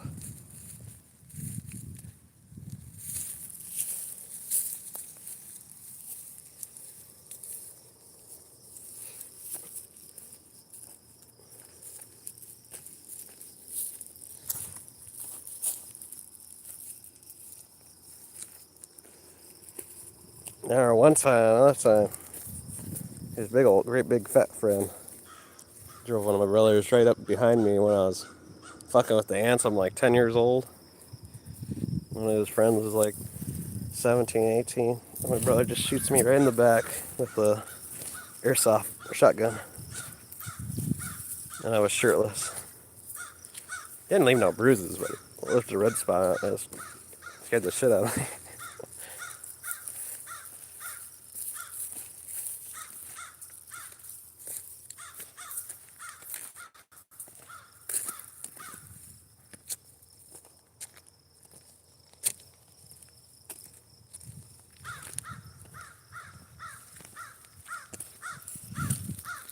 Ah, shit. Speaking of, I got a BB gun. I forgot to buy ammo. Gotta test the thing. It's up there. Barking at me. Shit. I forgot to buy BB gun pellets. Or little balls.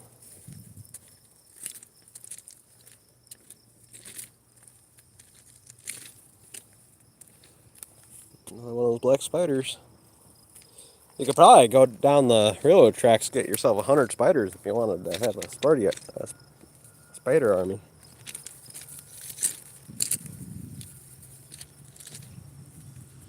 Oh shit! Oh, I don't know if I kept that. Speaking of spiders, you need to have a glass container. I've got a glass container, and actually that would be super good if I can find the black top mesh for sieving through the copper or the sand and the iron flakes. That'd go really quickly, actually. Then I could just place it on top and sieve it right through instead of trying to sieve over a little container.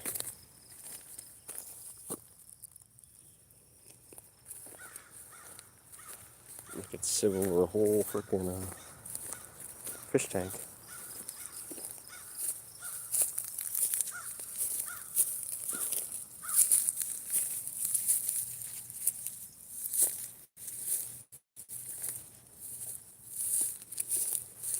Let's check for ticks. We've had 4 on us so far. No bites. They're crawling on us. Actually, one of them was on my bed, or on my couch. Must have been in my shoe. I seen him right on the arm of my couch. I'm like, what the frick?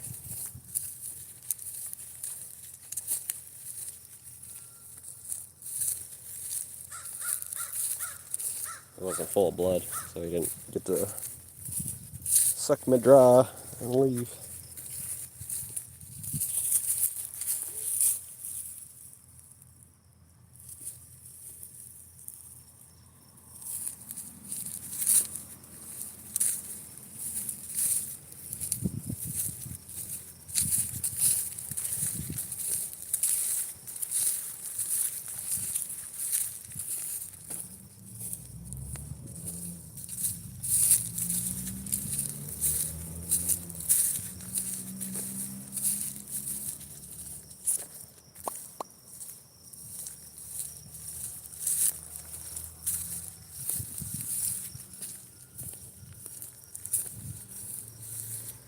How dare you, butterfly? How dare you touch my hand?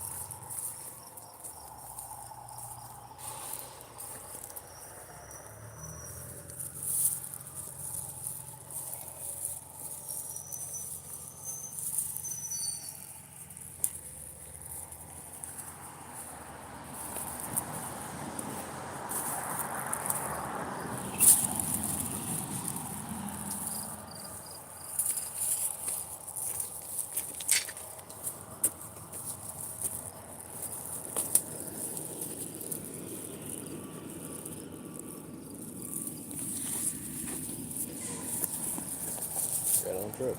Let the semi go past.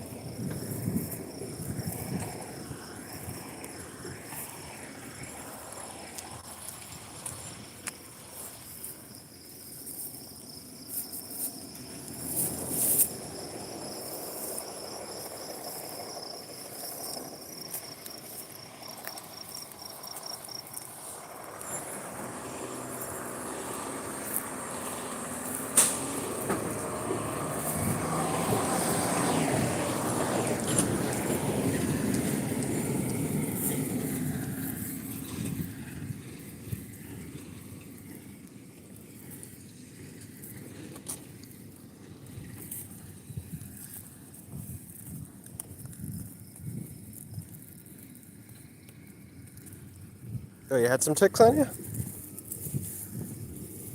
Or just in case you had some ticks?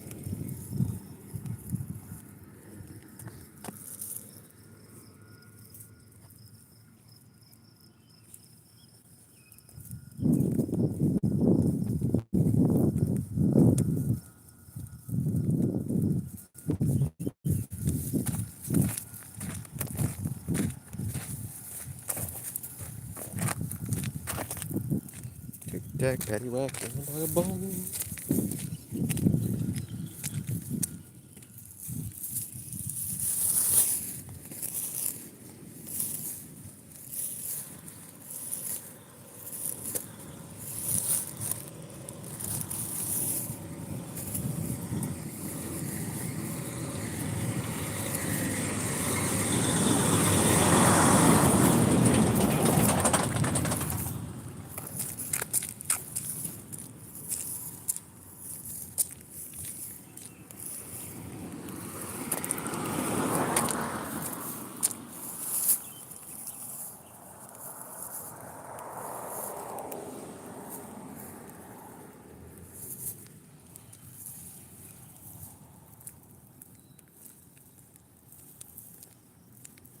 Yeah.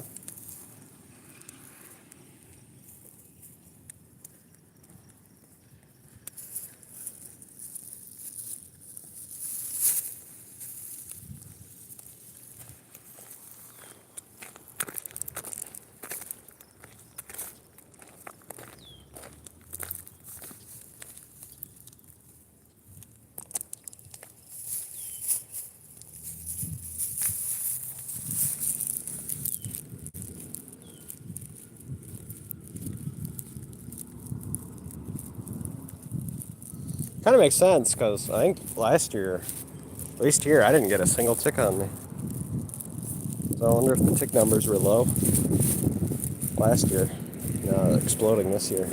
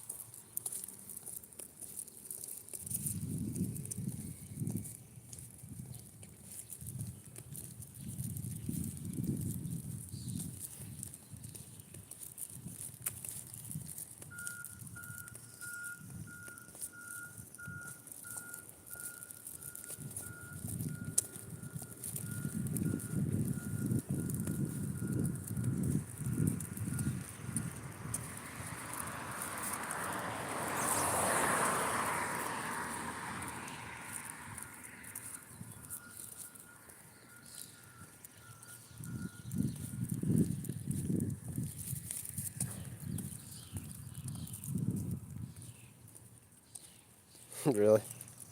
That sucks.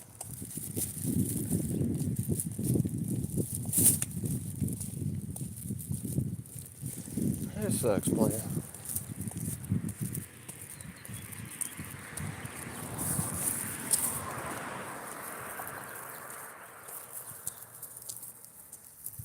No.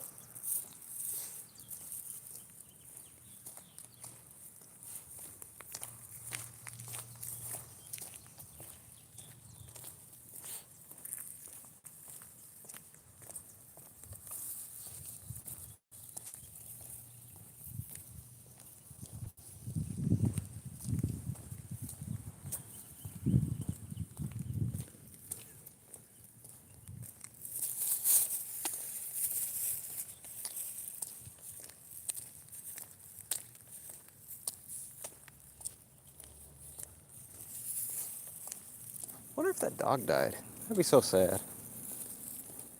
He did get rid of his doghouse. He was kind of old. He was a cutie though.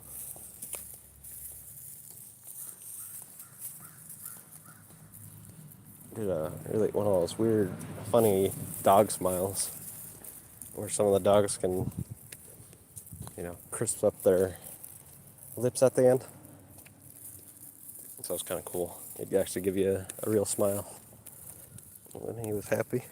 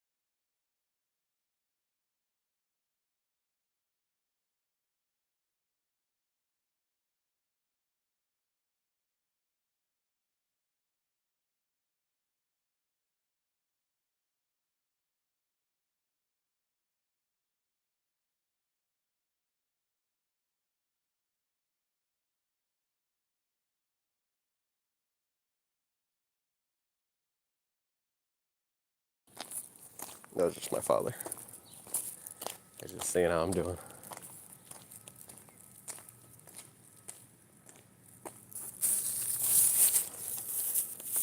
Okay. Get the steak in the fridge. We're only buying one of them. $22 for one ribeye. Savages.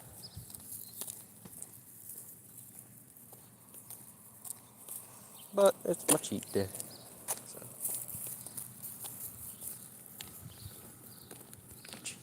Cheat day.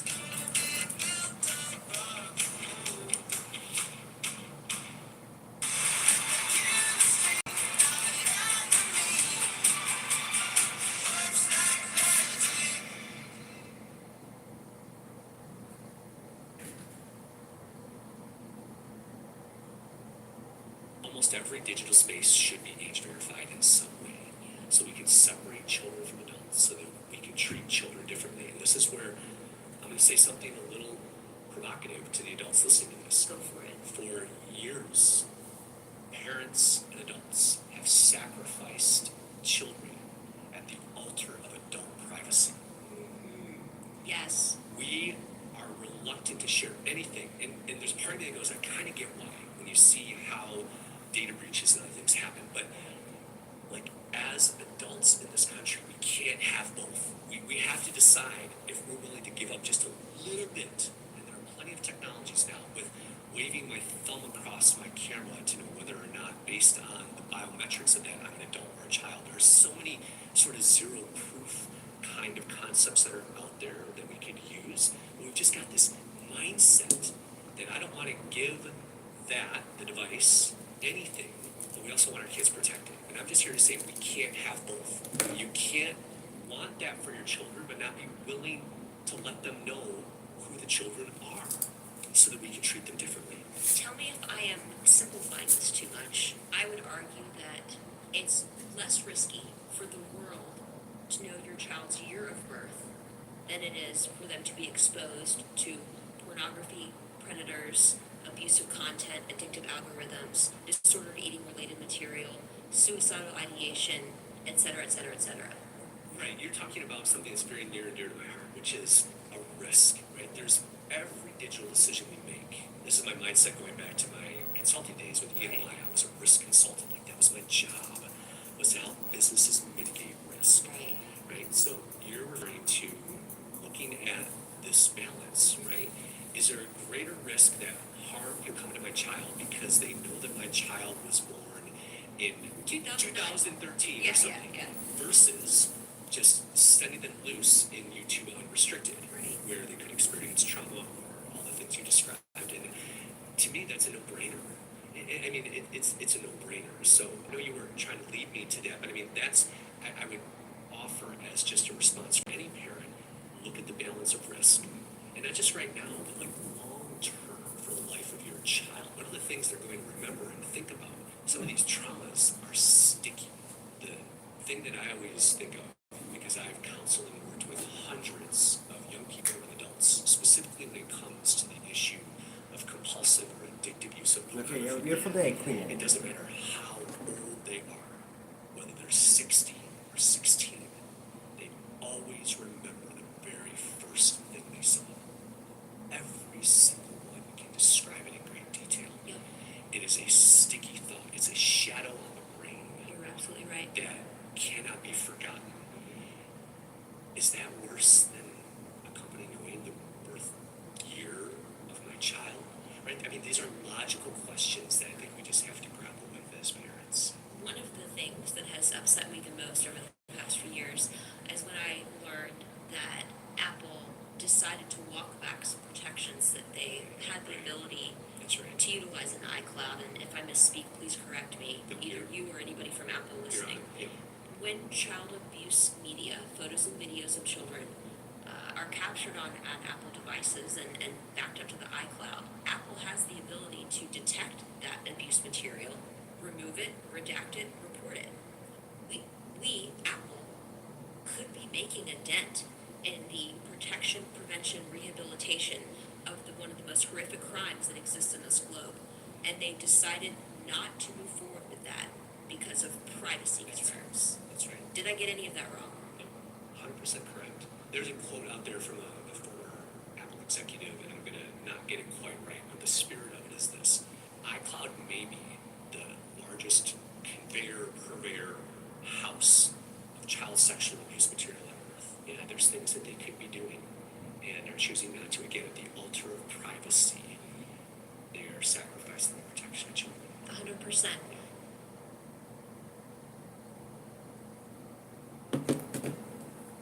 Prairies over at another channel are arguing again. They can't get along. It's like it's the odd couple. I'm not sure which one's Felix and which one's Oscar. I don't know what's going to become of them and what's going to happen to the children, all the listeners, when the eventual breakup comes, because I understand that Cousin Brian is beating his head against the proverbial wall over Uncle Dave's inability to, I don't know, come to a conclusion that 1 + 1 = 2. It doesn't always have to be that way. What are they up to these days? Well, again, in the past week, we had the AEW pay-per-view, and apparently Brian Alvarez, much like myself, thought it was one of the best AEW pay-per-views that they've done. So if you're a fan of AEW or a fan of that kind of wrestling, a lot of high-quality matches. But Brian Alvarez also watched Raw, and I know you didn't watch it, but Javon and Penta had a really good match. Javon's I can see that. We like Javon. He's excellent. He's really good. I'm in the Javon fan club. Very good. He has the fire for all the reasons that we've talked about. He's got the fire, and he's got the underdog appeal, and the charisma, and the facials, and the struggle in his body language, and he leaps a little bit higher, and he does a little bit farther, and he's the guy. Well, Brian Alvarez benignly mentioned that it was a really good match, and Dave Meltzer, we'll play the audio shortly, decided to use this as an example. He really got on it. It was bizarre over the fact that he's the one who sees all the wrestling. So maybe if Brian Alvarez saw as much wrestling as him, he would judge the match better. Dave's been pretty unhinged, isn't even the word. Super hinged, maybe the word. On Twitter, just battling with people and making assessments that are opinion-based and trying to make them facts about who was great and who was this. What was somebody said? There's somebody else saying that one of the other young fellows is great, and now, well, no, you can't just be great if you're having a great match. This is the guy that's. I heard he was bragging to people that he was on vacation, and the guy at the fruit stand in Honolulu said, "Oh, I'm your biggest fan," and he took to Twitter with that. Again, bizarre social media behavior. You could either think that he can't stop himself or that it's some sort of business strategy. But let's go to this audio. This is from Wrestling Observer Radio. It was tweeted out by Meltzer. Said, what? And here it is, May 26th. The conversation, we'll break it up along the way and review what we hear. We had Penta and Javon for the Intercontinental title, which was a freaking great match. These guys... Actually, so I thought the last 2 minutes were fantastic. But up until then, there was no heat. It's like they... Well, that was a problem with the entire show. Yeah, the whole But as a match itself, these guys were great. I was actually underwhelmed until the last 2 minutes. Then it was great. It was like, I thought it was just a normal... It was...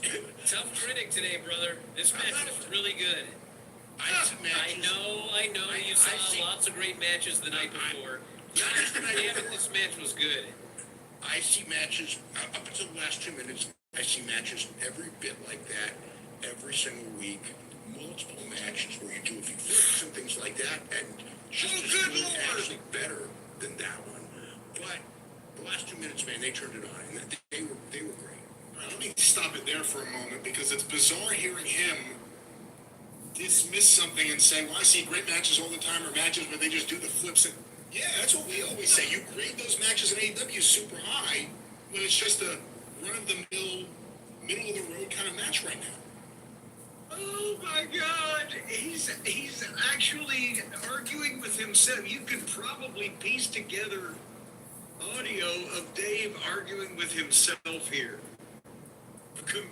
arguing with statements he's made in the past. But I just thought, like, no heat, and they're just doing a lucha match, and it's not even a spectacular lucha match. What are you talking about? The very first spot was an attempted OG cutter and it got cut off. Javon then hits the giant, enormous Undertaker dive over the top.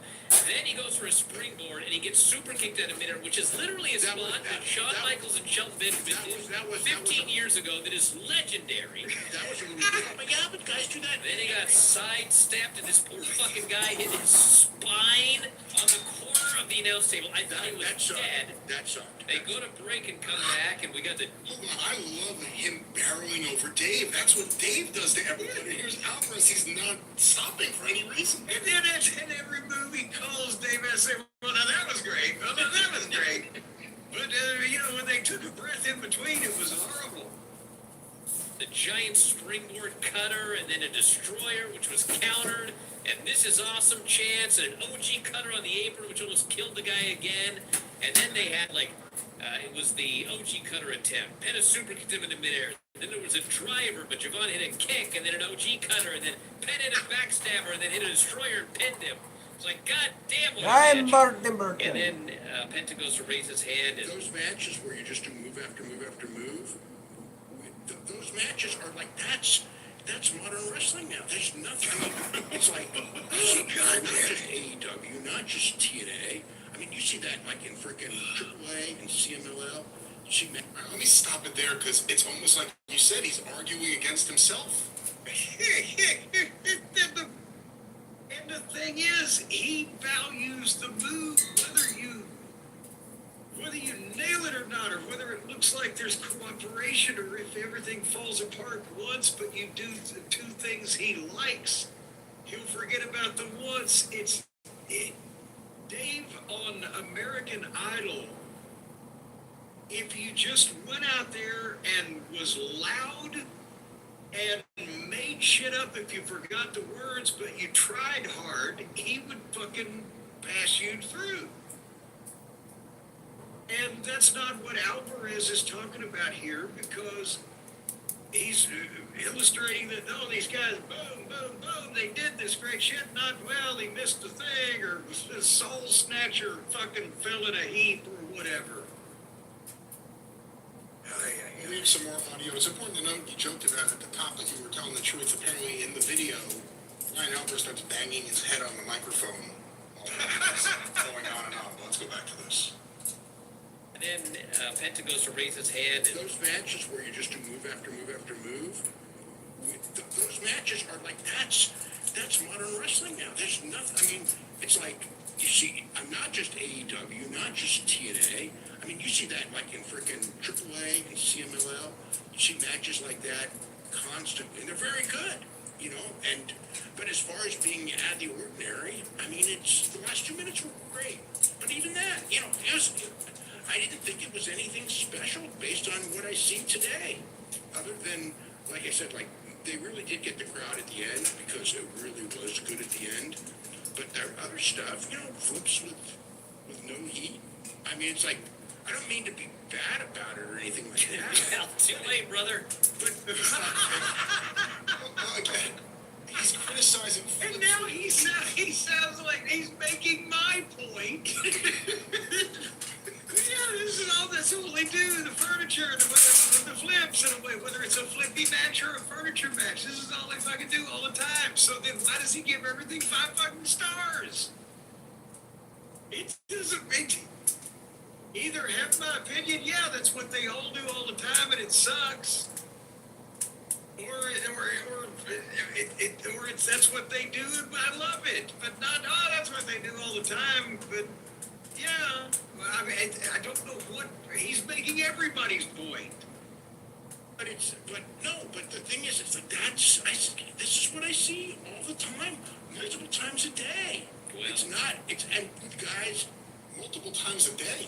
There's the problem. Multiple matches of this a day, every day. He needed to go to fucking the tropics for vacation or whatever. Maybe he should have stayed there. Like, Javon's really athletic, but he's not nearly as smooth or even as fast as the guys that I see. But he's tall and he's really athletic and he's got some great charisma. And hold on. Javon Evans is not as smooth and fast as whatever Dave's watching multiple times a day. Did he hit the fucking fast forward speed search button and he just thinks that they're that fast? Happy's really good. Faster. Yeah, Javon looks smooth in there, but let's go back to this. Benta is very good, but he ain't near the top luchador, as far as doing that style. So it's like, I mean, whatever.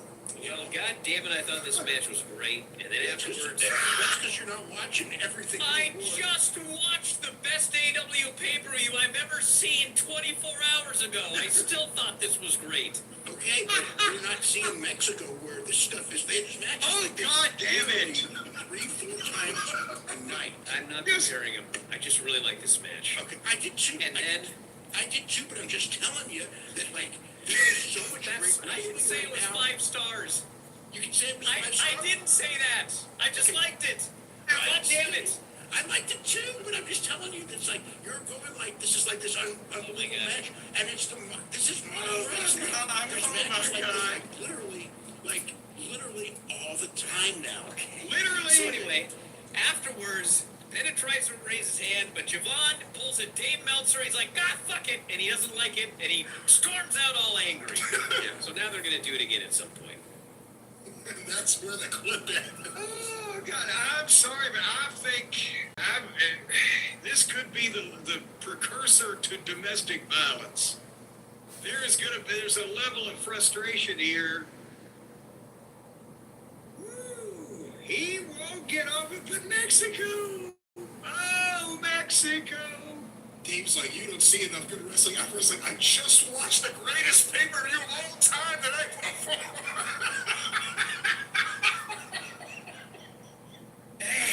This feeds into the argument that Dave has a bias against WWE matches. I mean, it's hard to argue against that when you hear his argument, and then it's hard to argue for the way he has ranked a lot of things like Young Bucks matches. If he's talking about flips that get no reaction, if he's talking about guys just doing the same thing over and over again, it's a modern match, it's not that special, then explain the way he's ranked their matches endlessly over the last 12 or so years.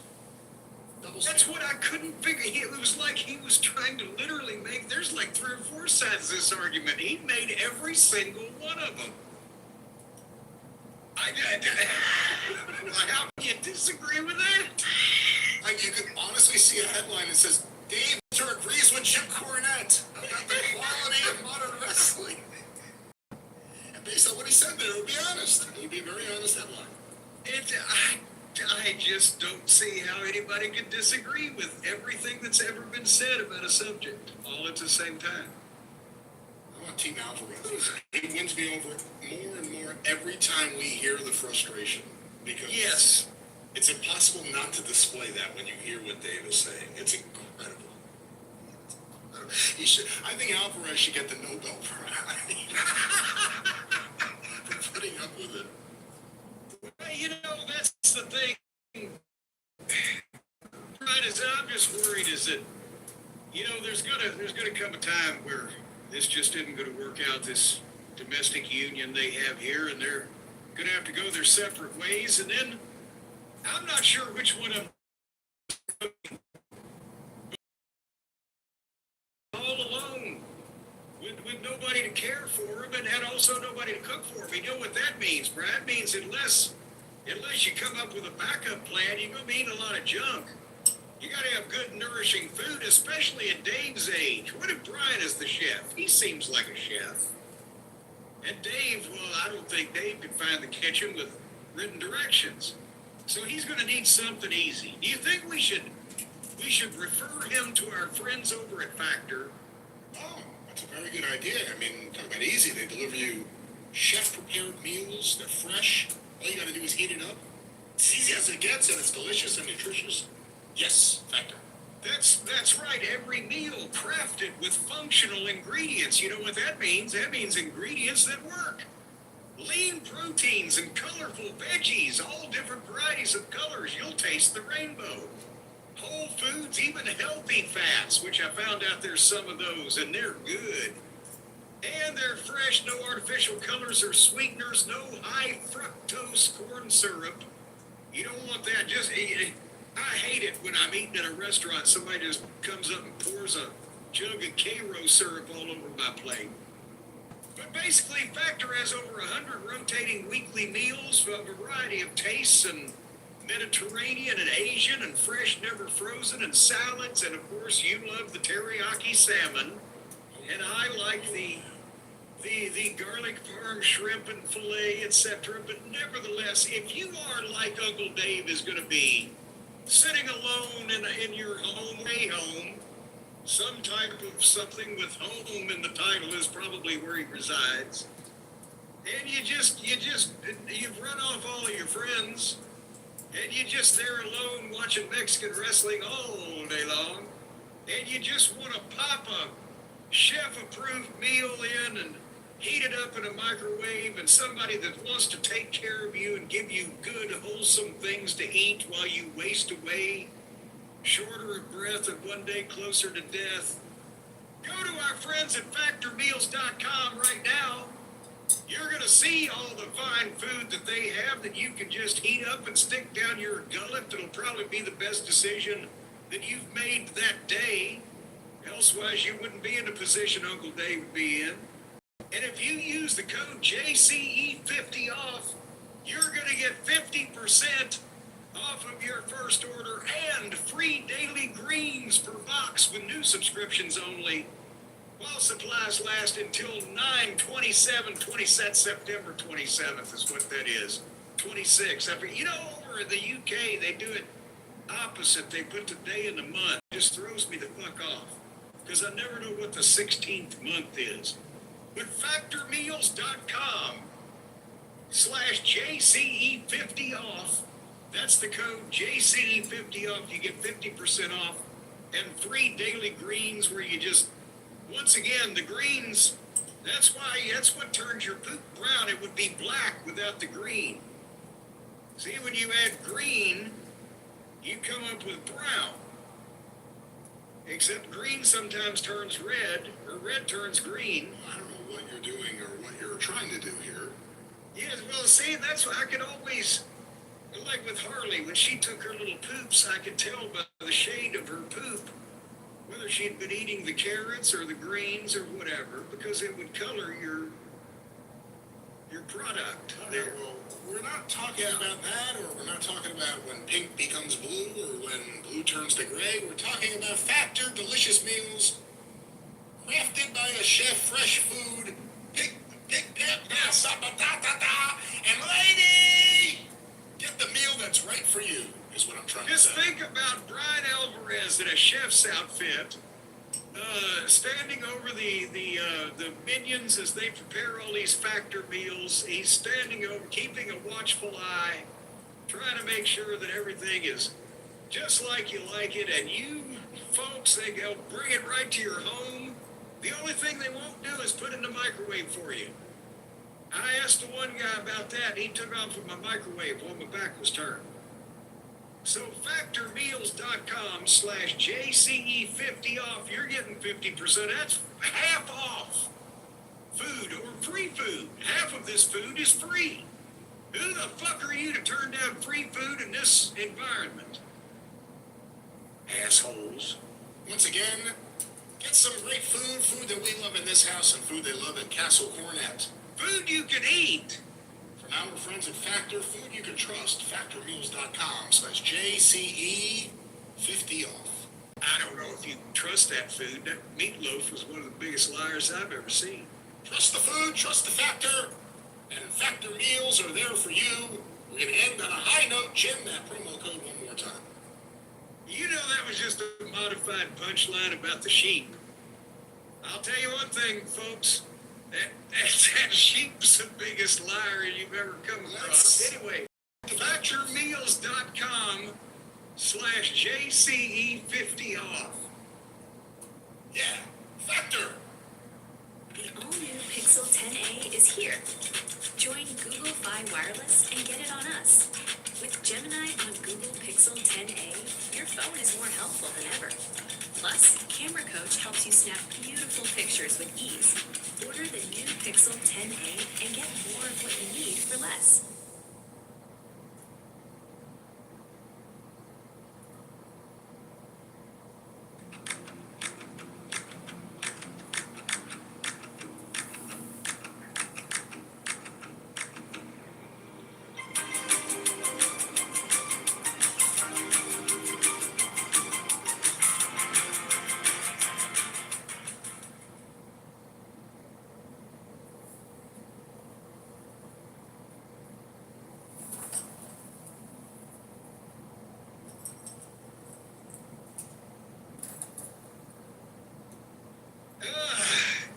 it's Uncle Dave is having some breaking points too with one of his trusted minions. Cousin Brian is arguing now with Uncle Dave's irrational defenses of, well, I mean, it just, everything is, the collision ratings are up, so WrestleMania. It's constant with this guy. Well, this was sent to us by a lot of the listeners because they posted it on YouTube, and it follows up on things we've talked about, which are, again, with AEW just announcing their streaming service on their own internationally because of Triller's issues, we've talked about the idea that if they truly have 140,000 people buying their pay-per-view every month, maybe there's something to be done with a streaming platform for, at a minimum, the Archives, Ring of Honor, whatever it is. Yes, and we're getting this 140,000 because, again, it's a privately held company, so there's not official numbers, but Tony Khan is nice enough to report them to Dave so that he can pass them on, that they always do, it seems like, about 130, 140,000 pay-per-view buys. That's what's been reported publicly by Dave Meltzer recently, at least off the top of my head, that's what I think of. But let's go to this audio from Wrestling Observer Live, I believe, or Wrestling Observer Radio. Dave Meltzer and Brian Alvarez talking about the AEW pay-per-view buys. And let's see what Brian Alvarez thinks of Dave Meltzer's idea that it's not 140,000 people buying pay-per-views every month. It's 140,000 different people who buy one pay-per-view. These people on average buy one. I'll let him explain it, but I'm telling you, okay. It's staggering. Let's go to this. Yeah. I hate to be that guy, but cannot buy for 1 second that AEW fans buy one pay-per-view a year. How can this be? I had the 2023 and 2024 numbers. The number of people who bought every paper. This is from United States, from the major cable companies. So the people that are buying on pay-per-view through a cable company. It was covering about 60 million people. Yeah, which is a pretty darn good survey when it comes to 60 million out of 90 million with. Yes, it's not like this estimate or anything like that. Let me stop it there for a second. He's saying he's getting exact numbers from the cable companies, at least 60 million. The ones who represent 60 million people, I guess is the way to put it. Well, and I wonder why that they feel the need to give him this information. It's not reported anywhere else. But besides that, yeah, there are 60 million people that have pay-per-view or were at some point over the last couple of years that have cable pay-per-view capability and don't do streaming or whatever, like I used to before they ixnayed my cable channel off the system. But what he is trying to get Brian Alvarez to believe is that the average AEW pay-per-view buyer only buys one pay-per-view a year, and therefore it's a revolving group of around 140,000 different people every month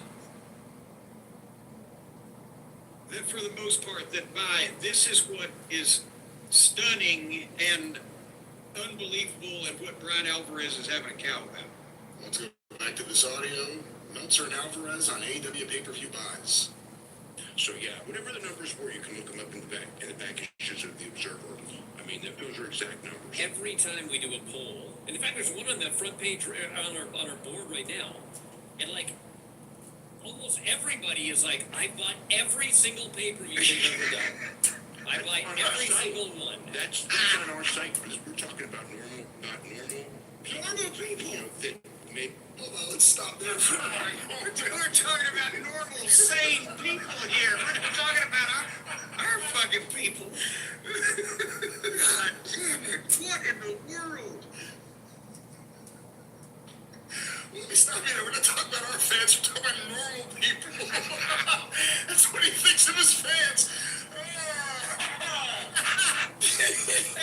I mean, it beggars just belief that, because even with the WWE, we've talked about this, the WWE fans are a set number of really dedicated, not as many across the country as there used to be in the Attitude Era or previous years, but they each will spend more money for tickets, or they'll buy more merchandise, or they will support it, or watch it, or whatever the fuck. And it's the same with AEW. But to think that the AEW fans, for the most part, it would be the opposite. Most of the AEW fans, one would think, would buy all of the pay-per-views. They don't have one a month. They've got, what, 9 a year? It doesn't make sense. Okay. It doesn't make sense in any way if you know anything about wrestling fans. Yes. Or that, is he trying to say that there's a group of 6 or 8 or 10 people that just in everywhere. There's this floating party that's for AEW pay-per-view. Yes, right. and they come down the street with a banner and a tuba. Whoop-a, whoop-a. Here's the AEW pay-per-view party. Which house are we going to this month? And they all converge there. Yeah, it sucks to be the host because you know they're going to be there late. Yeah, and everybody needs to save that $40 enough to feed 8 people coming into the goddamn. Let's go back. We have more audio. Let's go back to Dave Meltzer and Brian Alvarez talking about the AEW pay-per-view buys. And, the numbers are right there. I mean, I was stunned when I first saw it, but, we were tracking it. We were tracking it year after year, and it never, like when it was 4, and it was only 1, it was kind of like the theory, well, maybe it's 4 people and they rotate homes. When it was 9, and it was still generally 1, most people, it tells you that most people buy 1 a year. I'm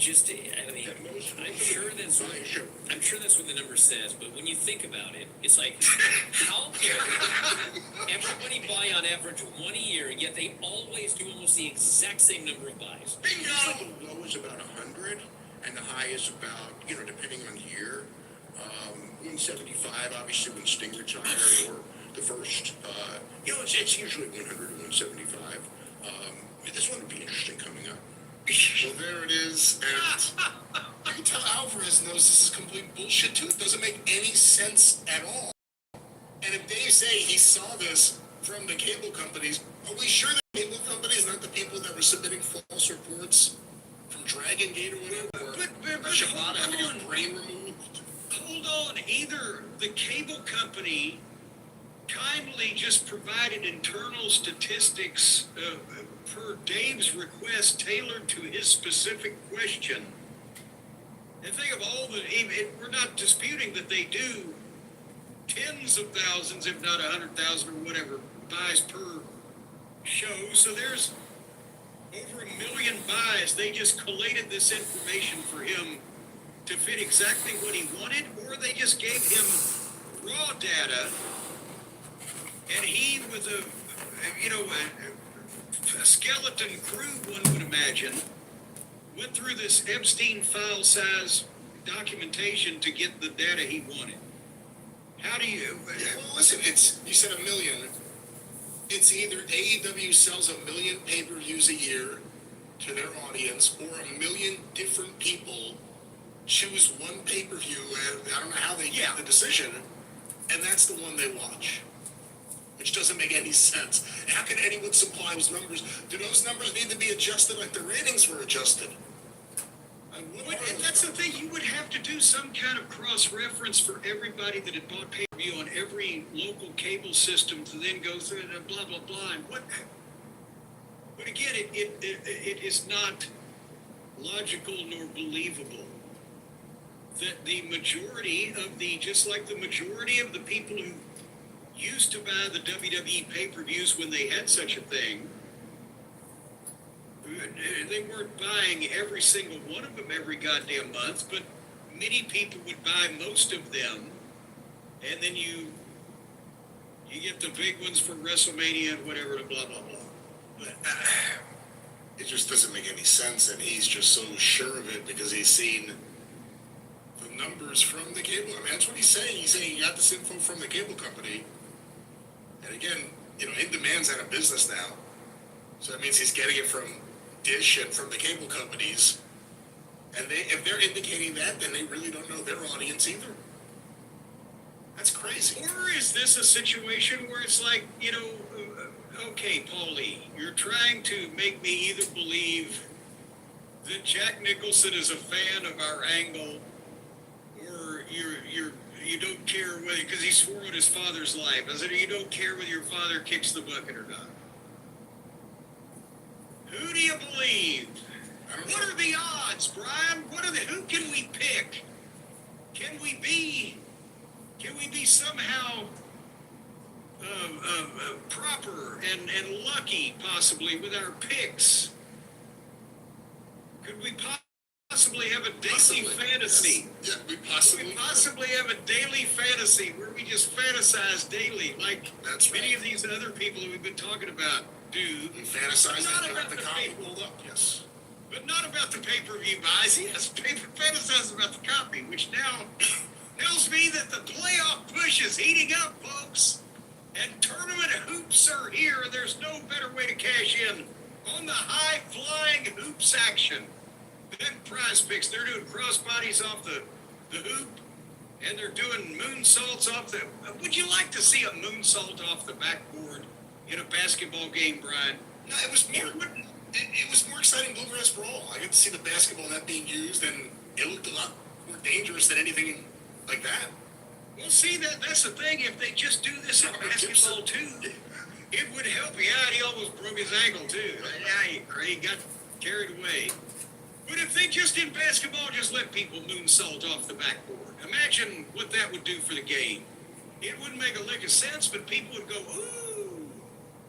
But at Prize Picks, folks, it always feels good to be right. Every bucket, every dime, and every win means more when you understand when you're playing on Prize Picks.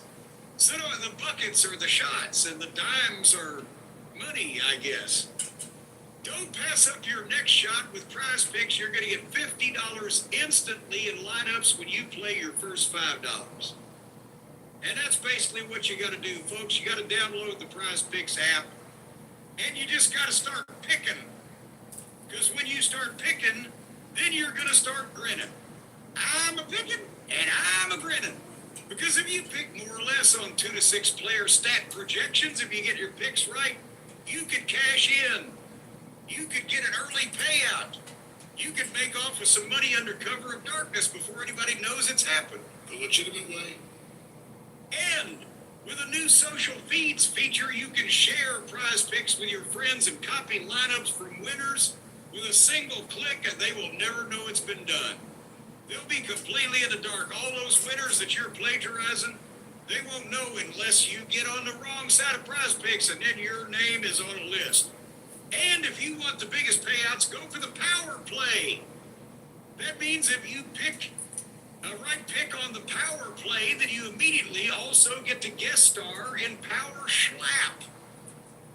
And once if they knock your brains out, then they're going to hand you your money. You won't be able to count it anymore because you'll have no brain matter left. But no matter your play, Prize Picks is a great way to put your takes to the test. And everybody wants to be take tested.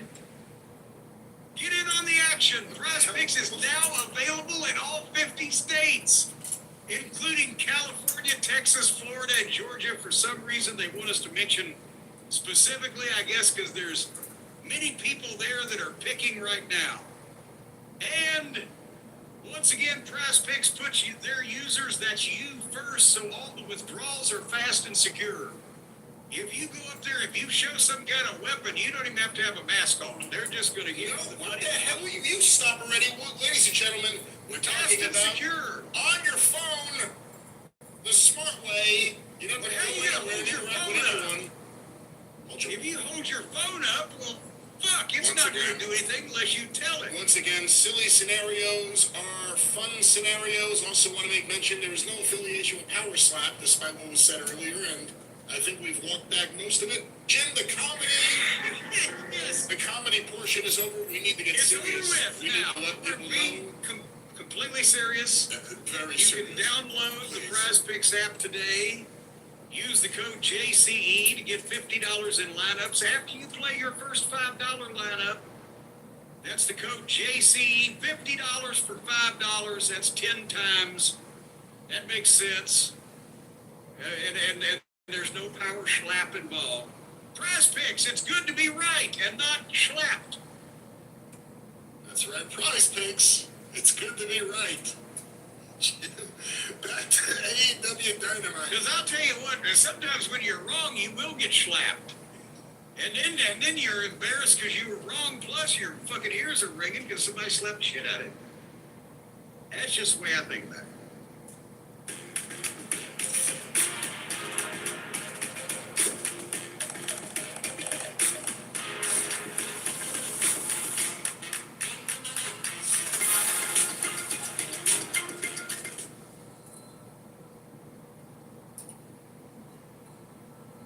Find it at BioLife. Up to $800 is waiting for you. Just donate plasma, get paid for each donation the same day, then treat yourself and treat your friends.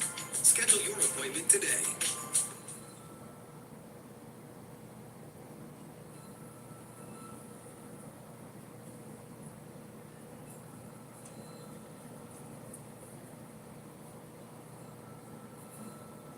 Well, alrighty, now we've established what Dave thinks of the WWE these days, but I understand, again, Little Birds have told me that he is trying to present the case that AEW has somehow closed the gap this year. That's the phrase that I heard. Closed the gap between themselves and the WWE. How is this, what do the kids call it? Mental gymnastics?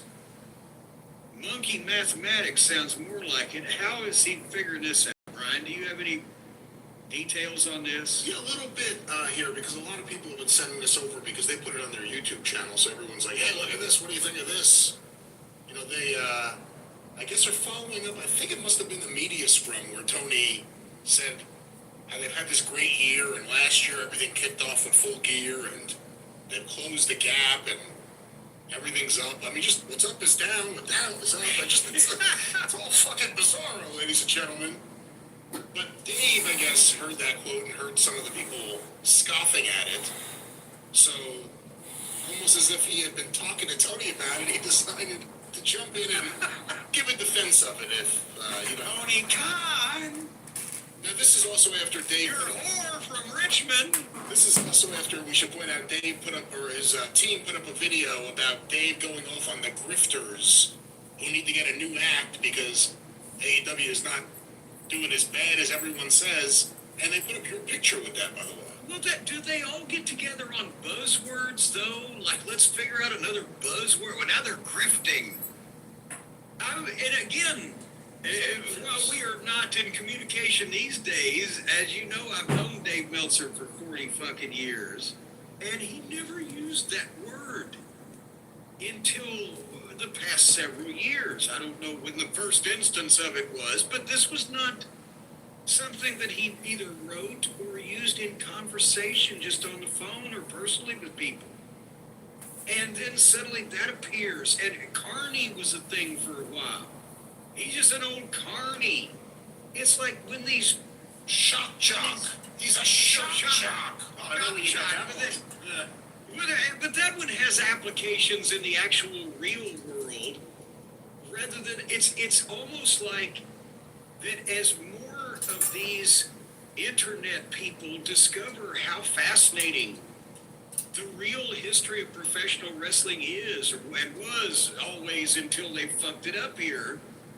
They want to be part of it more. They want to use these words and this terminology that only, you know, up until 10 or 20 years ago, only a small number of people used. You know, like when we talk carny to each other in the ring or in the locker room, or the carny turns out he's a grifter, or a carny, or a mark. And Dave has gone right along with it, with the kid. Hey, fellow kids. As they learn these things, they want to put themselves in the business. The people that are using these words today have never been in the legitimate wrestling business. And wouldn't have ever made it if they tried. And even 40 years ago, I can tell you that people in the legitimate wrestling business didn't call people carnies or grifters. But do go on, Brian. And by the way, don't call other people grifters when you literally created a campaign or a strategy to go and just act like a complete douche on Twitter all day, arguing with everyone because it's a business strategy. That's a grift. That's a grift.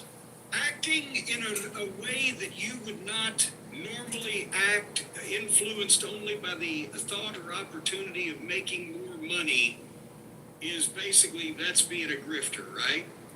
I would think so.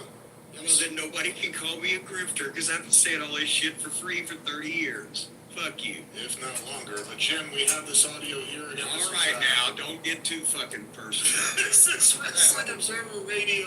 Dave Meltzer discussing Tony Khan's statement that they have closed the gap, quote, in a very meaningful way.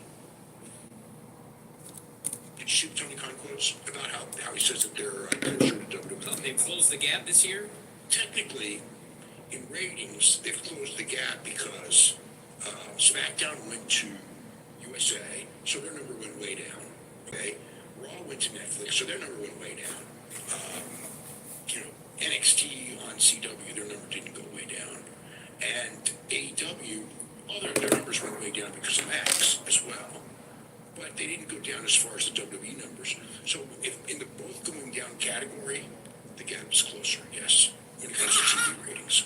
Let me stop it in this more, but that's just my TV ratings. I know, but no, just give me a second. Just give me a second before we go any further so I can digest that. So, he's basically saying that they both suck, but one sucked a little less than the other.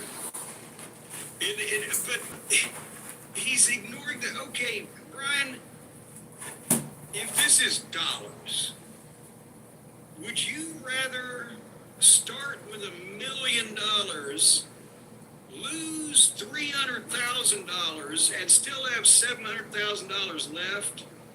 Or would you rather start with $500,000, only lose $200,000, and have $300,000 left? I'll take the 700,000. Thank you. So what he's saying is they closed the gap because they dropped a little bit. They're still double or triple or whatever, but because they didn't lose, AEW didn't lose as many viewers as SmackDown did or WWE did under the new methodology, they've closed the gap. Which it sounds like he's including Max, even though he doesn't know. Like, their numbers are down because of Max. He immediately said that's the reason the numbers are down. The numbers are down because of Max. Meanwhile, we don't have Max numbers. And you would know it. There's no, other than the fact that a lot of people will stream stuff now, there still isn't any evidence that a large amount of the AEW audience immediately, as of January or whatever it was, said, I'm turning off the TV, let's go to Max. There's no evidence of that yet. They were dropping on a regular and consistent basis before the Max thing came up.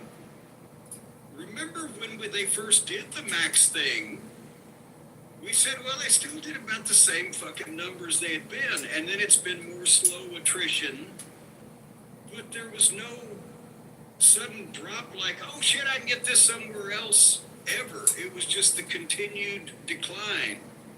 And to think that there would be, is 10% of the television audience watching on Max where you have to search it and it's like one of the least important featured items? Who knows? And by the way, closing the gap between them and WWE, I presume, right? 'Cause I mean, some of this is not just outright said. That would mean you've somehow made yourself closer to WWE, like they're within striking distance. They're not. Like, you may not have lost as much of your audience, and I don't know this actually, I would have to see the numbers, as WWE moving from one network to another, but it That's doesn't. the argument he's making is that your small audience didn't lose as many as their big audience did. Why? Well, let's see, maybe he explains more here, and there's more audio. When it comes to attendance, not so much. When it comes to big shows, who the hell knows? But AEW certainly held up very well on paper this year. When it comes to other metrics, that I've seen, they kind of had the same as last year. And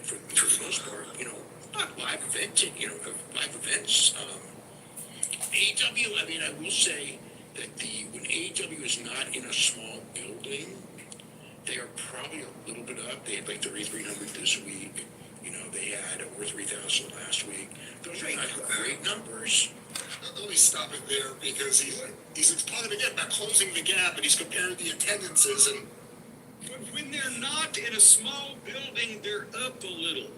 Okay, again, as a business enterprise, do I want to have 2,000 people in a 2,000 seat building, or do I want to have 3,000 people in an 8,000 seat building that costs 3 times as much as the 2,000 seat building? Yes, more people are going to go. Sometimes, maybe not appreciably more, but more people will go to one of the more well-known arenas in town than wherever the fuck they may be in Fishers, Indiana, or Wartburg, Tennessee, or whatever. Just because they know where it is, they're familiar, and it's, whatever. But that ain't going to be a strategy you need to follow, because then you're back where they were in the NBA arenas and they were blocking off 80% of the building and it looked like Ned. And that's drawing. That's not selling tickets. That's drawing people. Because AEW, we know they give away a ton of tickets for Dynamite. So just to say that too, but let's go back a little more about closing the gap. But they're better than when they were doing, 2000s, in similar buildings. So there's a little bit of an uptick. WWE is a little down, they were always selling out, and now they're not selling out as often, but they're still like so far ahead, it's not even funny. Look, they just drew 45,000 people. You said 45,000 people on Saturday, so it's not like, there's a big difference in popularity. There's a big gap. There's a big gap is the word you're looking for. Wide chasm. That's what he just, after he goes through this whole pitter-patter about how they close the gap, he said, but still they're so far in, it's not even funny, and it's just a wide, hopeless cause. What the fuck is he doing? He can't even get that out. Is there some way, do they have like any kind of linguistic dexterity test that all podcasters must agree to undergo to potentially be able to weed out the people who cannot fucking spit out a word if it had fucking lemon juice on it? No, there's some real dog shit podcasters out there. They don't have that, but this is interesting too, because just hearing the way Dave jumped into this, he brought it up from what we heard here in this clip that they put up on their fucking channel. It sounds like he's talked about this with Tony. Like, it almost sounds like either here's Tony's defense or here's our defense or our conversation about this. Because again, you're trying to justify this ridiculous comment. WWE's not as hot as it was. We've been saying that for a while. AEW hasn't gotten closer. That's closing the gap. They haven't done it. There have been times where they probably could have taken advantage of things, but look at the roster they have now. We'll talk about the uncertainty around their future media rights later on. But they haven't gotten any closer to WWE. They were closer to WWE in 2019, 20, and 21, I think. Yeah, than they are now. Appreciably closer at that point, because there was still the uncertainty with Vince. Many of the fans had just given up on the evil empire and wanted to desperately, with bated breath, and alternate. And there was some excitement and some freshness around it. And again, the landscape changed. The big bad wolf, Vince, got run off. These smooth motherfuckers have moved in, and they're going to wring every dollar out that they can. Meanwhile, people have seen Tony shit for 6 years now, and it's the same shit with some of the same people, and most of them the lesser ones. Because all the big stars have moved along. And the worm has turned. So that's why early on I said they ain't gonna fucking their opportunities, their chance at this is not gonna last forever. And the more stupid shit they do with talent that's not ready for prime time at the start is gonna hamper them. And now they've lost half their audience, and it's the hardcores. It's the, as I talked about, nothing, some things never change. When you see the territories shrinking, it's all the people that want to sit on the floor. And then they're going to go no matter what. And how long can they watch the same people do the same shit? Tony's hit a wall. As we'll talk about with this TV show, the guys are just doing their own thing, apparently. How elsewise do you account for the girls break a bottle over somebody's head in the match before the fucking world title match angle guy? It's just... Go ahead. And again, we don't know the pay-per-view numbers. We have to take Dave and Tony at their word on those. There's nothing that's public about what they really are. But has AEW closed the gap with WWE? Or has TNA closed the gap with AEW? We don't know what kind of numbers they're going to pull on AMC, but it'll, obviously be more than Access, which we'll see if that even exists as a channel in the coming years. But they're going to certainly have a bigger audience there than they've had, so they're increasing. They may not be AEW level, but they're increasing from where they were. They're running bigger buildings. They may have a lot of comps, but they've gotten the biggest crowds in history. More attention on them in history, working a relationship with WWE. Has AEW closed the gap, or has TNA closed the gap to them? Now that you put it that way, I agree that that's a perfect way to put it. TNA has closed the gap significantly on AEW. If you look at where they both were when they started, or give AEW the first year in 2020. Between then and now, my God, TNA has crept up about halfway on them, haven't they? And one last thing about all this, I know it's your show, I apologize for taking the lead, but, well, I have an article here. I'm not going to quote the article, I'm not going to say we wrote the article because it appears they're just quoting Sean Ross Sapp of Fightful, so we'll give him the credit here for this thing here. According to a Fightful Select Q&A session, the report is that Warner Brothers Discovery had, in the past at least, offered Tony Khan a television deal for Ring of Honor.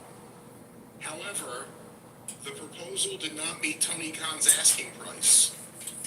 As a result, he declined the offer, leaving Ring of Honor without a traditional TV home. So they offered a spot, and instead, apparently they offered the spot, this is again from what I'm reading here, on True TV, potentially, and instead they went with a replay of Dynamite Friday nights at 10 p.m. That was originally going to be Ring of Honor, and Tony didn't like the offer, and no one else Well, no, actually, that's the smartest thing he's ever done.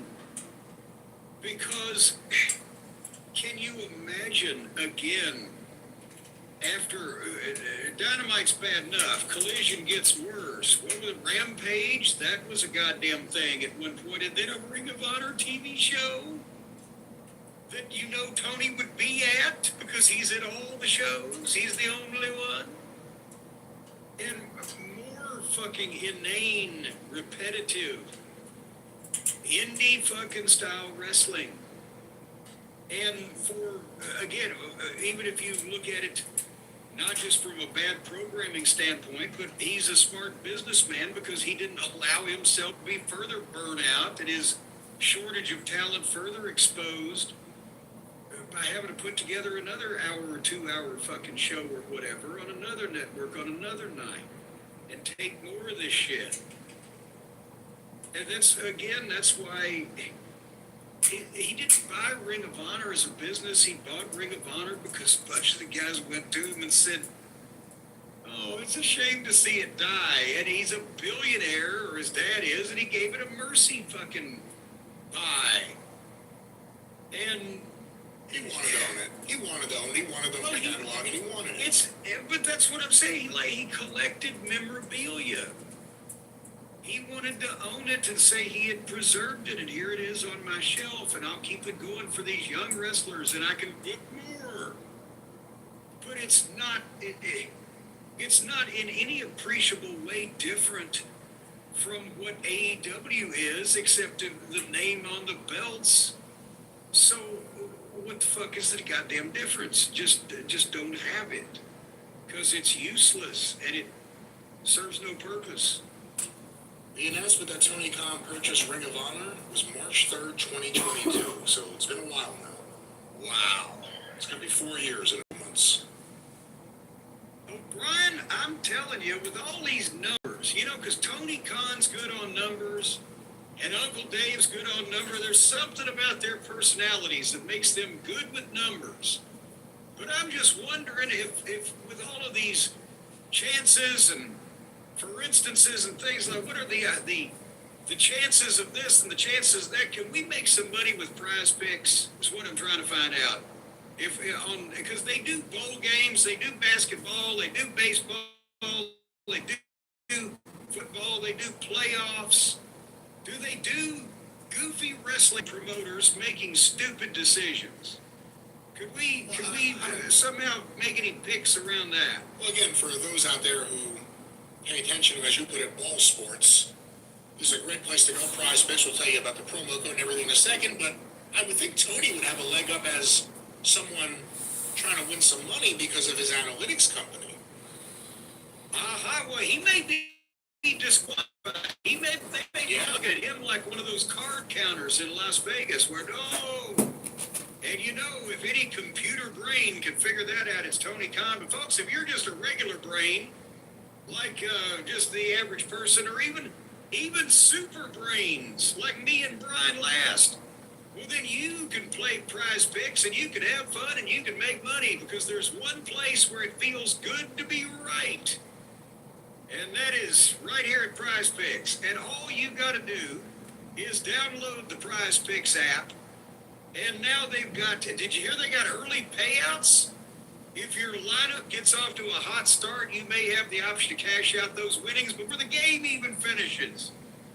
And then if you've held the other team's quarterback hostage, you can untie him and let him run out on the game and make a big comeback. No, because you've already got your money. Once again, ladies and gentlemen, this is for the passive sportsman, not for someone actively looking to get involved, as you said, and kidnap the quarterback.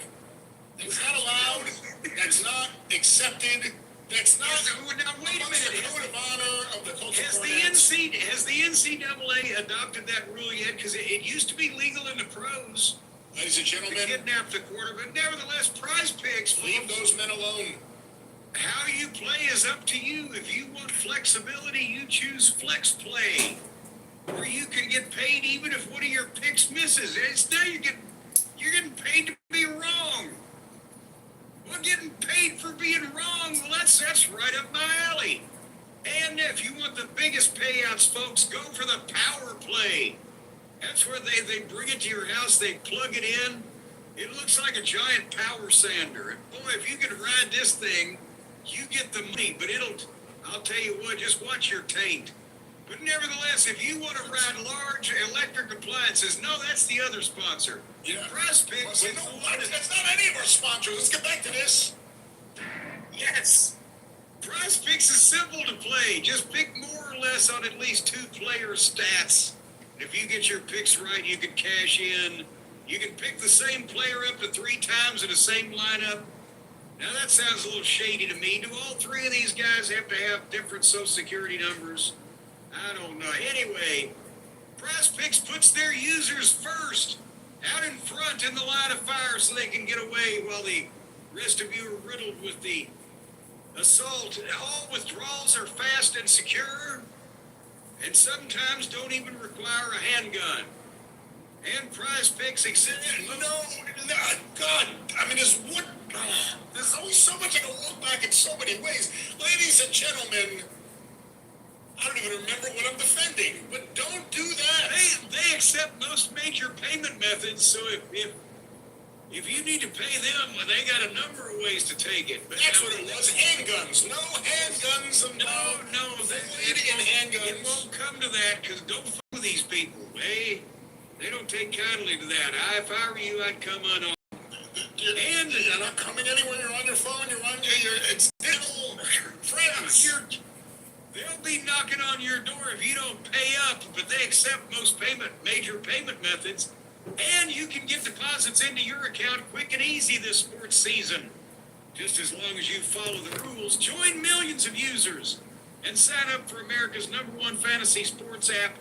Download the PrizePicks app today. Use the code JCE to get $50 in lineups after you play your first $5 lineup. That's code JCE to get $50 in lineups after you play your first $5 at PrizePicks, where it's good to be right. See, as soon as you just put some cash up, show your goodwill, and then they'll reward you. They'll bombard you with free money. They will not bombard you. There's nothing free, ladies and gentlemen. There's no such thing as a free lunch.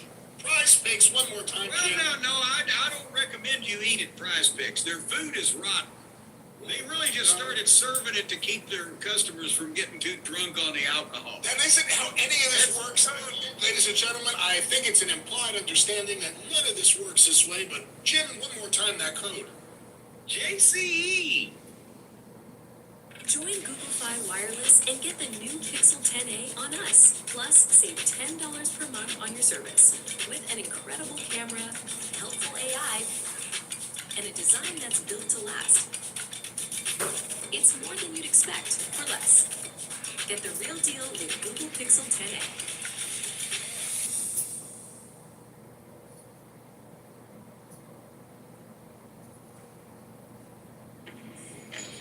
The spirit of Kentucky meets tropical pineapple. Jim Beam pineapple. Best enjoyed together.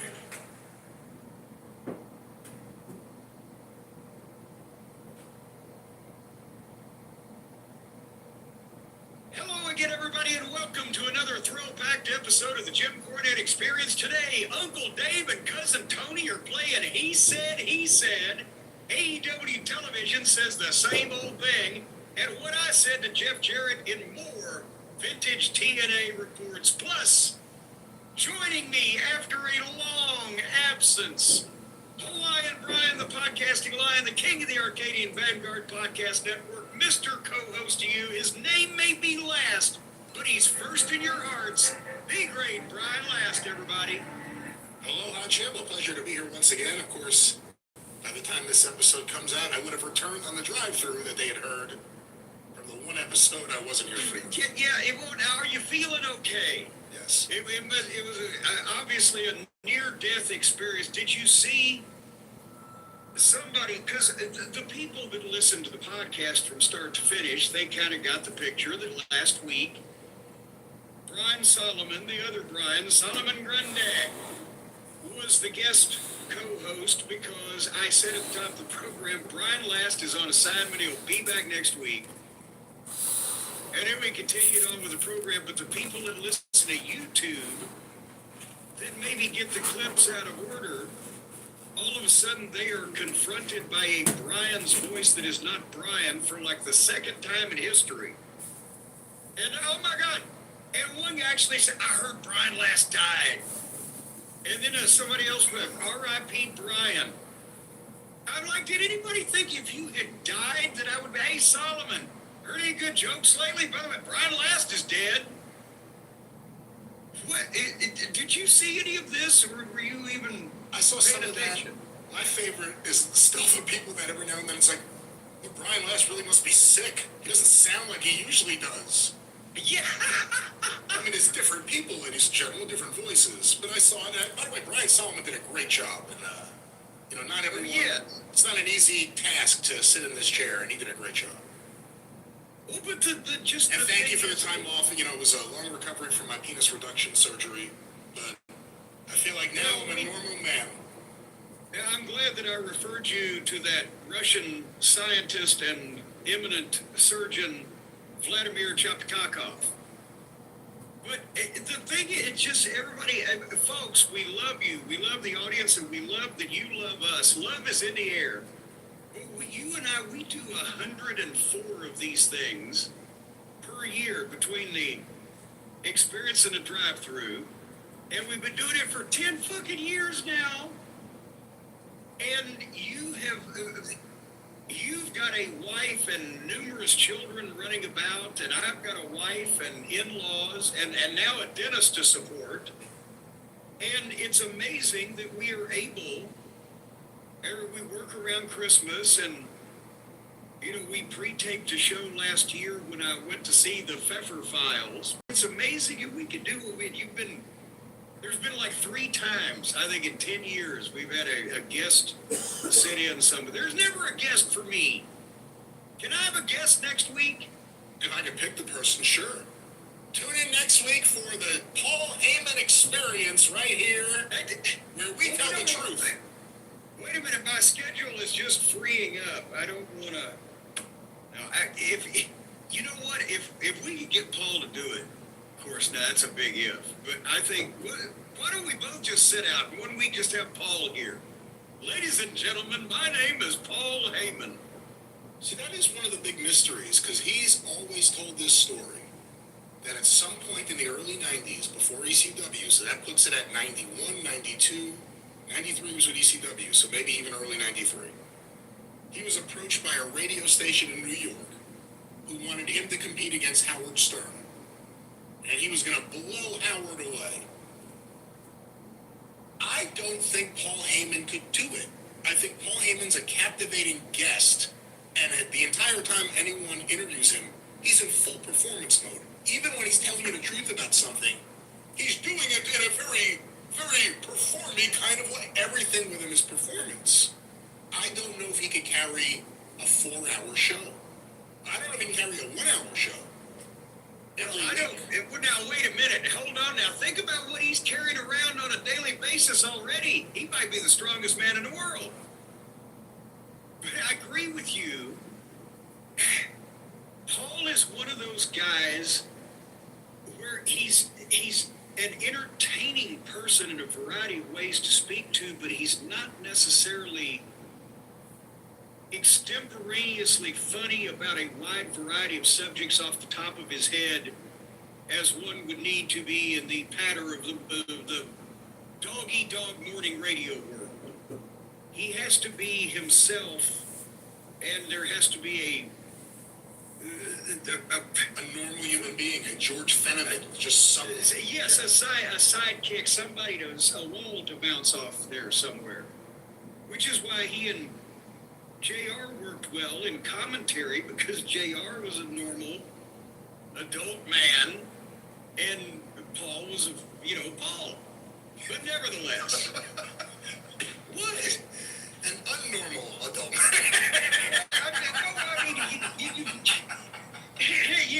You can't have, 2 gimmicks, put together. If it had been, imagine Jesse Ventura in the feathers and the boa, and Jerry Lawler in the fucking King outfit, both trying to do color with no Vince McMahon or Jim Ross in the middle of them to. Right, yeah.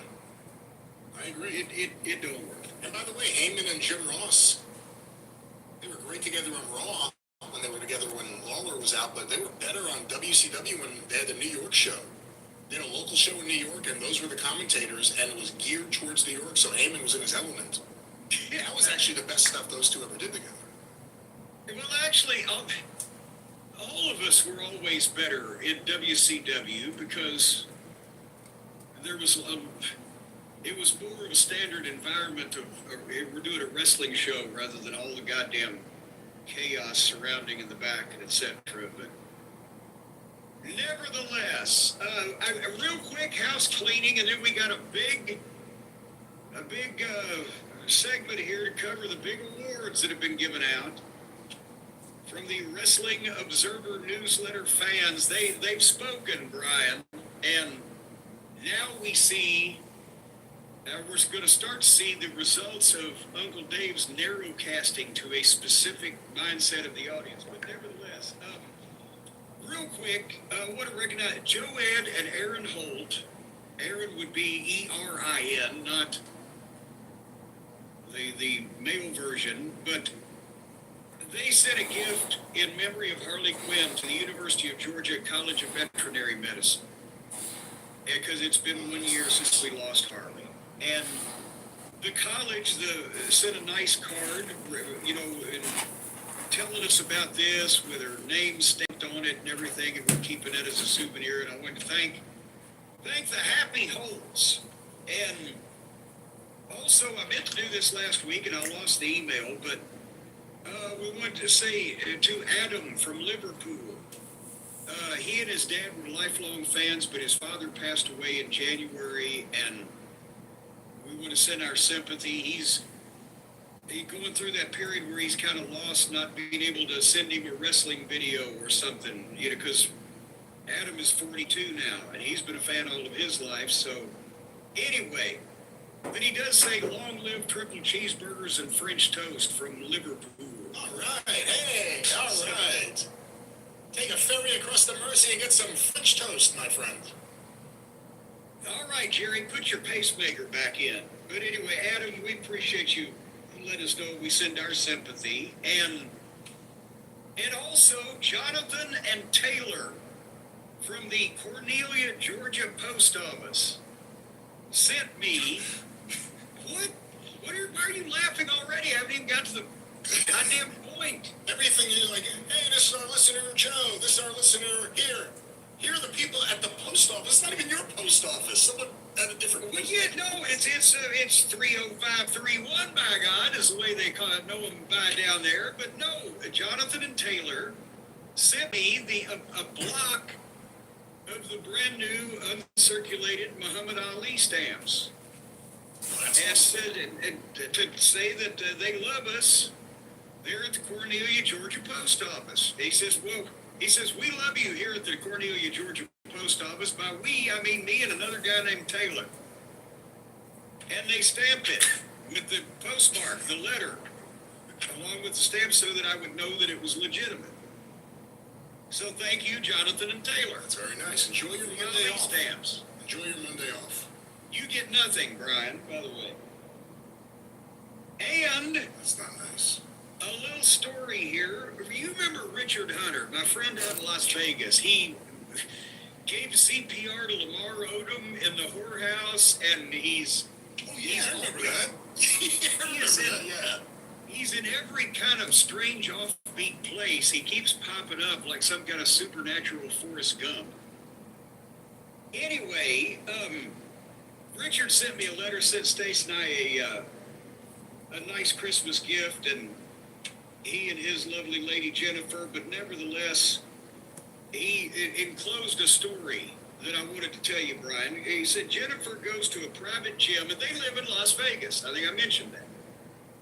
Jennifer goes to a private gym, and on occasion she has coaxed me into joining her.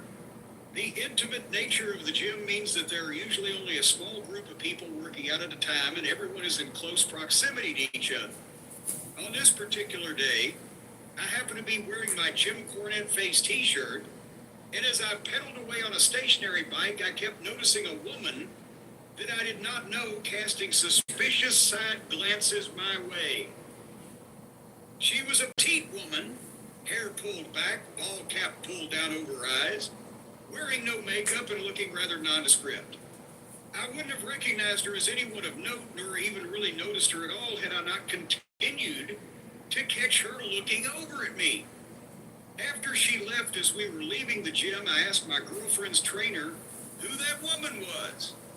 Oh, that's Renee, said the trainer. She used to train here all the time when she and her husband lived in Vegas, but they moved back to Cincinnati. They're professional wrestlers in town for a show.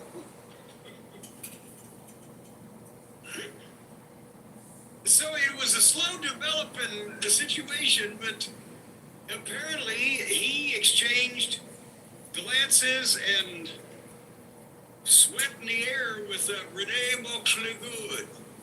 So, Richard, if I were you, just for secondhand sweat, I might go to the doctor and get checked. You never know what she's, exposed to at home. Maybe she was hitting on him. I mean, when you stare at someone at the gym, when you keep looking at someone at the gym, it's usually not that shirt. I mean, usually it's like, look at that ass, or just something. No, I think she was looking at him like she'd like to be hitting on him if she had a hammer in her fucking hand. If I had a hammer. I had the hammer pointing its face. I had a hammer pointing its face.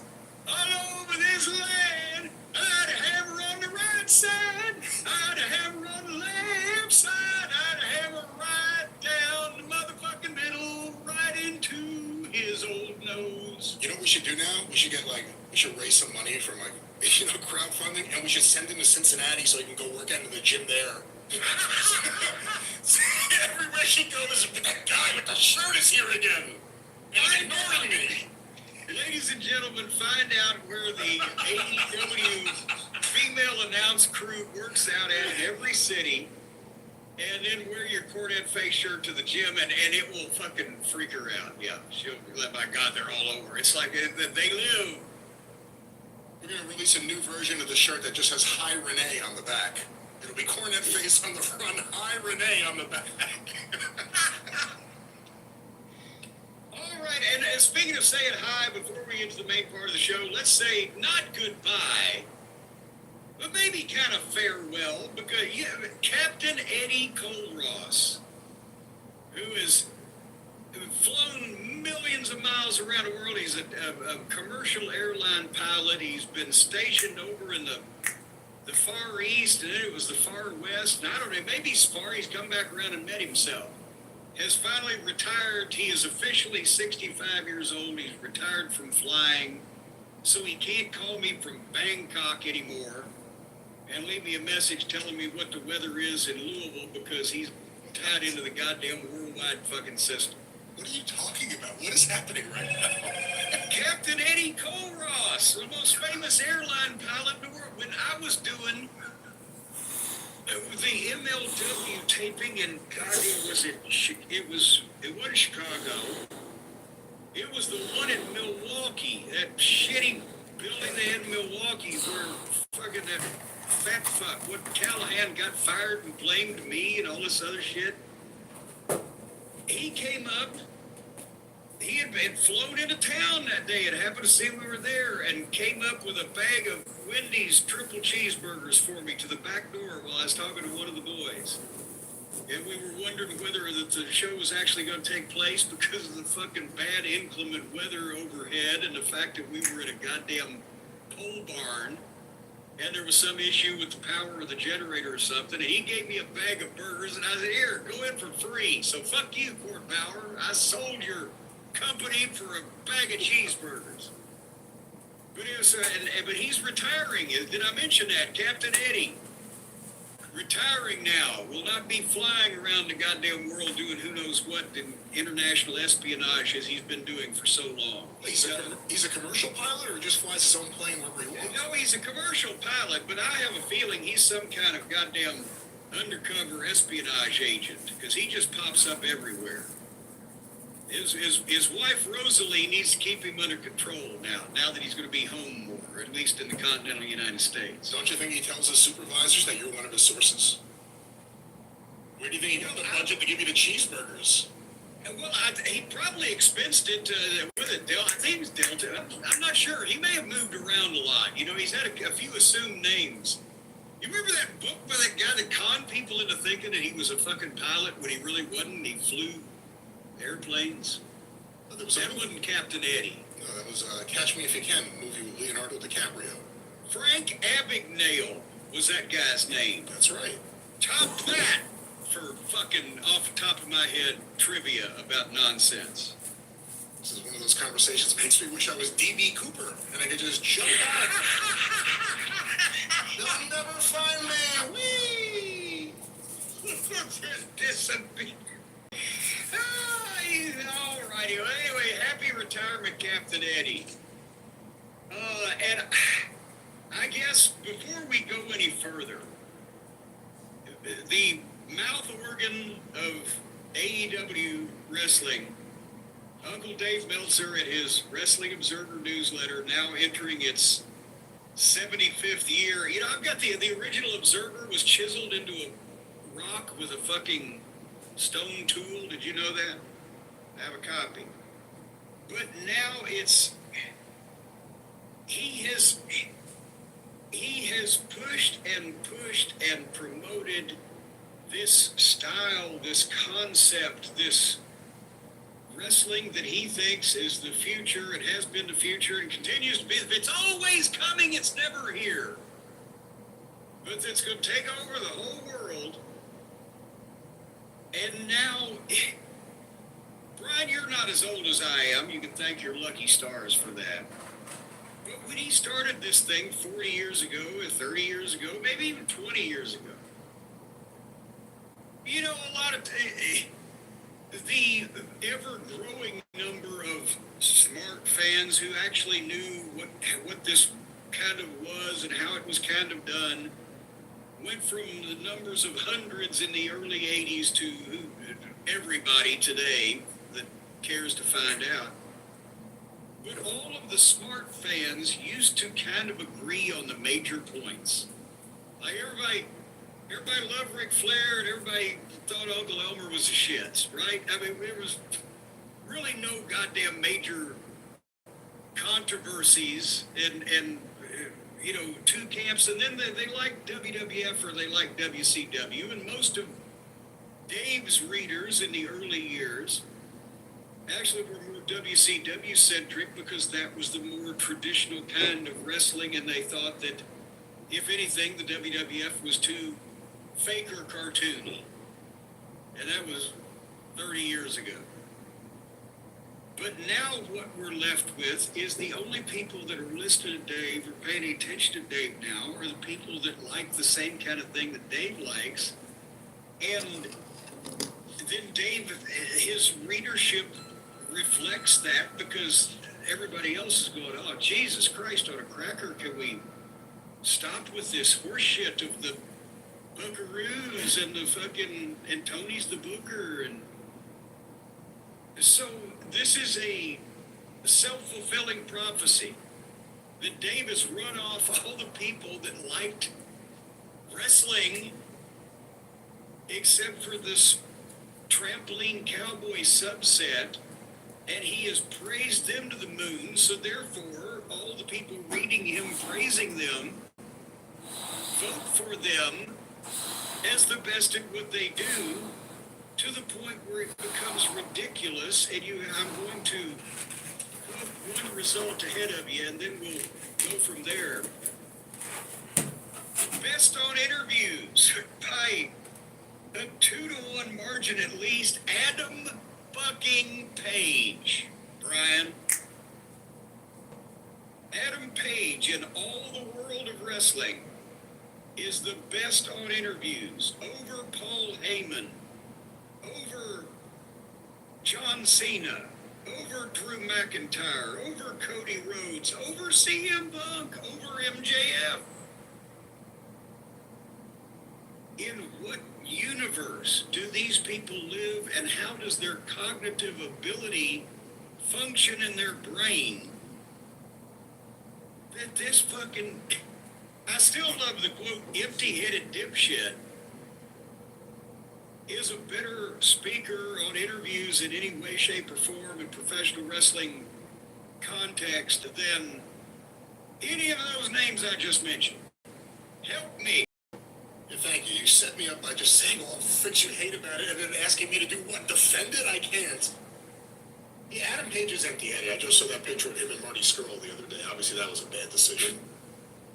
I think it's important to note that the Observer, the newsletter, the website, you know, we're talking thousands and thousands of subscribers. We're not talking thousands and thousands of people voting. The most into the Observer audience are usually the ones who vote. So I think there's a lot of people who read the Observer. Look, I read the Observer still. I always have. And I don't vote. And I think I voted one time in 30 years or something. It's just not my thing. But I think there are a lot of other fans like that too, that they read it and they don't engage. So you're not looking at an example of the overall audience. I think you're looking at the people that are the most intense about it. The ones with the bigger buckets of Dave's water, is what you're saying. And that water tends to be from the AEW reservoir, I guess is... I think I'd call it a well. Okay, well, there you go. No, Tony has a lot of money. It's a reservoir. Well, no, but actually, it's a bottomless well. But think about this. No, nevertheless. So, do you want to go over these major awards, and everybody on the list gets a leg lamp, from what I understand? I think let's just finish talking about the interviews real quick, since you brought that one up. AEW fans love Adam Page's promos, and it's one of those things where there's a disconnect between those fans and fans like me, let's say, who, when I see Adam Page, it seems like a guy trying to feign intensity and trying to perform what a character is supposed to say here, and it doesn't come across to me as believable. In a dramatic fashion. To me, it's not believable, it's not relatable, it's bad acting, it's bad wrestling acting, which is the worst kind of acting there is. Would you see it in a low-budget independent film? Maybe. Maybe. There's a lot of out-of-work actors. Yeah, there's a lot of people who need work. Yeah. But that's the thing, to those fans, the same fans that have thought Moxley was great on promos. They see Adam Page, and they see Adam Page as the perfect example of a modern promo, and other fans who have seen lots of good promos for a long time, including right now, we look at him and think, this guy's preposterous. It's complete act. It doesn't come across as being genuine at all. It's funny you mentioned Moxley, because he came in number 2. We have, you could just fucking put English words on the sides of fucking dice and just roll them and put his fucking promos together. That's right. If I had a hammer, whose house?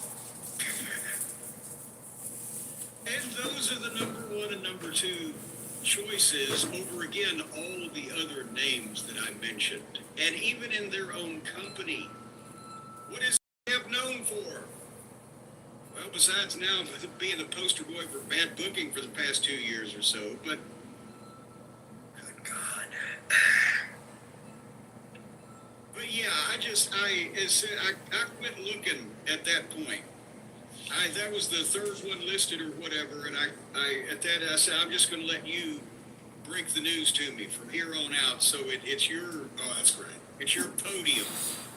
I can see why you would feel that way. Won Best on Interviews before, so obviously you take it personal. Well, that is kind of a goddamn. Just to hold on here, he does list the previous winners, doesn't he?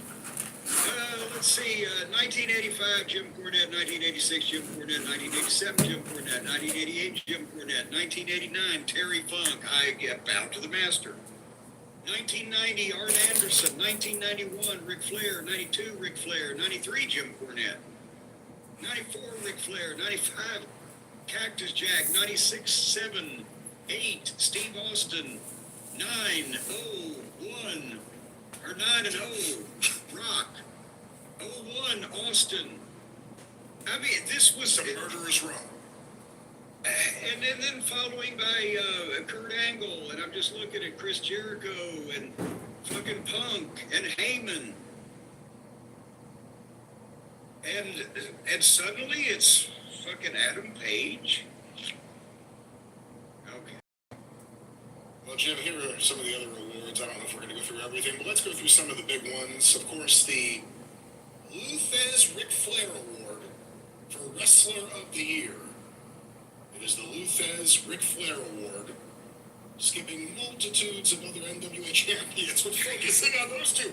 The Wrestler of the Year. He likes to name a lot of the awards for people that he really liked.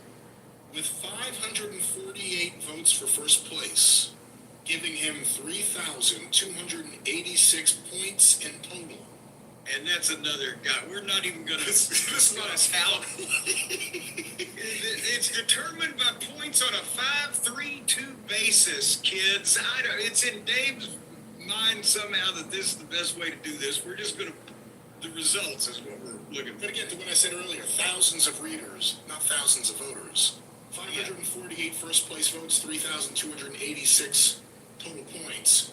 Mystico Wrestler of the Year. We'll talk about him in a second, and there was an argument for Mystico. Number 2, Adam Page. 147 first place votes. Number 3, John Moxley. 138 first place votes. Followed by Saya Kamitani with 88 first place votes. And at number 5, they cracked the list, WWE with John Cena. 69 first place votes. You may not be able to hear that name because you can't see him. Then Cody Rhodes with 56. Takeshita with 24. I'm yelling. I apologize, Jace. CM Punk, Bandito, and Will Ospreay. See, you're in the fucking, was it the pavilion out there on the Grammy, where you're having to speak out to the throngs. Well, Number 8 was who? Number 8 was CM Punk, followed by Bandito and Will Ospreay. That rounds out the top 10. Okay, and here's the thing is, and Dave has been on a tear about this, writing about it, and it is true, and there's no reason to not write about it. It's just that this is a thing that he's kind of made happen. That CMLL has been on that attendance tear, and they drew over 1 million, or sold over 1 million tickets in a calendar year that has never happened before in the one building, and the whole 9 yards. And Mystico, for all that he looks like piss on a plate here, is over there and over with their audience, and you can make a case that he technically was the wrestler of the year in the entire world of wrestling, because his company did a record year of success when even the WWE is bigger than everything, but they didn't do a record fucking year of ticket sales. They just soaked everybody for more money. So point is, Mystico, okay, I can see that. And then Adam Page, number 2, I'm like, okay, not John Cena on the retirement tour where they outgross their grossest grosses, or not Cody Rhodes, who is the champion for the biggest company, or not CM Punk, who's one guy in the WWE who makes a difference whether he's involved with the belt or not. And it's Adam Page and then John Moxley. And then Saya Kamitani. Even if you wanted to swallow the Page and Moxley pills before Cena and Rhodes and Punk, Saya Kamitani. But again, Saya Kamitani is number 4 with 88 first place votes, and somehow with the 542. 88 people thought that she was the winner of the whole goddamn thing. Just blew the others out of the water. That's right. 8 thought Will Ospreay, who wrestled until the middle of the year. So I guess of the 8, maybe Will Ospreay's number 1. I don't know. we could wonder who those 8 people were. But let's continue on here, Jim. Most outstanding wrestler. Most outstanding wrestler with 436 first place votes. Konosuke Takeshita with 3,201 total points. Takeshita over Bandito, Kyle Fletcher, Will Ospreay. Boy, howdy. Sari! Those 3 E's, that's 3 E's. John Moxley, Adam Page, Gunther, Zack Sabre Jr., and Mystico. Okay, I took a sip so I could swallow some of this. I do agree Takeshita is an outstanding in-ring wrestler. I can't argue with this. I can't argue. I wasn't going to argue that right now, but I'll put it on pause and argue in a minute. But I'll argue Bandito over Kyle, over Ospreay, over Gunther. Bandito is... It's because of the Takeshita match. That's why.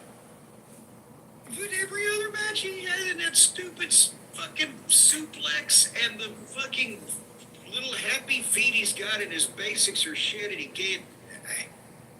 I'm sorry.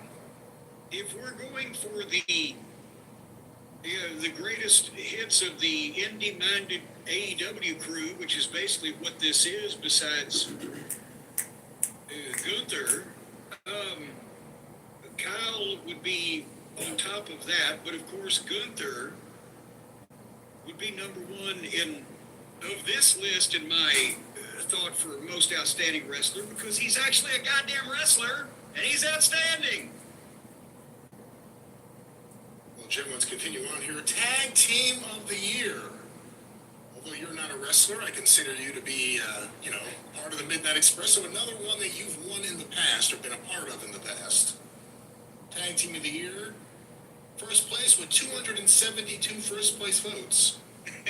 Young Bucks. No. Wouldn't you know who won the pony? Now, this is interesting here.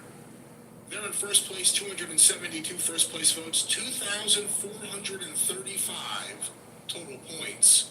Second place with 2,423 total points, right behind them, but only 250 first place votes, FTR. You look at this list, it's just like every other tag team list. I mean, there's more tag teams listed here. To me, it's the biggest indictment of the state of tag team wrestling when you see this list. There's nothing. There are no classic. I mean, the Hardys are on here, and they have a long history, obviously, but there are no classic tag teams. There's just nothing. FTR and the Bucks are at the top, and then everything in the middle is stuff that may or may not be here tomorrow. Lashley and Shelton, have they teamed in once? When was the last time they teamed? Apparently Lashley is injured, although who the fuck knows? Now there's non-contact injuries. Samoa Joe, he's either on concussion protocol, or the announcer said he was on the injured list for non-contact injury. How can you get a concussion without contact? The point is, nobody knows, but you're correct. Finish this list, and then let's pick it apart, because from here it gets more ridiculous in an even worse way. Well, Young Bucks 1, FTR 2, Brody King and Bandito, otherwise known as Brodito, in third place, 248 first place votes, followed by Mystico and Mascara Dorada and Neon, followed by Yuto, Ice, and Oscar, followed by Mike Bailey and Kevin Knight, followed by Nathan Frazier and Axiom, the team of Fraxium, followed by the Hurt Business, Hurt Syndicate, Bobby Lashley and Shelton Benjamin, followed by Jackie Kamai and Rita, with 2 eyes, followed by Matt and Jeff Hardy. Good Lord. And most of the other honorable mentions are female tag teams. Isn't that interesting? Street Profits are here, but... I was going to say, they've been out long enough to have that surgery? Because I thought they were guys. What do you think of this list? It's funny at the top because it's obviously the Hardley Boys, the Buckaroos, because that's Dave's Pets, and that's still the darling of this particular block of voters that we have here. And then they have to acknowledge FTR, because FTR is the last time they saw a good tag team in AEW, except for the Hurt Syndicate. And really, if you talk about strictly in-ring performance and the potential of what could have been, FTR would outpace Shelton and Bobby. They were impeccable tag team wrestlers until they lost their minds and were booked into insensibility. They can still outperform the Bucks as far as having a tag team match if they would slow the fuck down and not make everything so complicated that these jackoffs they're working with can't keep up with it, and it just gets into a mess. But they will never mean anything in that company again like they did, because of the way that they've been used for the previous 5 fucking years. And Stokely's a joke. And everything about him is presented as weak, stupid, and funny. And then you go down and go, and like Brody King and Bandito, at least they got them over somewhat because they were new. And then they broke them up. Brody King will do better for it as a single. I think Bandito will be the Action Andretti of 2027 or whatever. And then there's nobody. Except the poor Hardys that are fucking, well, I won't say 50 because I don't know. They've started so young. But here's the winners from the 80s and 90s. The Freebirds, Steamboat and Youngblood, Road Warriors, Bulldogs, Midnight Express, Eden and Condrey, Midnight Express, Eden and Lane, Michaels and Janetti, Steiner Brothers, the Hollywood Blondes, Pillman and Austin, Williams and Gordy in Japan. But part of the story with what you're saying, it's not just those teams winning. You know, FTR and the Young Bucks are at the top of this list, and those have been the two tag teams that dominate the tag team list for over a decade, especially the Bucks with the Observer readers. But part of the issue is there's no competition. Any of those years you just named, look at 86, Midnight Express, Condrey and Eaton. You guys beat the Bulldogs. You guys beat the Hart Foundation. You guys beat the Road Warriors, the Rock and Roll Express. There were tons of great tag teams everywhere. The Fantastics had a great 86. Yeah, there were great tag teams everywhere. You guys beat them out. That's a tough vote. There aren't tag teams. I actually thought Brody King and Bandito would have done a little better or won, just because they did get over pretty big. What? I've just realized, did nobody think of Bron Breakker and Bronson Reed? How long have they been teaming now on the television? Somebody didn't say, oh, these guys, the only actual tag team that wrestles main event guys and wins? And they didn't get an honorable mention over Willow Nightingale and Harley Cameron. Well, Jim, let's move on here. Promotion of the year. With 746 first place votes, more than double, I believe, of the number two. 5,042 total points for CMLL. CMLL Promotion of the Year, we'll talk about that in a moment. Number two, AEW. Okay. With 364 first place votes, followed by Stardom with 77 first place votes, followed by a little thing called WWE with 126 first place votes, actually more than Stardom. Rounding out the list, New Japan, TNA, Sendai Girls, whatever that is. I thought it was Send Us Girls. Whatever that is. AAA, Dragon Gate, and finally, UFC. Well, I mean, if UFC is going to be eligible for this category, then did everybody know that? Because how can you, Sendai Girls is a bigger, better promotion than the UFC. Again, you can make a case that CMLL, because again, they set their all-time record year of business and drew 1 million customers in the same building, plus everything else they did and whatever the fuck. So I'm not going to argue with that. But then AEW, because it has to be, and then Stardom places higher than the WWE. How many do they know that if you asked 100 people on the street what Stardom is, that nobody would fucking know? Well, Jim, let's see what else the people or the readers know or don't know. And again, Dave put it out there in advance, like he would be embarrassed by his readership if they didn't vote for CMLL, so it happened. And again, CMLL deserves it. Best weekly television show with 811 first place votes, AEW Dynamite.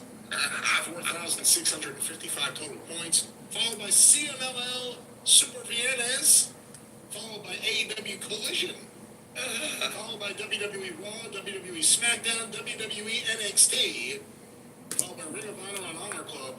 So you don't need a TV show to be eligible for Best Weekly TV Show, I guess. I mean, it's a streaming show. Is it technically a TV show? Followed by CMLL Sabados. But wait, it's only a streaming show because they have their own fucking site. Followed by CMLL Martes at Arena Mexico, followed by TNA Impact.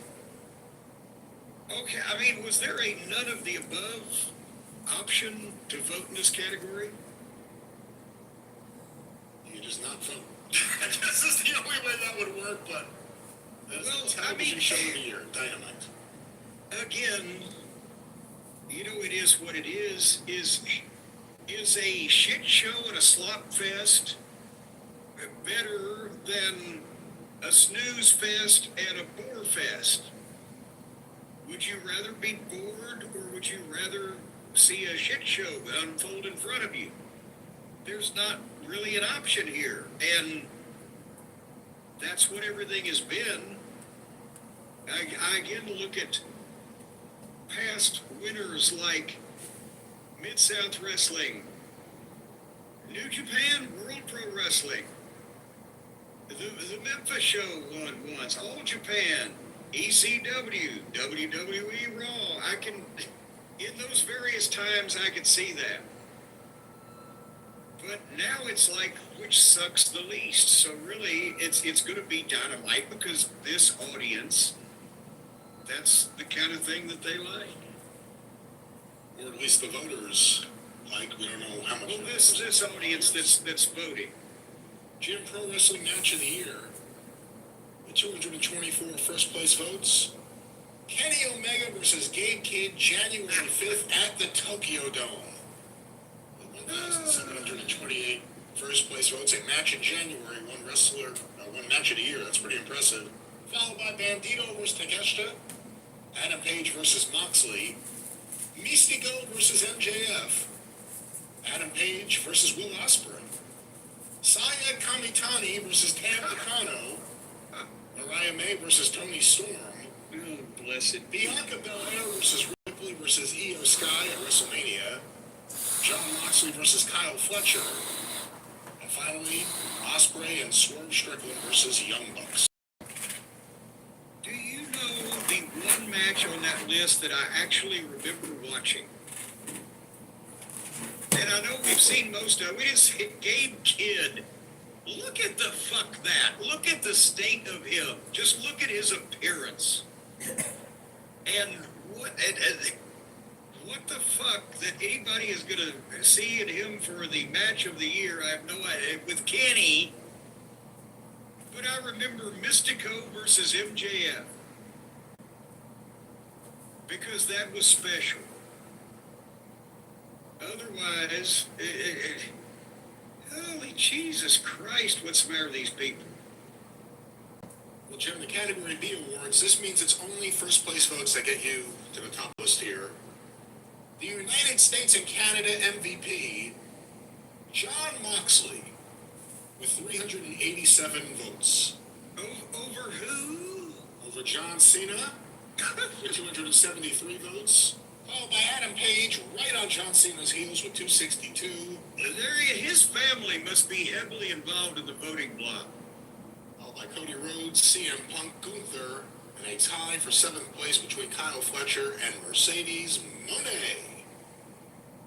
So by this logic, Jon Moxley was more important to the business in the United States and Canada than John Cena, and Adam Page was more important than Cody Rhodes.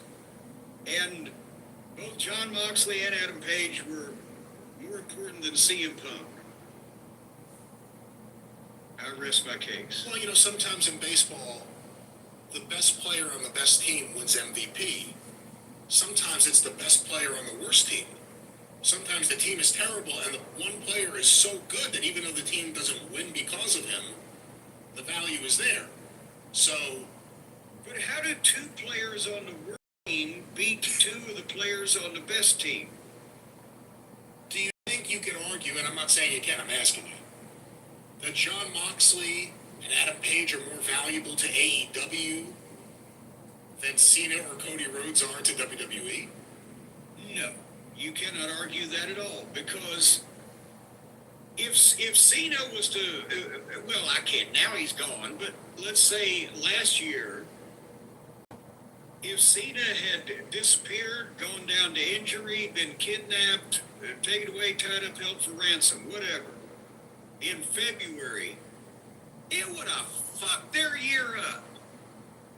And it would have taken a lot of big grosses away that we now, in hindsight, can see were big grosses, right? I'm not lying. And if who else did you say to take out of the Well, I went by the top four here. So Moxley, Cena, Adam Page, Cody. Yes, if you took Cody out of the last year, It's the same thing that happened to him in February or whatever. Think about how that would have fucked up and impacted major, big grossing events, main events that had been changed, etc. If you took John Moxley and Adam Page, either one, out of AEW tomorrow, it would have a negligible, if any, impact on business. Because when's the last time, besides when that was a self-inflicted wound when they fired Punk, when has their business ever gone down when anybody got hurt and went away? Or just Tony quit booking them and they went away? When has there been a noticeable, oh shit, so-and-so's gone, this didn't do as well as we did last time? Ever? I can't think of it off the top of my head. So, hello, McFly. All right, well, Jim, let's move on here. We won't go through these, but the Koichi Yoshizawa Award for Japanese MVP, move over Ricky Dozen, but that went to Saya Kamatani with 485 votes. The Mexico MVP, Mystico, ran away with it, 1,019 votes. So obviously a big lucha audience voting here. Yeah, so over Bandito with 17 votes in second place. The Europe MVP, Michael Oku. You know, Dave could have told him, vote for a turd in a punch bowl, and he'd be reading #1 turd in a punch bowl. Michael Oku, the Europe MVP, the Hodge Award for non-heavyweight MVP, went to Mystico. For non-heavyweight MVP, 551 votes, followed by Darby Allin, 106 votes, Bandito, Mascara Dorada, Mike Bailey, Javon Evans, Ricochet, El Desperado, Dominic Mysterio, and Starlight Kid round out the list. The Women's Wrestling MVP, fans, there's no question about it. Saya Kamatani had a year for the record books, and she won Women's Wrestling MVP, 458 first place votes, followed by Toni Storm, Mercedes Moné, Io Sky, Sari, Rhea Ripley, Stephanie Vaquer, Willow Nightingale, Chelsea Green, and a tie for 10th place with 11 votes, Becky Lynch and Liv Morgan. Becky Lynch and Liv Morgan, who are generating more revenue, being seen by more people in the space of a day or two than these, and Rhea Ripley, who was in the middle of the list somewhere, they each generate more overall business than anybody else on this list does in a year. But Miss Kamatani has that magic spell. Well, Jim, feud of the year with 504 votes. Adam Page versus John Moxley. Feud of the year, an Observer Dream feud, if there ever was one, except number 2, you can say the same thing. 148 votes for Saya Kamatani versus Tam Nakano, followed by Mystico versus MJF, followed by Toni Storm versus Mariah May, CM Punk versus Seth Rollins in 5th place. Come on now! John Cena versus Cody Rhodes, Kyle Fletcher versus Mark Briscoe, John Moxley versus Darby Allin, and finally tied for 9th place with 15 votes. Okada versus Takeshita, and Cody Rhodes versus Drew McIntyre. You know, if only Rhodes versus McIntyre and Cena versus Rhodes and Punk versus Seth could have held up to the fucking standard set by Saya Kamatani and Tam Nakano. But fortunately, Page and Moxley blew them all away. What? Hey, by the way, someone sent me the Saya Kamatani Tam Nakano match. I really need to see it, it sounds like. Jim, I'm just wondering if somebody cuts their forehead in a fucking forest, does anybody hear the tree fall on them? Jim, best box office. Well, hey, hold on. Before we go any further, also, I want to go back to the old days. Feuds, angles, programs, fucking, how did they do? Feud of the year. Bruno and Zabisco, DiBiase and Dog, Freebirds, Von Erichs, Hogan and Orndorff, Midnight Fantastics, Flair and Funk, and Jerry Lawler. Steve Austin of the Hart Foundation. Austin versus McMahon. Fucking Jesus H. Christ. David Jericho and Michaels. Punk and Hardy. Cena and Punk. There was not this delusion that these minor league, often unseen people are somehow better than the biggest names in the business. Well, Jim, we move on to best box office draw, and I believe people were voting for this for a few years, which didn't make sense because people would go, "How did you vote for something that would be a firm fact?" John Cena won for pro wrestling, followed by Mystico and Cody Rhodes. I assume Dave just gave them that, right? This had to acknowledge reality, right? Yeah. Most improved. This is a heck of a year. I think she won it also for PWI. Harley Cameron, first place, with 208 votes, followed by Kyle Fletcher, Kendall Gray, Marina Shafir, Kevin Knight, Dominic Mysterio, Oba Femi, Defunto, or... Now, wait a minute. Can we say that on YouTube? That's the name here. I'm not familiar with Defunto. I'm not sure if that's man or female or mass wrestler. I don't know. Man, female, or person? Defunto followed by Hina, or Hina, maybe one or the other, followed by Yuto Ice. This list, okay, at some point this list just went off a cliff. I don't know what happened. But the story here, honorable mention, Braun Breaker. He had a good year. Jesus, and even Javon Evans is an honorable mention down here. I think you have a subset of the hardcore voting block here that has some type of, again, unnatural fixation a la the Twinkle Toes Foundation with Japanese wrestling schoolgirls. Well, Jim, hold on, I was just going to say, but it was first, in all seriousness, most improved, and it's a list of not a who's who, but a who's that, except for Dominic Mysterio flops in the middle, and Braun Breaker gets an honorable mention. And if anybody can't see what the fuck's going on there, I don't know what to tell them. Most charismatic, Jim, with 159 votes. First place, John Cena, followed by CM Punk with 133 votes. Well, followed by Tony Storm, followed by Mystico, followed by Adam Page, Will Ospreay, MJF, Sorry Saya Kamatani, and then Mark Briscoe and Tanahashi. Okay, was this another one of those ones that you can't deny the obvious? Cena would run away with that, but Punk there as well, and then they get their favorites. I mean, Tanahashi has charisma. Fucking Adam Page has charisma. Saya, well, we don't know, because we've never heard of her. Previous winners, Ric Flair, Hulk Hogan, Shawn Michaels, The Rock, Steve Austin, John Cena, and now, here you go. All right, Jim, the next one here, the Bryan Danielson Award for Best Technical Wrestler. The winner, once again, he won this a whole bunch of times. But there's only like 3 people ever in the running for this ever. So the same people win it over and over and over again. Zack Sabre Jr.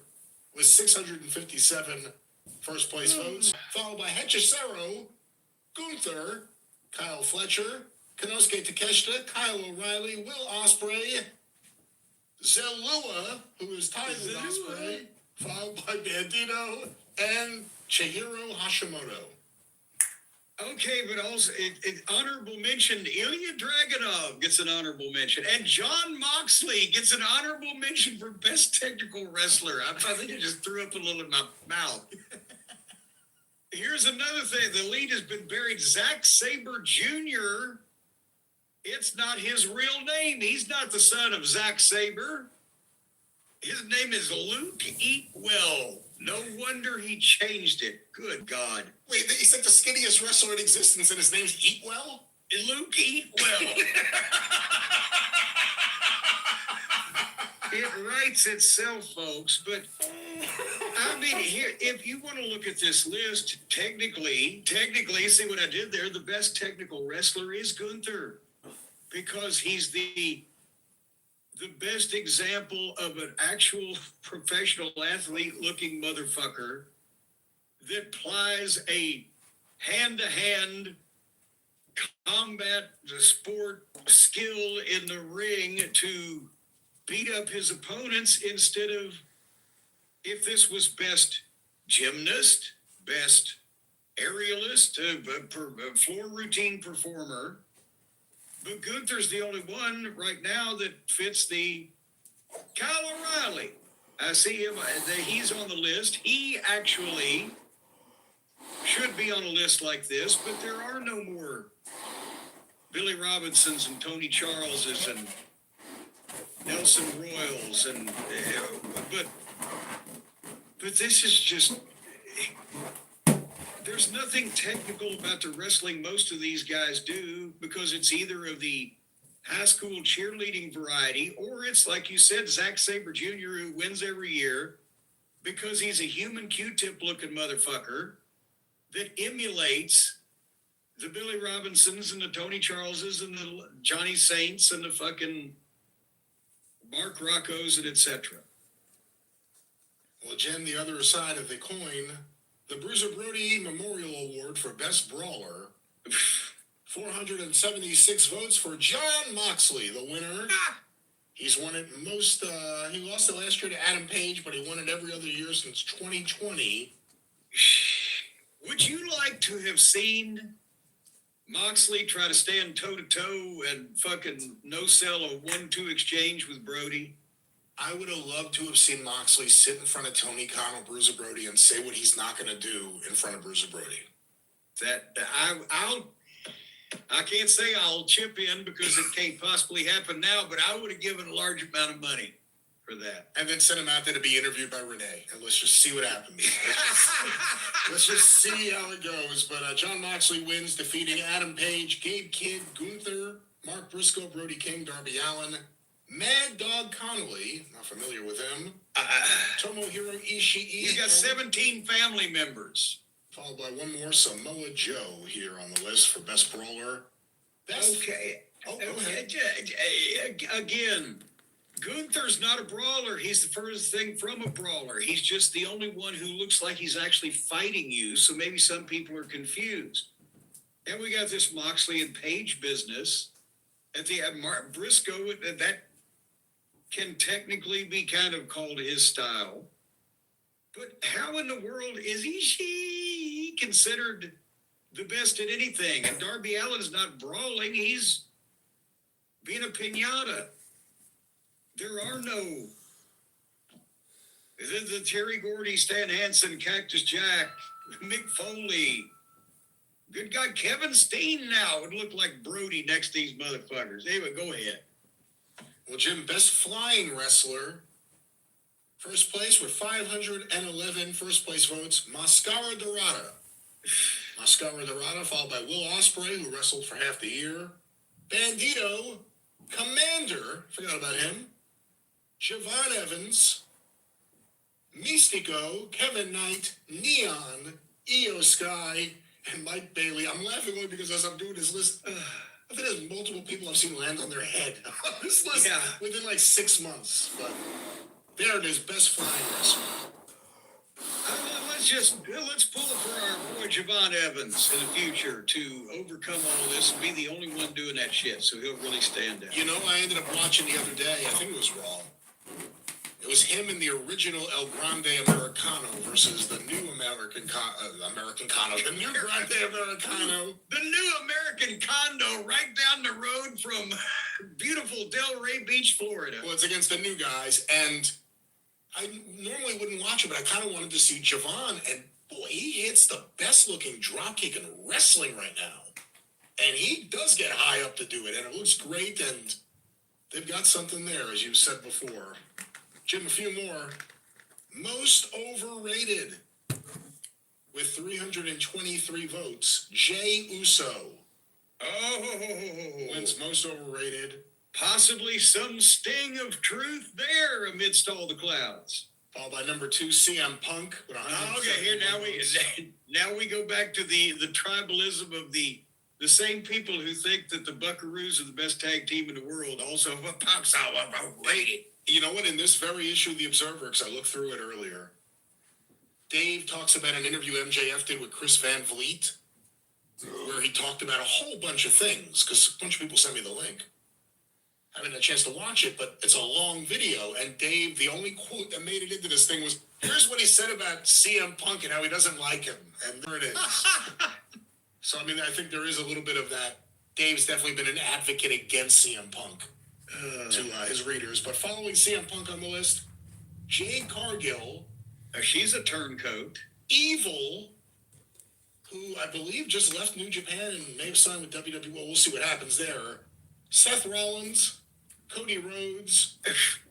Some hope for the future here. Number 7, Jon Moxley. Oh, 31 people think for themselves. Followed by MJF, John Cena, and Solo Sikoa. Honorable mention, Logan Paul. How can anyone think he's overrated? He's so good. Austin Well, Theory, also, your favorite. I was going to say Austin Theory on here, but also they're all over the page here with Brock Lesnar. Had 8 votes for honorable mention for most overrated. But that's the same. Maxine Dupree and Charlotte Flair came in next to each other, so they're all over the page on this category. Jim, most underrated, 223 votes for Beast Mortos. Where did he go? He got his law degree. I haven't seen him since. Beast Mortos, followed by Javon Evans with 78 votes. Oh. Commander, Ruby King, Ray Phoenix, Mike Bailey with 25 votes. Bandito, Kevin Knight, and tied for 9th, Chad Gable and L.A. Knight. I would agree on, I don't consider Javon Evans to be underrated right now. I would agree of everybody on this list of L.A. Knight, who is capable of more, but I think everybody, except the booking team, realizes that. But the rest of some of these people shouldn't be rated. Jim, Rookie of the Year. Before I list who won, let me just tell you previous winners so you can see the difference between now and then. 1981, tied Brad Armstrong and Brad Ringens. 82, Steve Williams. 83, Warriors. 84, Tom Zink and Kichi Yamada tied. That's Jushin Liger. 85, Jack Victory, underrated wrestler. 86, Bam Bam Bigelow. 87, Brian Pillman. 88, Gary Albright. 89, Dustin Rhodes. 90, Steve Austin. 91, Mark Merrow is Johnny B. Bad. 92, Rey Mysterio Jr. 93, Jun Akiyama. 94, Mikey Whipwreck. The Giant won in 96. Some of the previous winners. Here's this year. Number 1, Seri Yamoka, 117 votes, followed by Senka Akatsuki, followed by Utani, followed by Zarya, followed by Homer, if that is the name. Homer. Followed by Heather by Elegance, followed by Cappuccino Jones, followed by Jacob Austin Young, followed by Shiloh Hill, followed by Callie Armstrong. And I bring them now versus then just because it's like the tag teams or anything else. They're competition, and there used to be a lot of names that you knew on a national level. I'm not trying to take anything away from Seri Yamoka. I've not heard of her. I've not seen her. I'm assuming it's a woman. I don't, does it say here if it's a woman? Yes, she wrestled for Marigold. It's a woman. 19 years old. But again, the difference between now versus then, it's hard to argue wrestling's healthier now, as some people do. Jim, best non-wrestler, 658 votes for Don Callis, beating Paul Heyman with 238 votes. How in the world, again, people are not being realistic with themselves. It's not even a matter of opinion as to who's doing this at a high level and who's jacking off for some reason just on television.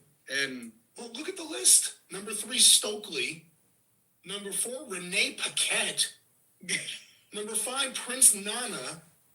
Followed by Adam Pearce, who actually, more than anyone, has really come into his own as a performer more and more, especially lately. So, well, and if you vote for Pierce, then somebody ought to have voted for Aldous because he's doing a better job at what he's doing than fucking Nana dances around with coffee and Stokely rides around in a wheelchair.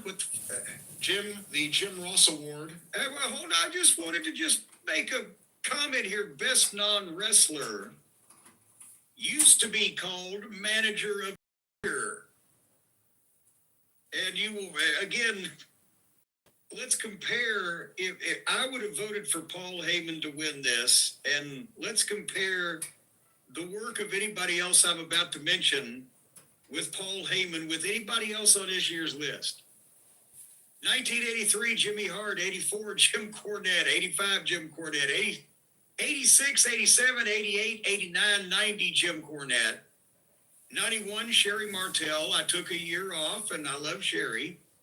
92, 93, 94, 95, 96, Jim Cornette.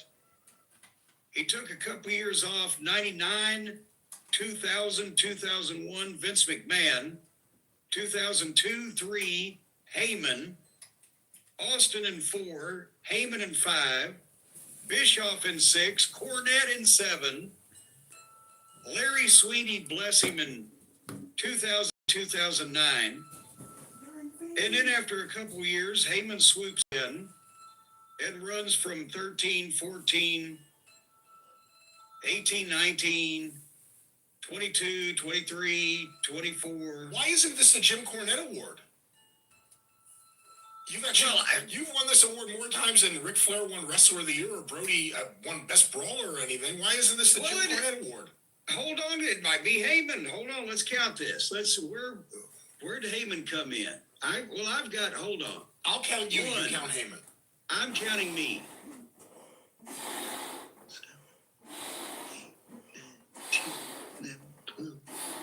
13. I got 13.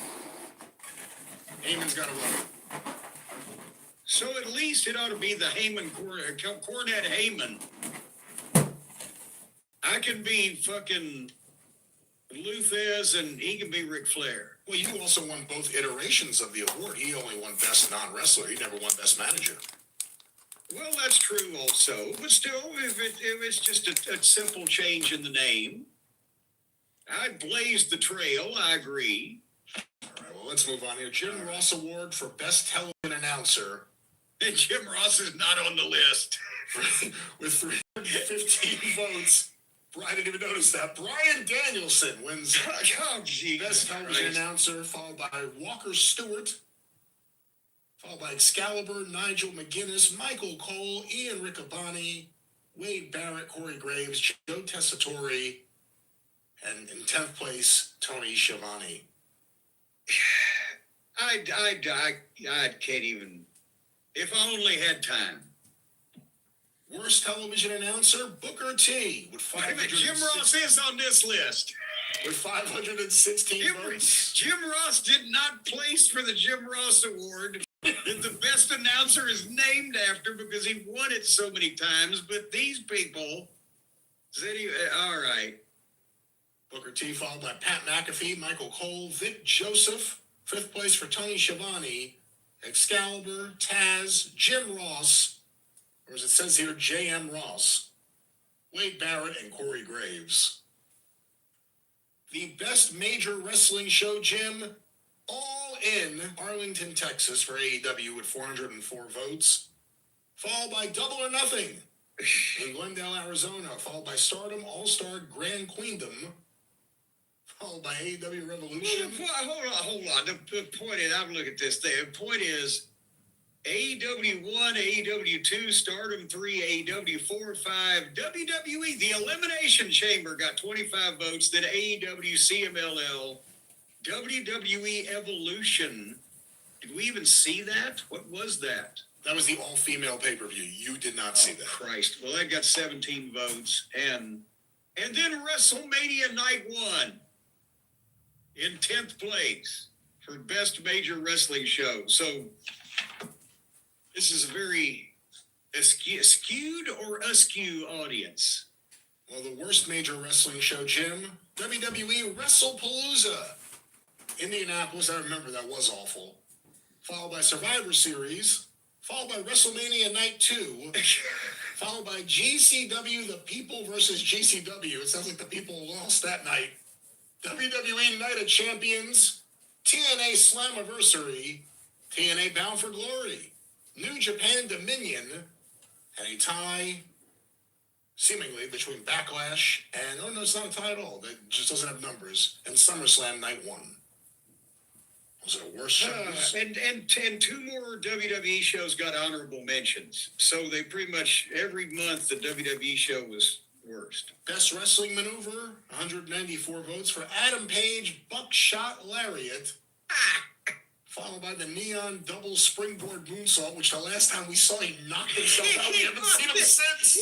He was carried out for doing it. They carried him the fuck out in front of a goddamn poster on the stage and gave the number for the Mexican fucking orthopedic surgeon. Well, that's number 2 on the list. Number 3, the Saul Ruka Soul Snatcher. Number 4, the Kyle Fletcher Brainbuster. The Will Ospreay Hidden Blade. Followed by the Braun Breaker Spear. The Mystico La Mystica. Bandito's 21-plex. Takeshita's Raging Fire. And finally, Stephanie Vaquer's Devil's Kiss. This basically should have been Braun Breaker's Spear and everybody else just stay home. Oh, I would have gone with Stephanie Vaquer. I think that was kind of the move of the year. Of all these moves, which one got over for the first time in front of a big audience? It's that one. I would go with that one. Nobody's seen that? To the point where they were shocked that it was a new thing, or they just like to bounce their fucking ass up? It's a new thing. Most people are used to face down, ass up on the middle of fucking WWE Raw, but let's go. No, that's one of the oldest fucking, goddamn, the midgets used to do that in the 70s. That's one of the oldest fucking spot show moves in the world. Go ahead. Well, Jim, most disgusting promotional tactic. Always an interesting award. Number 1 with 260 votes. WWE bringing Brock Lesnar back. Followed by the TKO relationship with Saudi Arabia. Followed by the TKO relationship with Donald Trump. Followed by Roger Jackson's incident and the promotion that advertised him on a show. Well, which that never happened, though. Followed by CM Punk apologizing to Saudi Arabia. Followed by the TKO ticket prices going up. Followed by WWE counter-programming AEW, WWE moving WrestleMania to Vegas after they announced it for New Orleans or wherever they announced it. Yes. UFC using whoever this is.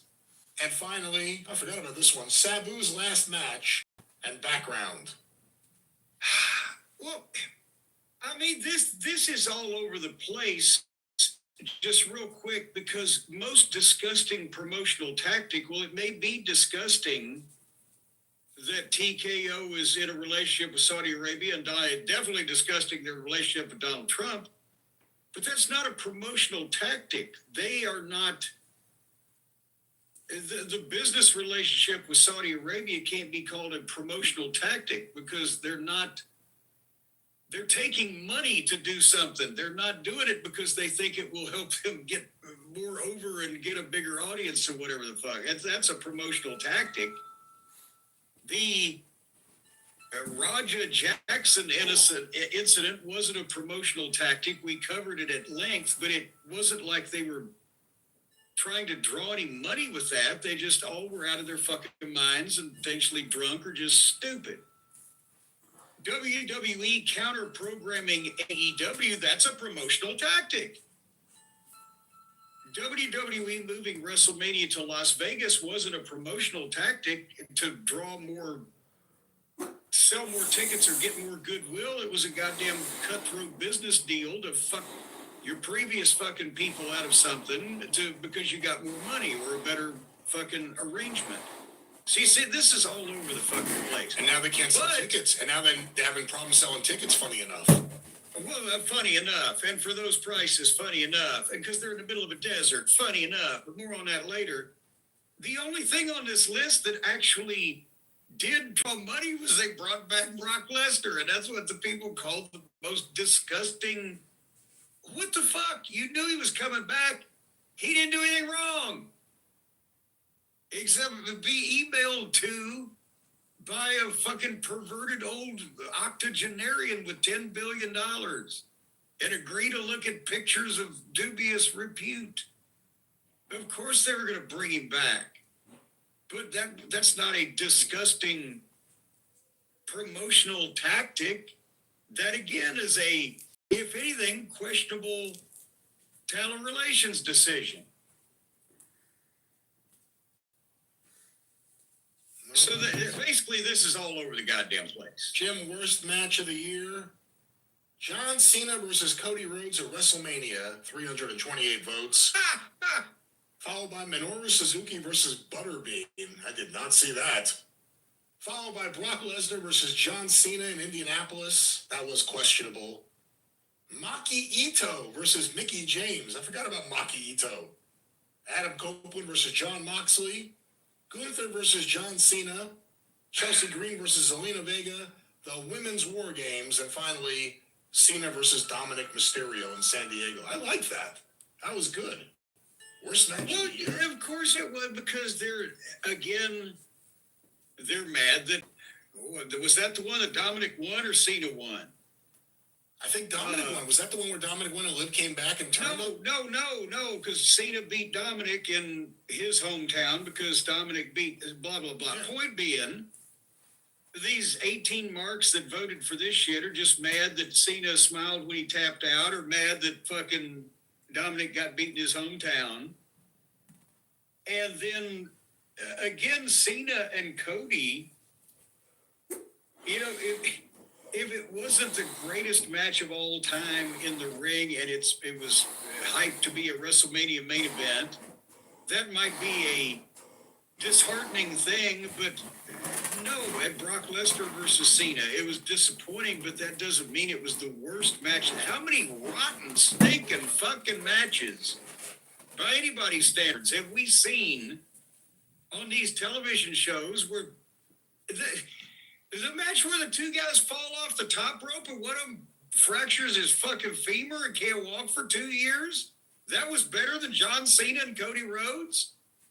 The fuck? But yeah, you know, Brian, I'm sensing a pattern here in these awards. Is what I'm sensing, a pattern, a habit almost.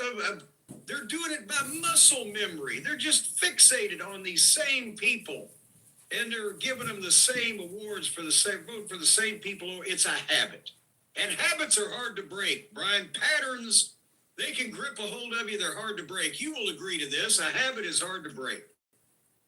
That's right. I agree. And part of the habit is the motions that you go through while you're doing this habit. And now, folks, I'm proud to tell you that we can help people out there improve their health and their outlook on life by breaking a habit like vaping and smoking. Because just like Dusty Rhodes said when all the other boys are in the back laughing and joking, the dream gonna be in the ring, cooking and smoking. Well, a lot of times, a habit, like, that's what he used to say. Well, a lot of times a habit is going to have people saying, I smell stinky people vaping and smoking. And you can break that because, Brian, think about this. It's a habit of putting your hand to your mouth and sticking something in it. And the Lord knows it's a bad habit and can be unhealthy to stick things in your mouth these days. So you gotta have something to replace this that's not so bad for you and so stinky and so, you know, vaping and smoking. It's been proven by Surgeon General Akbar that you remember Skandor Akbar when he served as Surgeon General. He was not a Surgeon General. He was, what kind of general was he? I don't know. He was. Nevertheless, an independent general. It was determined by him in his study that vaping and smoking can lead to everything from brain rot to fucking calluses. That's why I don't like that Ted DiBiase. That's right, because he had brain rot and calluses. But folks, our new friends at FUM can help you quit vaping and smoking. Jim, it's pronounced breaking fume. that hand-to-mouth pattern. It's what now? It's pronounced fume. No, I've heard the poem since I was a kid. Fee, fi, fo, fum. I smell somebody vaping and smoking. But it's pronounced fume. It's fume, not fume. Oh, is that? I thought they were making a little smiley face with the U, but that's an umlaut over the U, isn't it? Yeah, it's like Haagen-Dazs or So you remember our friend Ploon? Yes. Ploon over in the Netherlands. That's right. He was one of the other people. Yeah. So, this is fume. And fume, ladies and gentlemen, is a flavored air device designed to help people quit vaping and smoking by breaking the hand-to-mouth pattern. No nicotine, no batteries, no vapor, just a weighted, twisty, fidget-friendly tool that gives your hands something to reach for. They sent me one right here. I got this right here. And what you do is you stick this in your face. And that satisfies the hand-to-mouth motion and the oral fixation. And then it replaces your bad, nasty habit with a flavored air device that gives your hands and mouth something to do, distracting your cravings without nicotine, vapor, or batteries. So you can suck on flavors like black licorice and raspberry and cinnamon hearts and crisp mint and I thought that said crapberry. Cranberry. That's what I said. Orange, vanilla, peach blush, maple pepper. I'm not sure about that one. I think I'm going to have to see if I can pour some goddamn maple syrup on that first. But nevertheless, Brian, it's a way for you to break bad habits and replace them with a harmless habit that will break that old pattern and interrupt that old muscle memory. Because when you interrupt your muscle memory, then your muscle forgets to do the thing that it did before, and then it does the new thing. Well, that's science. That's not, again, I don't know if that's exactly how science works, but again, a lot of people, like you said, a lot of listeners can use a little help to break the habit. And that's exactly what they're going to get, a little help. But you can also save a little money because when you grab a journey pack over at TryFume, TryFum, there's no umlaut on our typewriter, so it's just tryfum.com. When you grab a journey pack, you're also going to get a free gift just for using our code over here, JEE. They have already helped over 700,000 people take steps toward better habits. And now it's your turn. So once again, a free gift with a journey pack, which has the fidgeter thingy and the air flavoring thingies. And it's flavored air. And imagine, for heaven's sake, how fresh and tasty will your breath smell when you're sucking on raspberry and crisp mint instead of nicotine and cancer-causing devices. Free gift. And plus, Brian, you can use this thing as a self-defense device. Because if you're carrying it in your hand... Come on, I was laughing at the other thing and you threw me for a loop with this one. But you can't use it as a device to... Yes, you can. Instead of sticking it in your mouth and sucking on it, you can poke somebody in the eye with it. All right, that's where we stop. That's exactly the kind of thing. You around the neck. That's exactly the kind of thing the sponsors may not embrace or endorse, but what they can tell you is that for those of you who need a little bit of help, you need to break the habit, you've tried other things, you're ready for the new thing, Fume, our new friend, you'll be hearing more about them, and of course, it's just so much fun to say. Fume. Yes. Jim, how can the listeners get in on this great Fume deal? TryFume. TryFume. TryFum.com. Not to be confused with Ploon. TryFume.com. Use the code JCE to claim your free gift when you grab that journey pack. And they call it a journey pack because you can take this wherever you go. And again, once again, if you're in a bad neighborhood, somebody comes up behind you to poke them in the eye with this thing. Just clean it off before you stick it back in your mouth. If it's self-defense, this may be valuable. Was saved by poking her assailant in the eye with the flavored air fidgeter from Fume. Fume. You Fume. No, it's Fume. Fume. Well, but she's got an accent too. She's from Switzerland. No matter who you are, it's Fume, ladies and gentlemen. It's worldwide, and we're telling you about it right here. Jim, one more time. Here, how can the listeners get this great? And then no more. How tryfume.com. Code That's right, Coco. It's tryfume.com, Jim. The excitement is contagious. The code is JCE to claim your free gift. That's right. And what a gift it is. Tryfume.com. Promo code JCE. But Jim, it's your show, but if you don't mind, let's get back to continue on. The Observer Awards. Yeah, there's more. Worst feud of the year. The winner with 176 votes. Is that spelled F-U-D? Worst feud of the year. And it really must have been a stinker to win from that fan base. Max Caster versus Anthony Bowens. Wow. Poor fellas.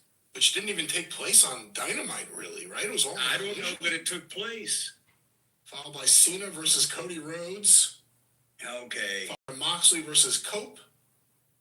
Followed by TNA versus NXT. Followed by Cody versus Cena and The Rock and Travis Scott. Now, there may be something to that. It's not a feud, but just any time that they can award it the worst something. Here's one you forgot about. Followed by Jeff Jarrett versus MJF. That did not click. Considering what else they've done with MJF since then, I'd like to have seen it. Followed by Cena versus CM Punk, which was one of the better actual Cena feuds of this past year. Yeah. Followed by Aleister Black versus Damian Priest, no complaints. Followed by Cena versus Brock Lesnar, it made no sense. I didn't see that one on the list. Followed by Charlotte versus Tiffany Stratton. The famous Kaiser's in my DMs feud. Jim, worst promotion of the year. The winner. Drum roll, please. The winner with 420 votes, WWE.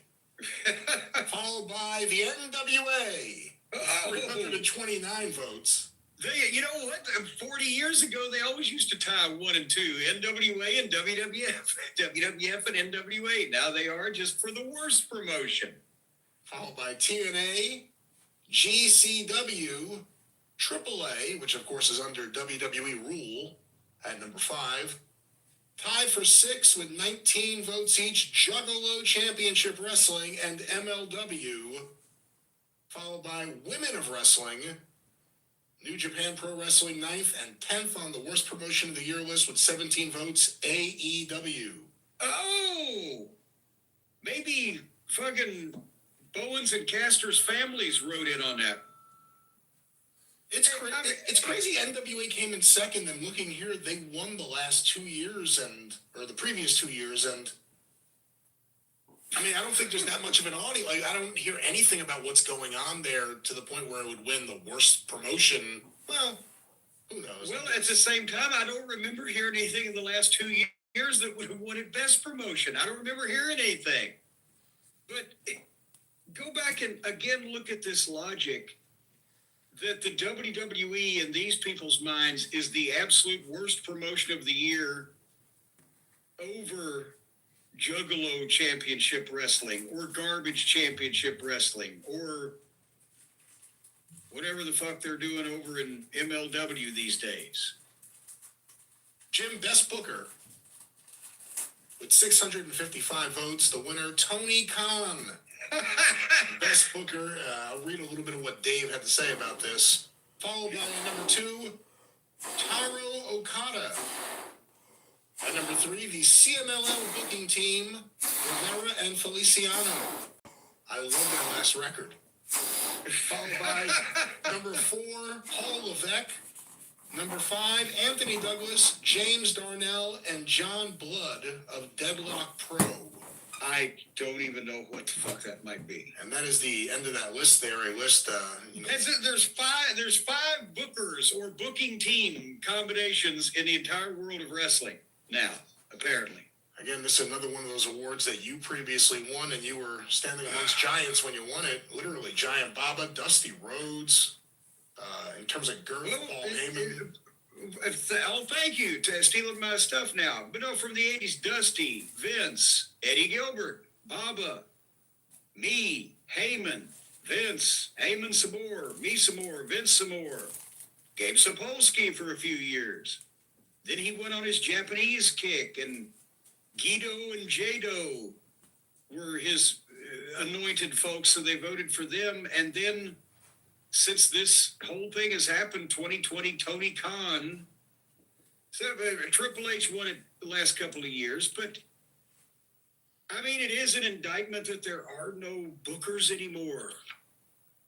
But at the same time, anybody who thinks that Tony, his booking is in any way coherent or good, I don't know where their heads are at. Well, here's what Dave had to say. Tony Khan, 43, won for the 4th time in 6 years in what was not a close race.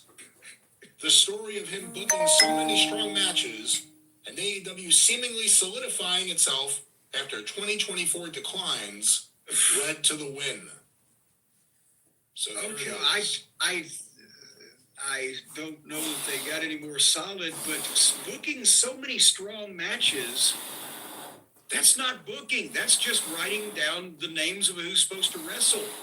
If Tony was laying the matches out and giving them the finishes and walking them through it and then say, okay, go perform this, then one might consider him for the Booker Award.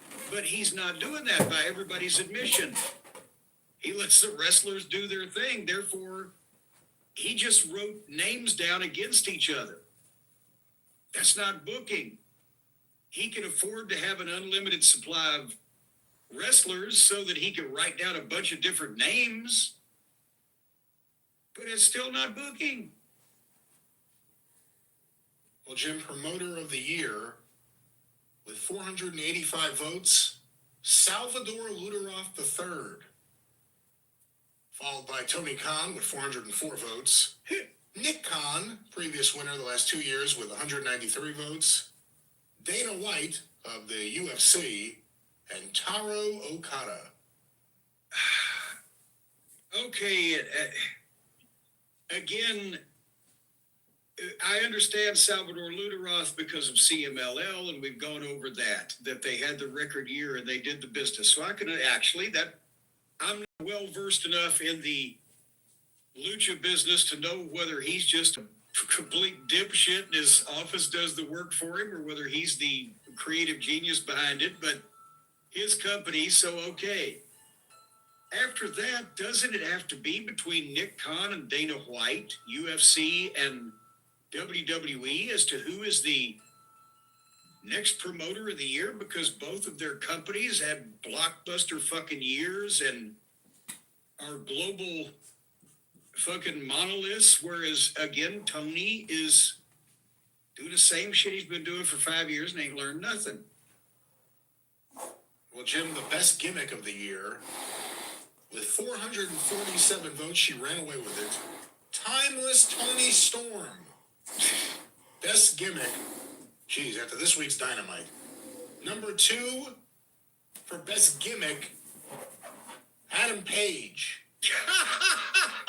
What's the gimmick? Number 3, El Grande Americano. Number 4, Young Bucks. Number 5, Joe Hendry. Number 6, John Moxley. He is a gimmick. Number 7, Dominic Mysterio. Number 8, Yuto Ice. Number 9, Defunto. That is indeed how you pronounce that person's name. And tied for 10th, Gunther and Naomi. Best gimmick, Jim. I don't even know what to say. Most people don't know what the word gimmick means anyway, and the fact that these names are on it indicates that they don't. Let's just say that.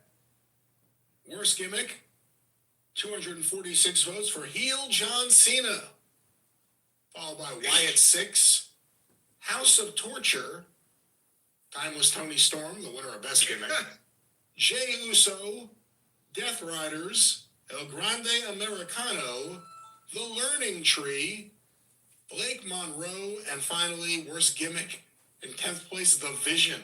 Oh, good Lord. How's that the worst gimmick? Well, because even if you some don't like it, how would that be worst gimmick? Some people are just so vindictive down there. There's 19 people who are like, I'll show them.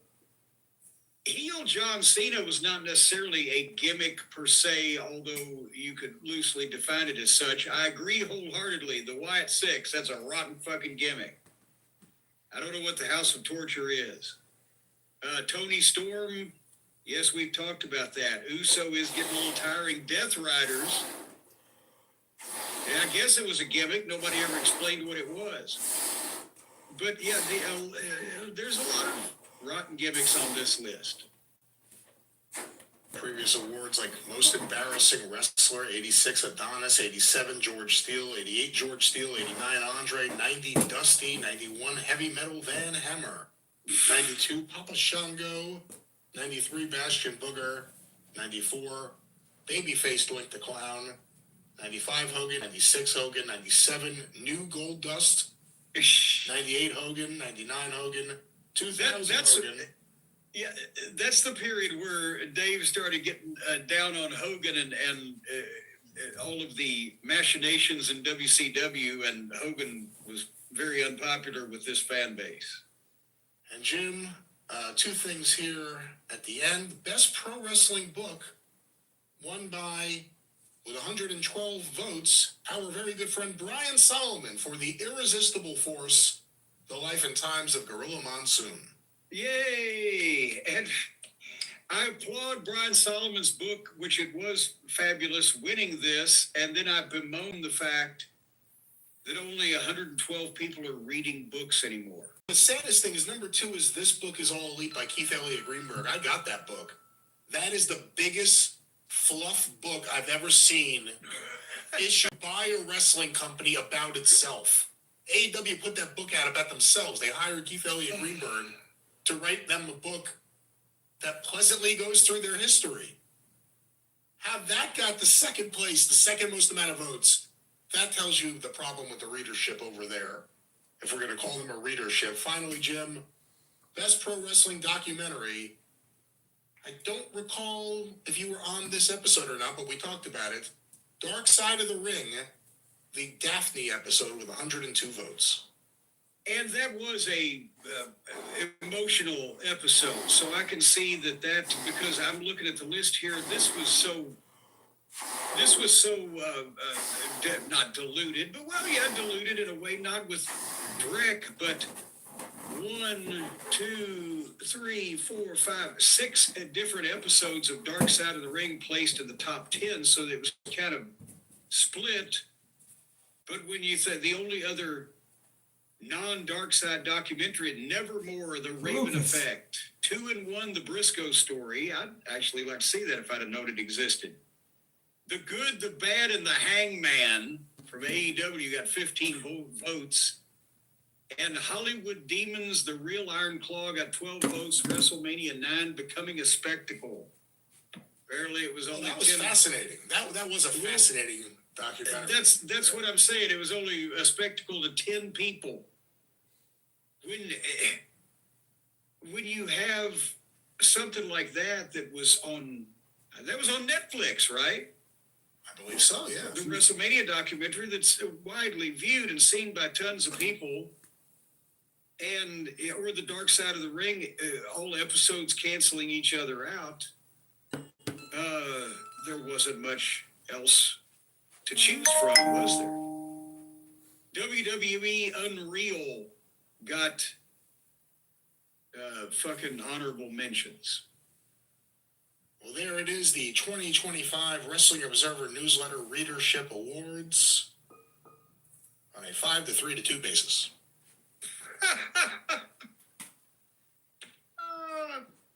I'm glad he's not in charge of scoring the Olympics, or those fucking people would go out of their minds. Did you see Feel Lindsey like we- Vonn? Did you watch the Lindsey Vonn clip? Oh, was she? Yes, she busted her ass and broke her leg. Actually, is what she did. But she slipped going down the ski route there. Well, why did you just bring that up to bum everybody out? What about the Olympics? That was the only thing from the Olympics so far I've seen or cared about. Well, I don't care about the what are Olympics. you, a morbid son of a? Well, the Winter Olympics is kind of like having the girls' elimination chamber. I don't think that's a fair comparison. Why do you say that? Because all the good Olympic shit happens on dry land. No, Winter Olympics is fun. It's in snow. Oh, no, I want to see all the fucking, the wrestling on the mat and the flipping around on the parallel bars and the fucking, all the dry land, warm weather type of shit going on. And just put those runners out there on the track and run them around in circles till they drop, and the last one on his feet's the winner. That's what they ought to do. All right, that's a thought. Once again, those are the observer boards, and this is your show. Well, speaking of people that are dropping, apparently now we just get excited about watching anything related to this modern day dreck, and then they pull this away from us. Now Braun Breaker's out with a hernia. You heard about this, I'm sure. I did. I heard about this a few days after it happened on Raw, and we had just reviewed that segment, or you had just reviewed that segment, so let's talk about this. Well, and I know they played the clip back, and a lot of people were commenting like, well, he didn't even sell it. Like, he didn't seem hurt or injured or whatever. When he turned that big announce desk over, and that announce desk is not balsa wood, even though they can pull pins, so to speak, and help it collapse. Yeah. It's hard shit, right? And it's heavy. It's got weight to it. And apparently now, from what I understand, he's been dealing with a hernia for a while. And when he turned the desk over, that, I guess, graduated it from a hernia to a severe hernia. And this grosses me the fuck out. Because I know somebody's going, oh, here goes Cornette. Now he's a fucking doctor. I'm speaking from experience. And I don't know exactly where it is. I haven't examined Braun, but the definition, a hernia, for people who don't actually know what happens, if you strain in some way or are in some way either mashed or strain yourself lifting heavy weights, that type of thing, athletic activity, your intestines can pop through your abdominal wall. And most of the time in guys, this happens in your crotchal area. And I had one when I was a teenager, and I don't actually know what happened, which I'll get into in a second because you cannot. But then I had that one, remember, Brian, I think I've told you, when I was working with Bob Armstrong in Knoxville like 25 years ago, I threw powder in his eyes to get the advantage, and then he made a comeback on me, and he was going to give me the big stomp. And when he went, his push-off foot slipped in the powder that I'd thrown, and he came down ass first in my midsection and popped out my fucking same side on the hernia. And it can either, depending on how it is, how it happens, how bad it is, what the fuck, you can not really know it happened and then discover it later, or you can instantly be in goddamn excruciating pain. Or you might, they said he's been working with it. Who knows how long he's had it, but it can not be any trouble. It can be an elective thing, or it can actually be an emergency thing where if the intestine is gripped tightly enough in the fucking place that it's poked through, bleh, then it can cut off the blood and kill the fucking intestine, and you got to have emergency surgery right away, blah, blah, blah.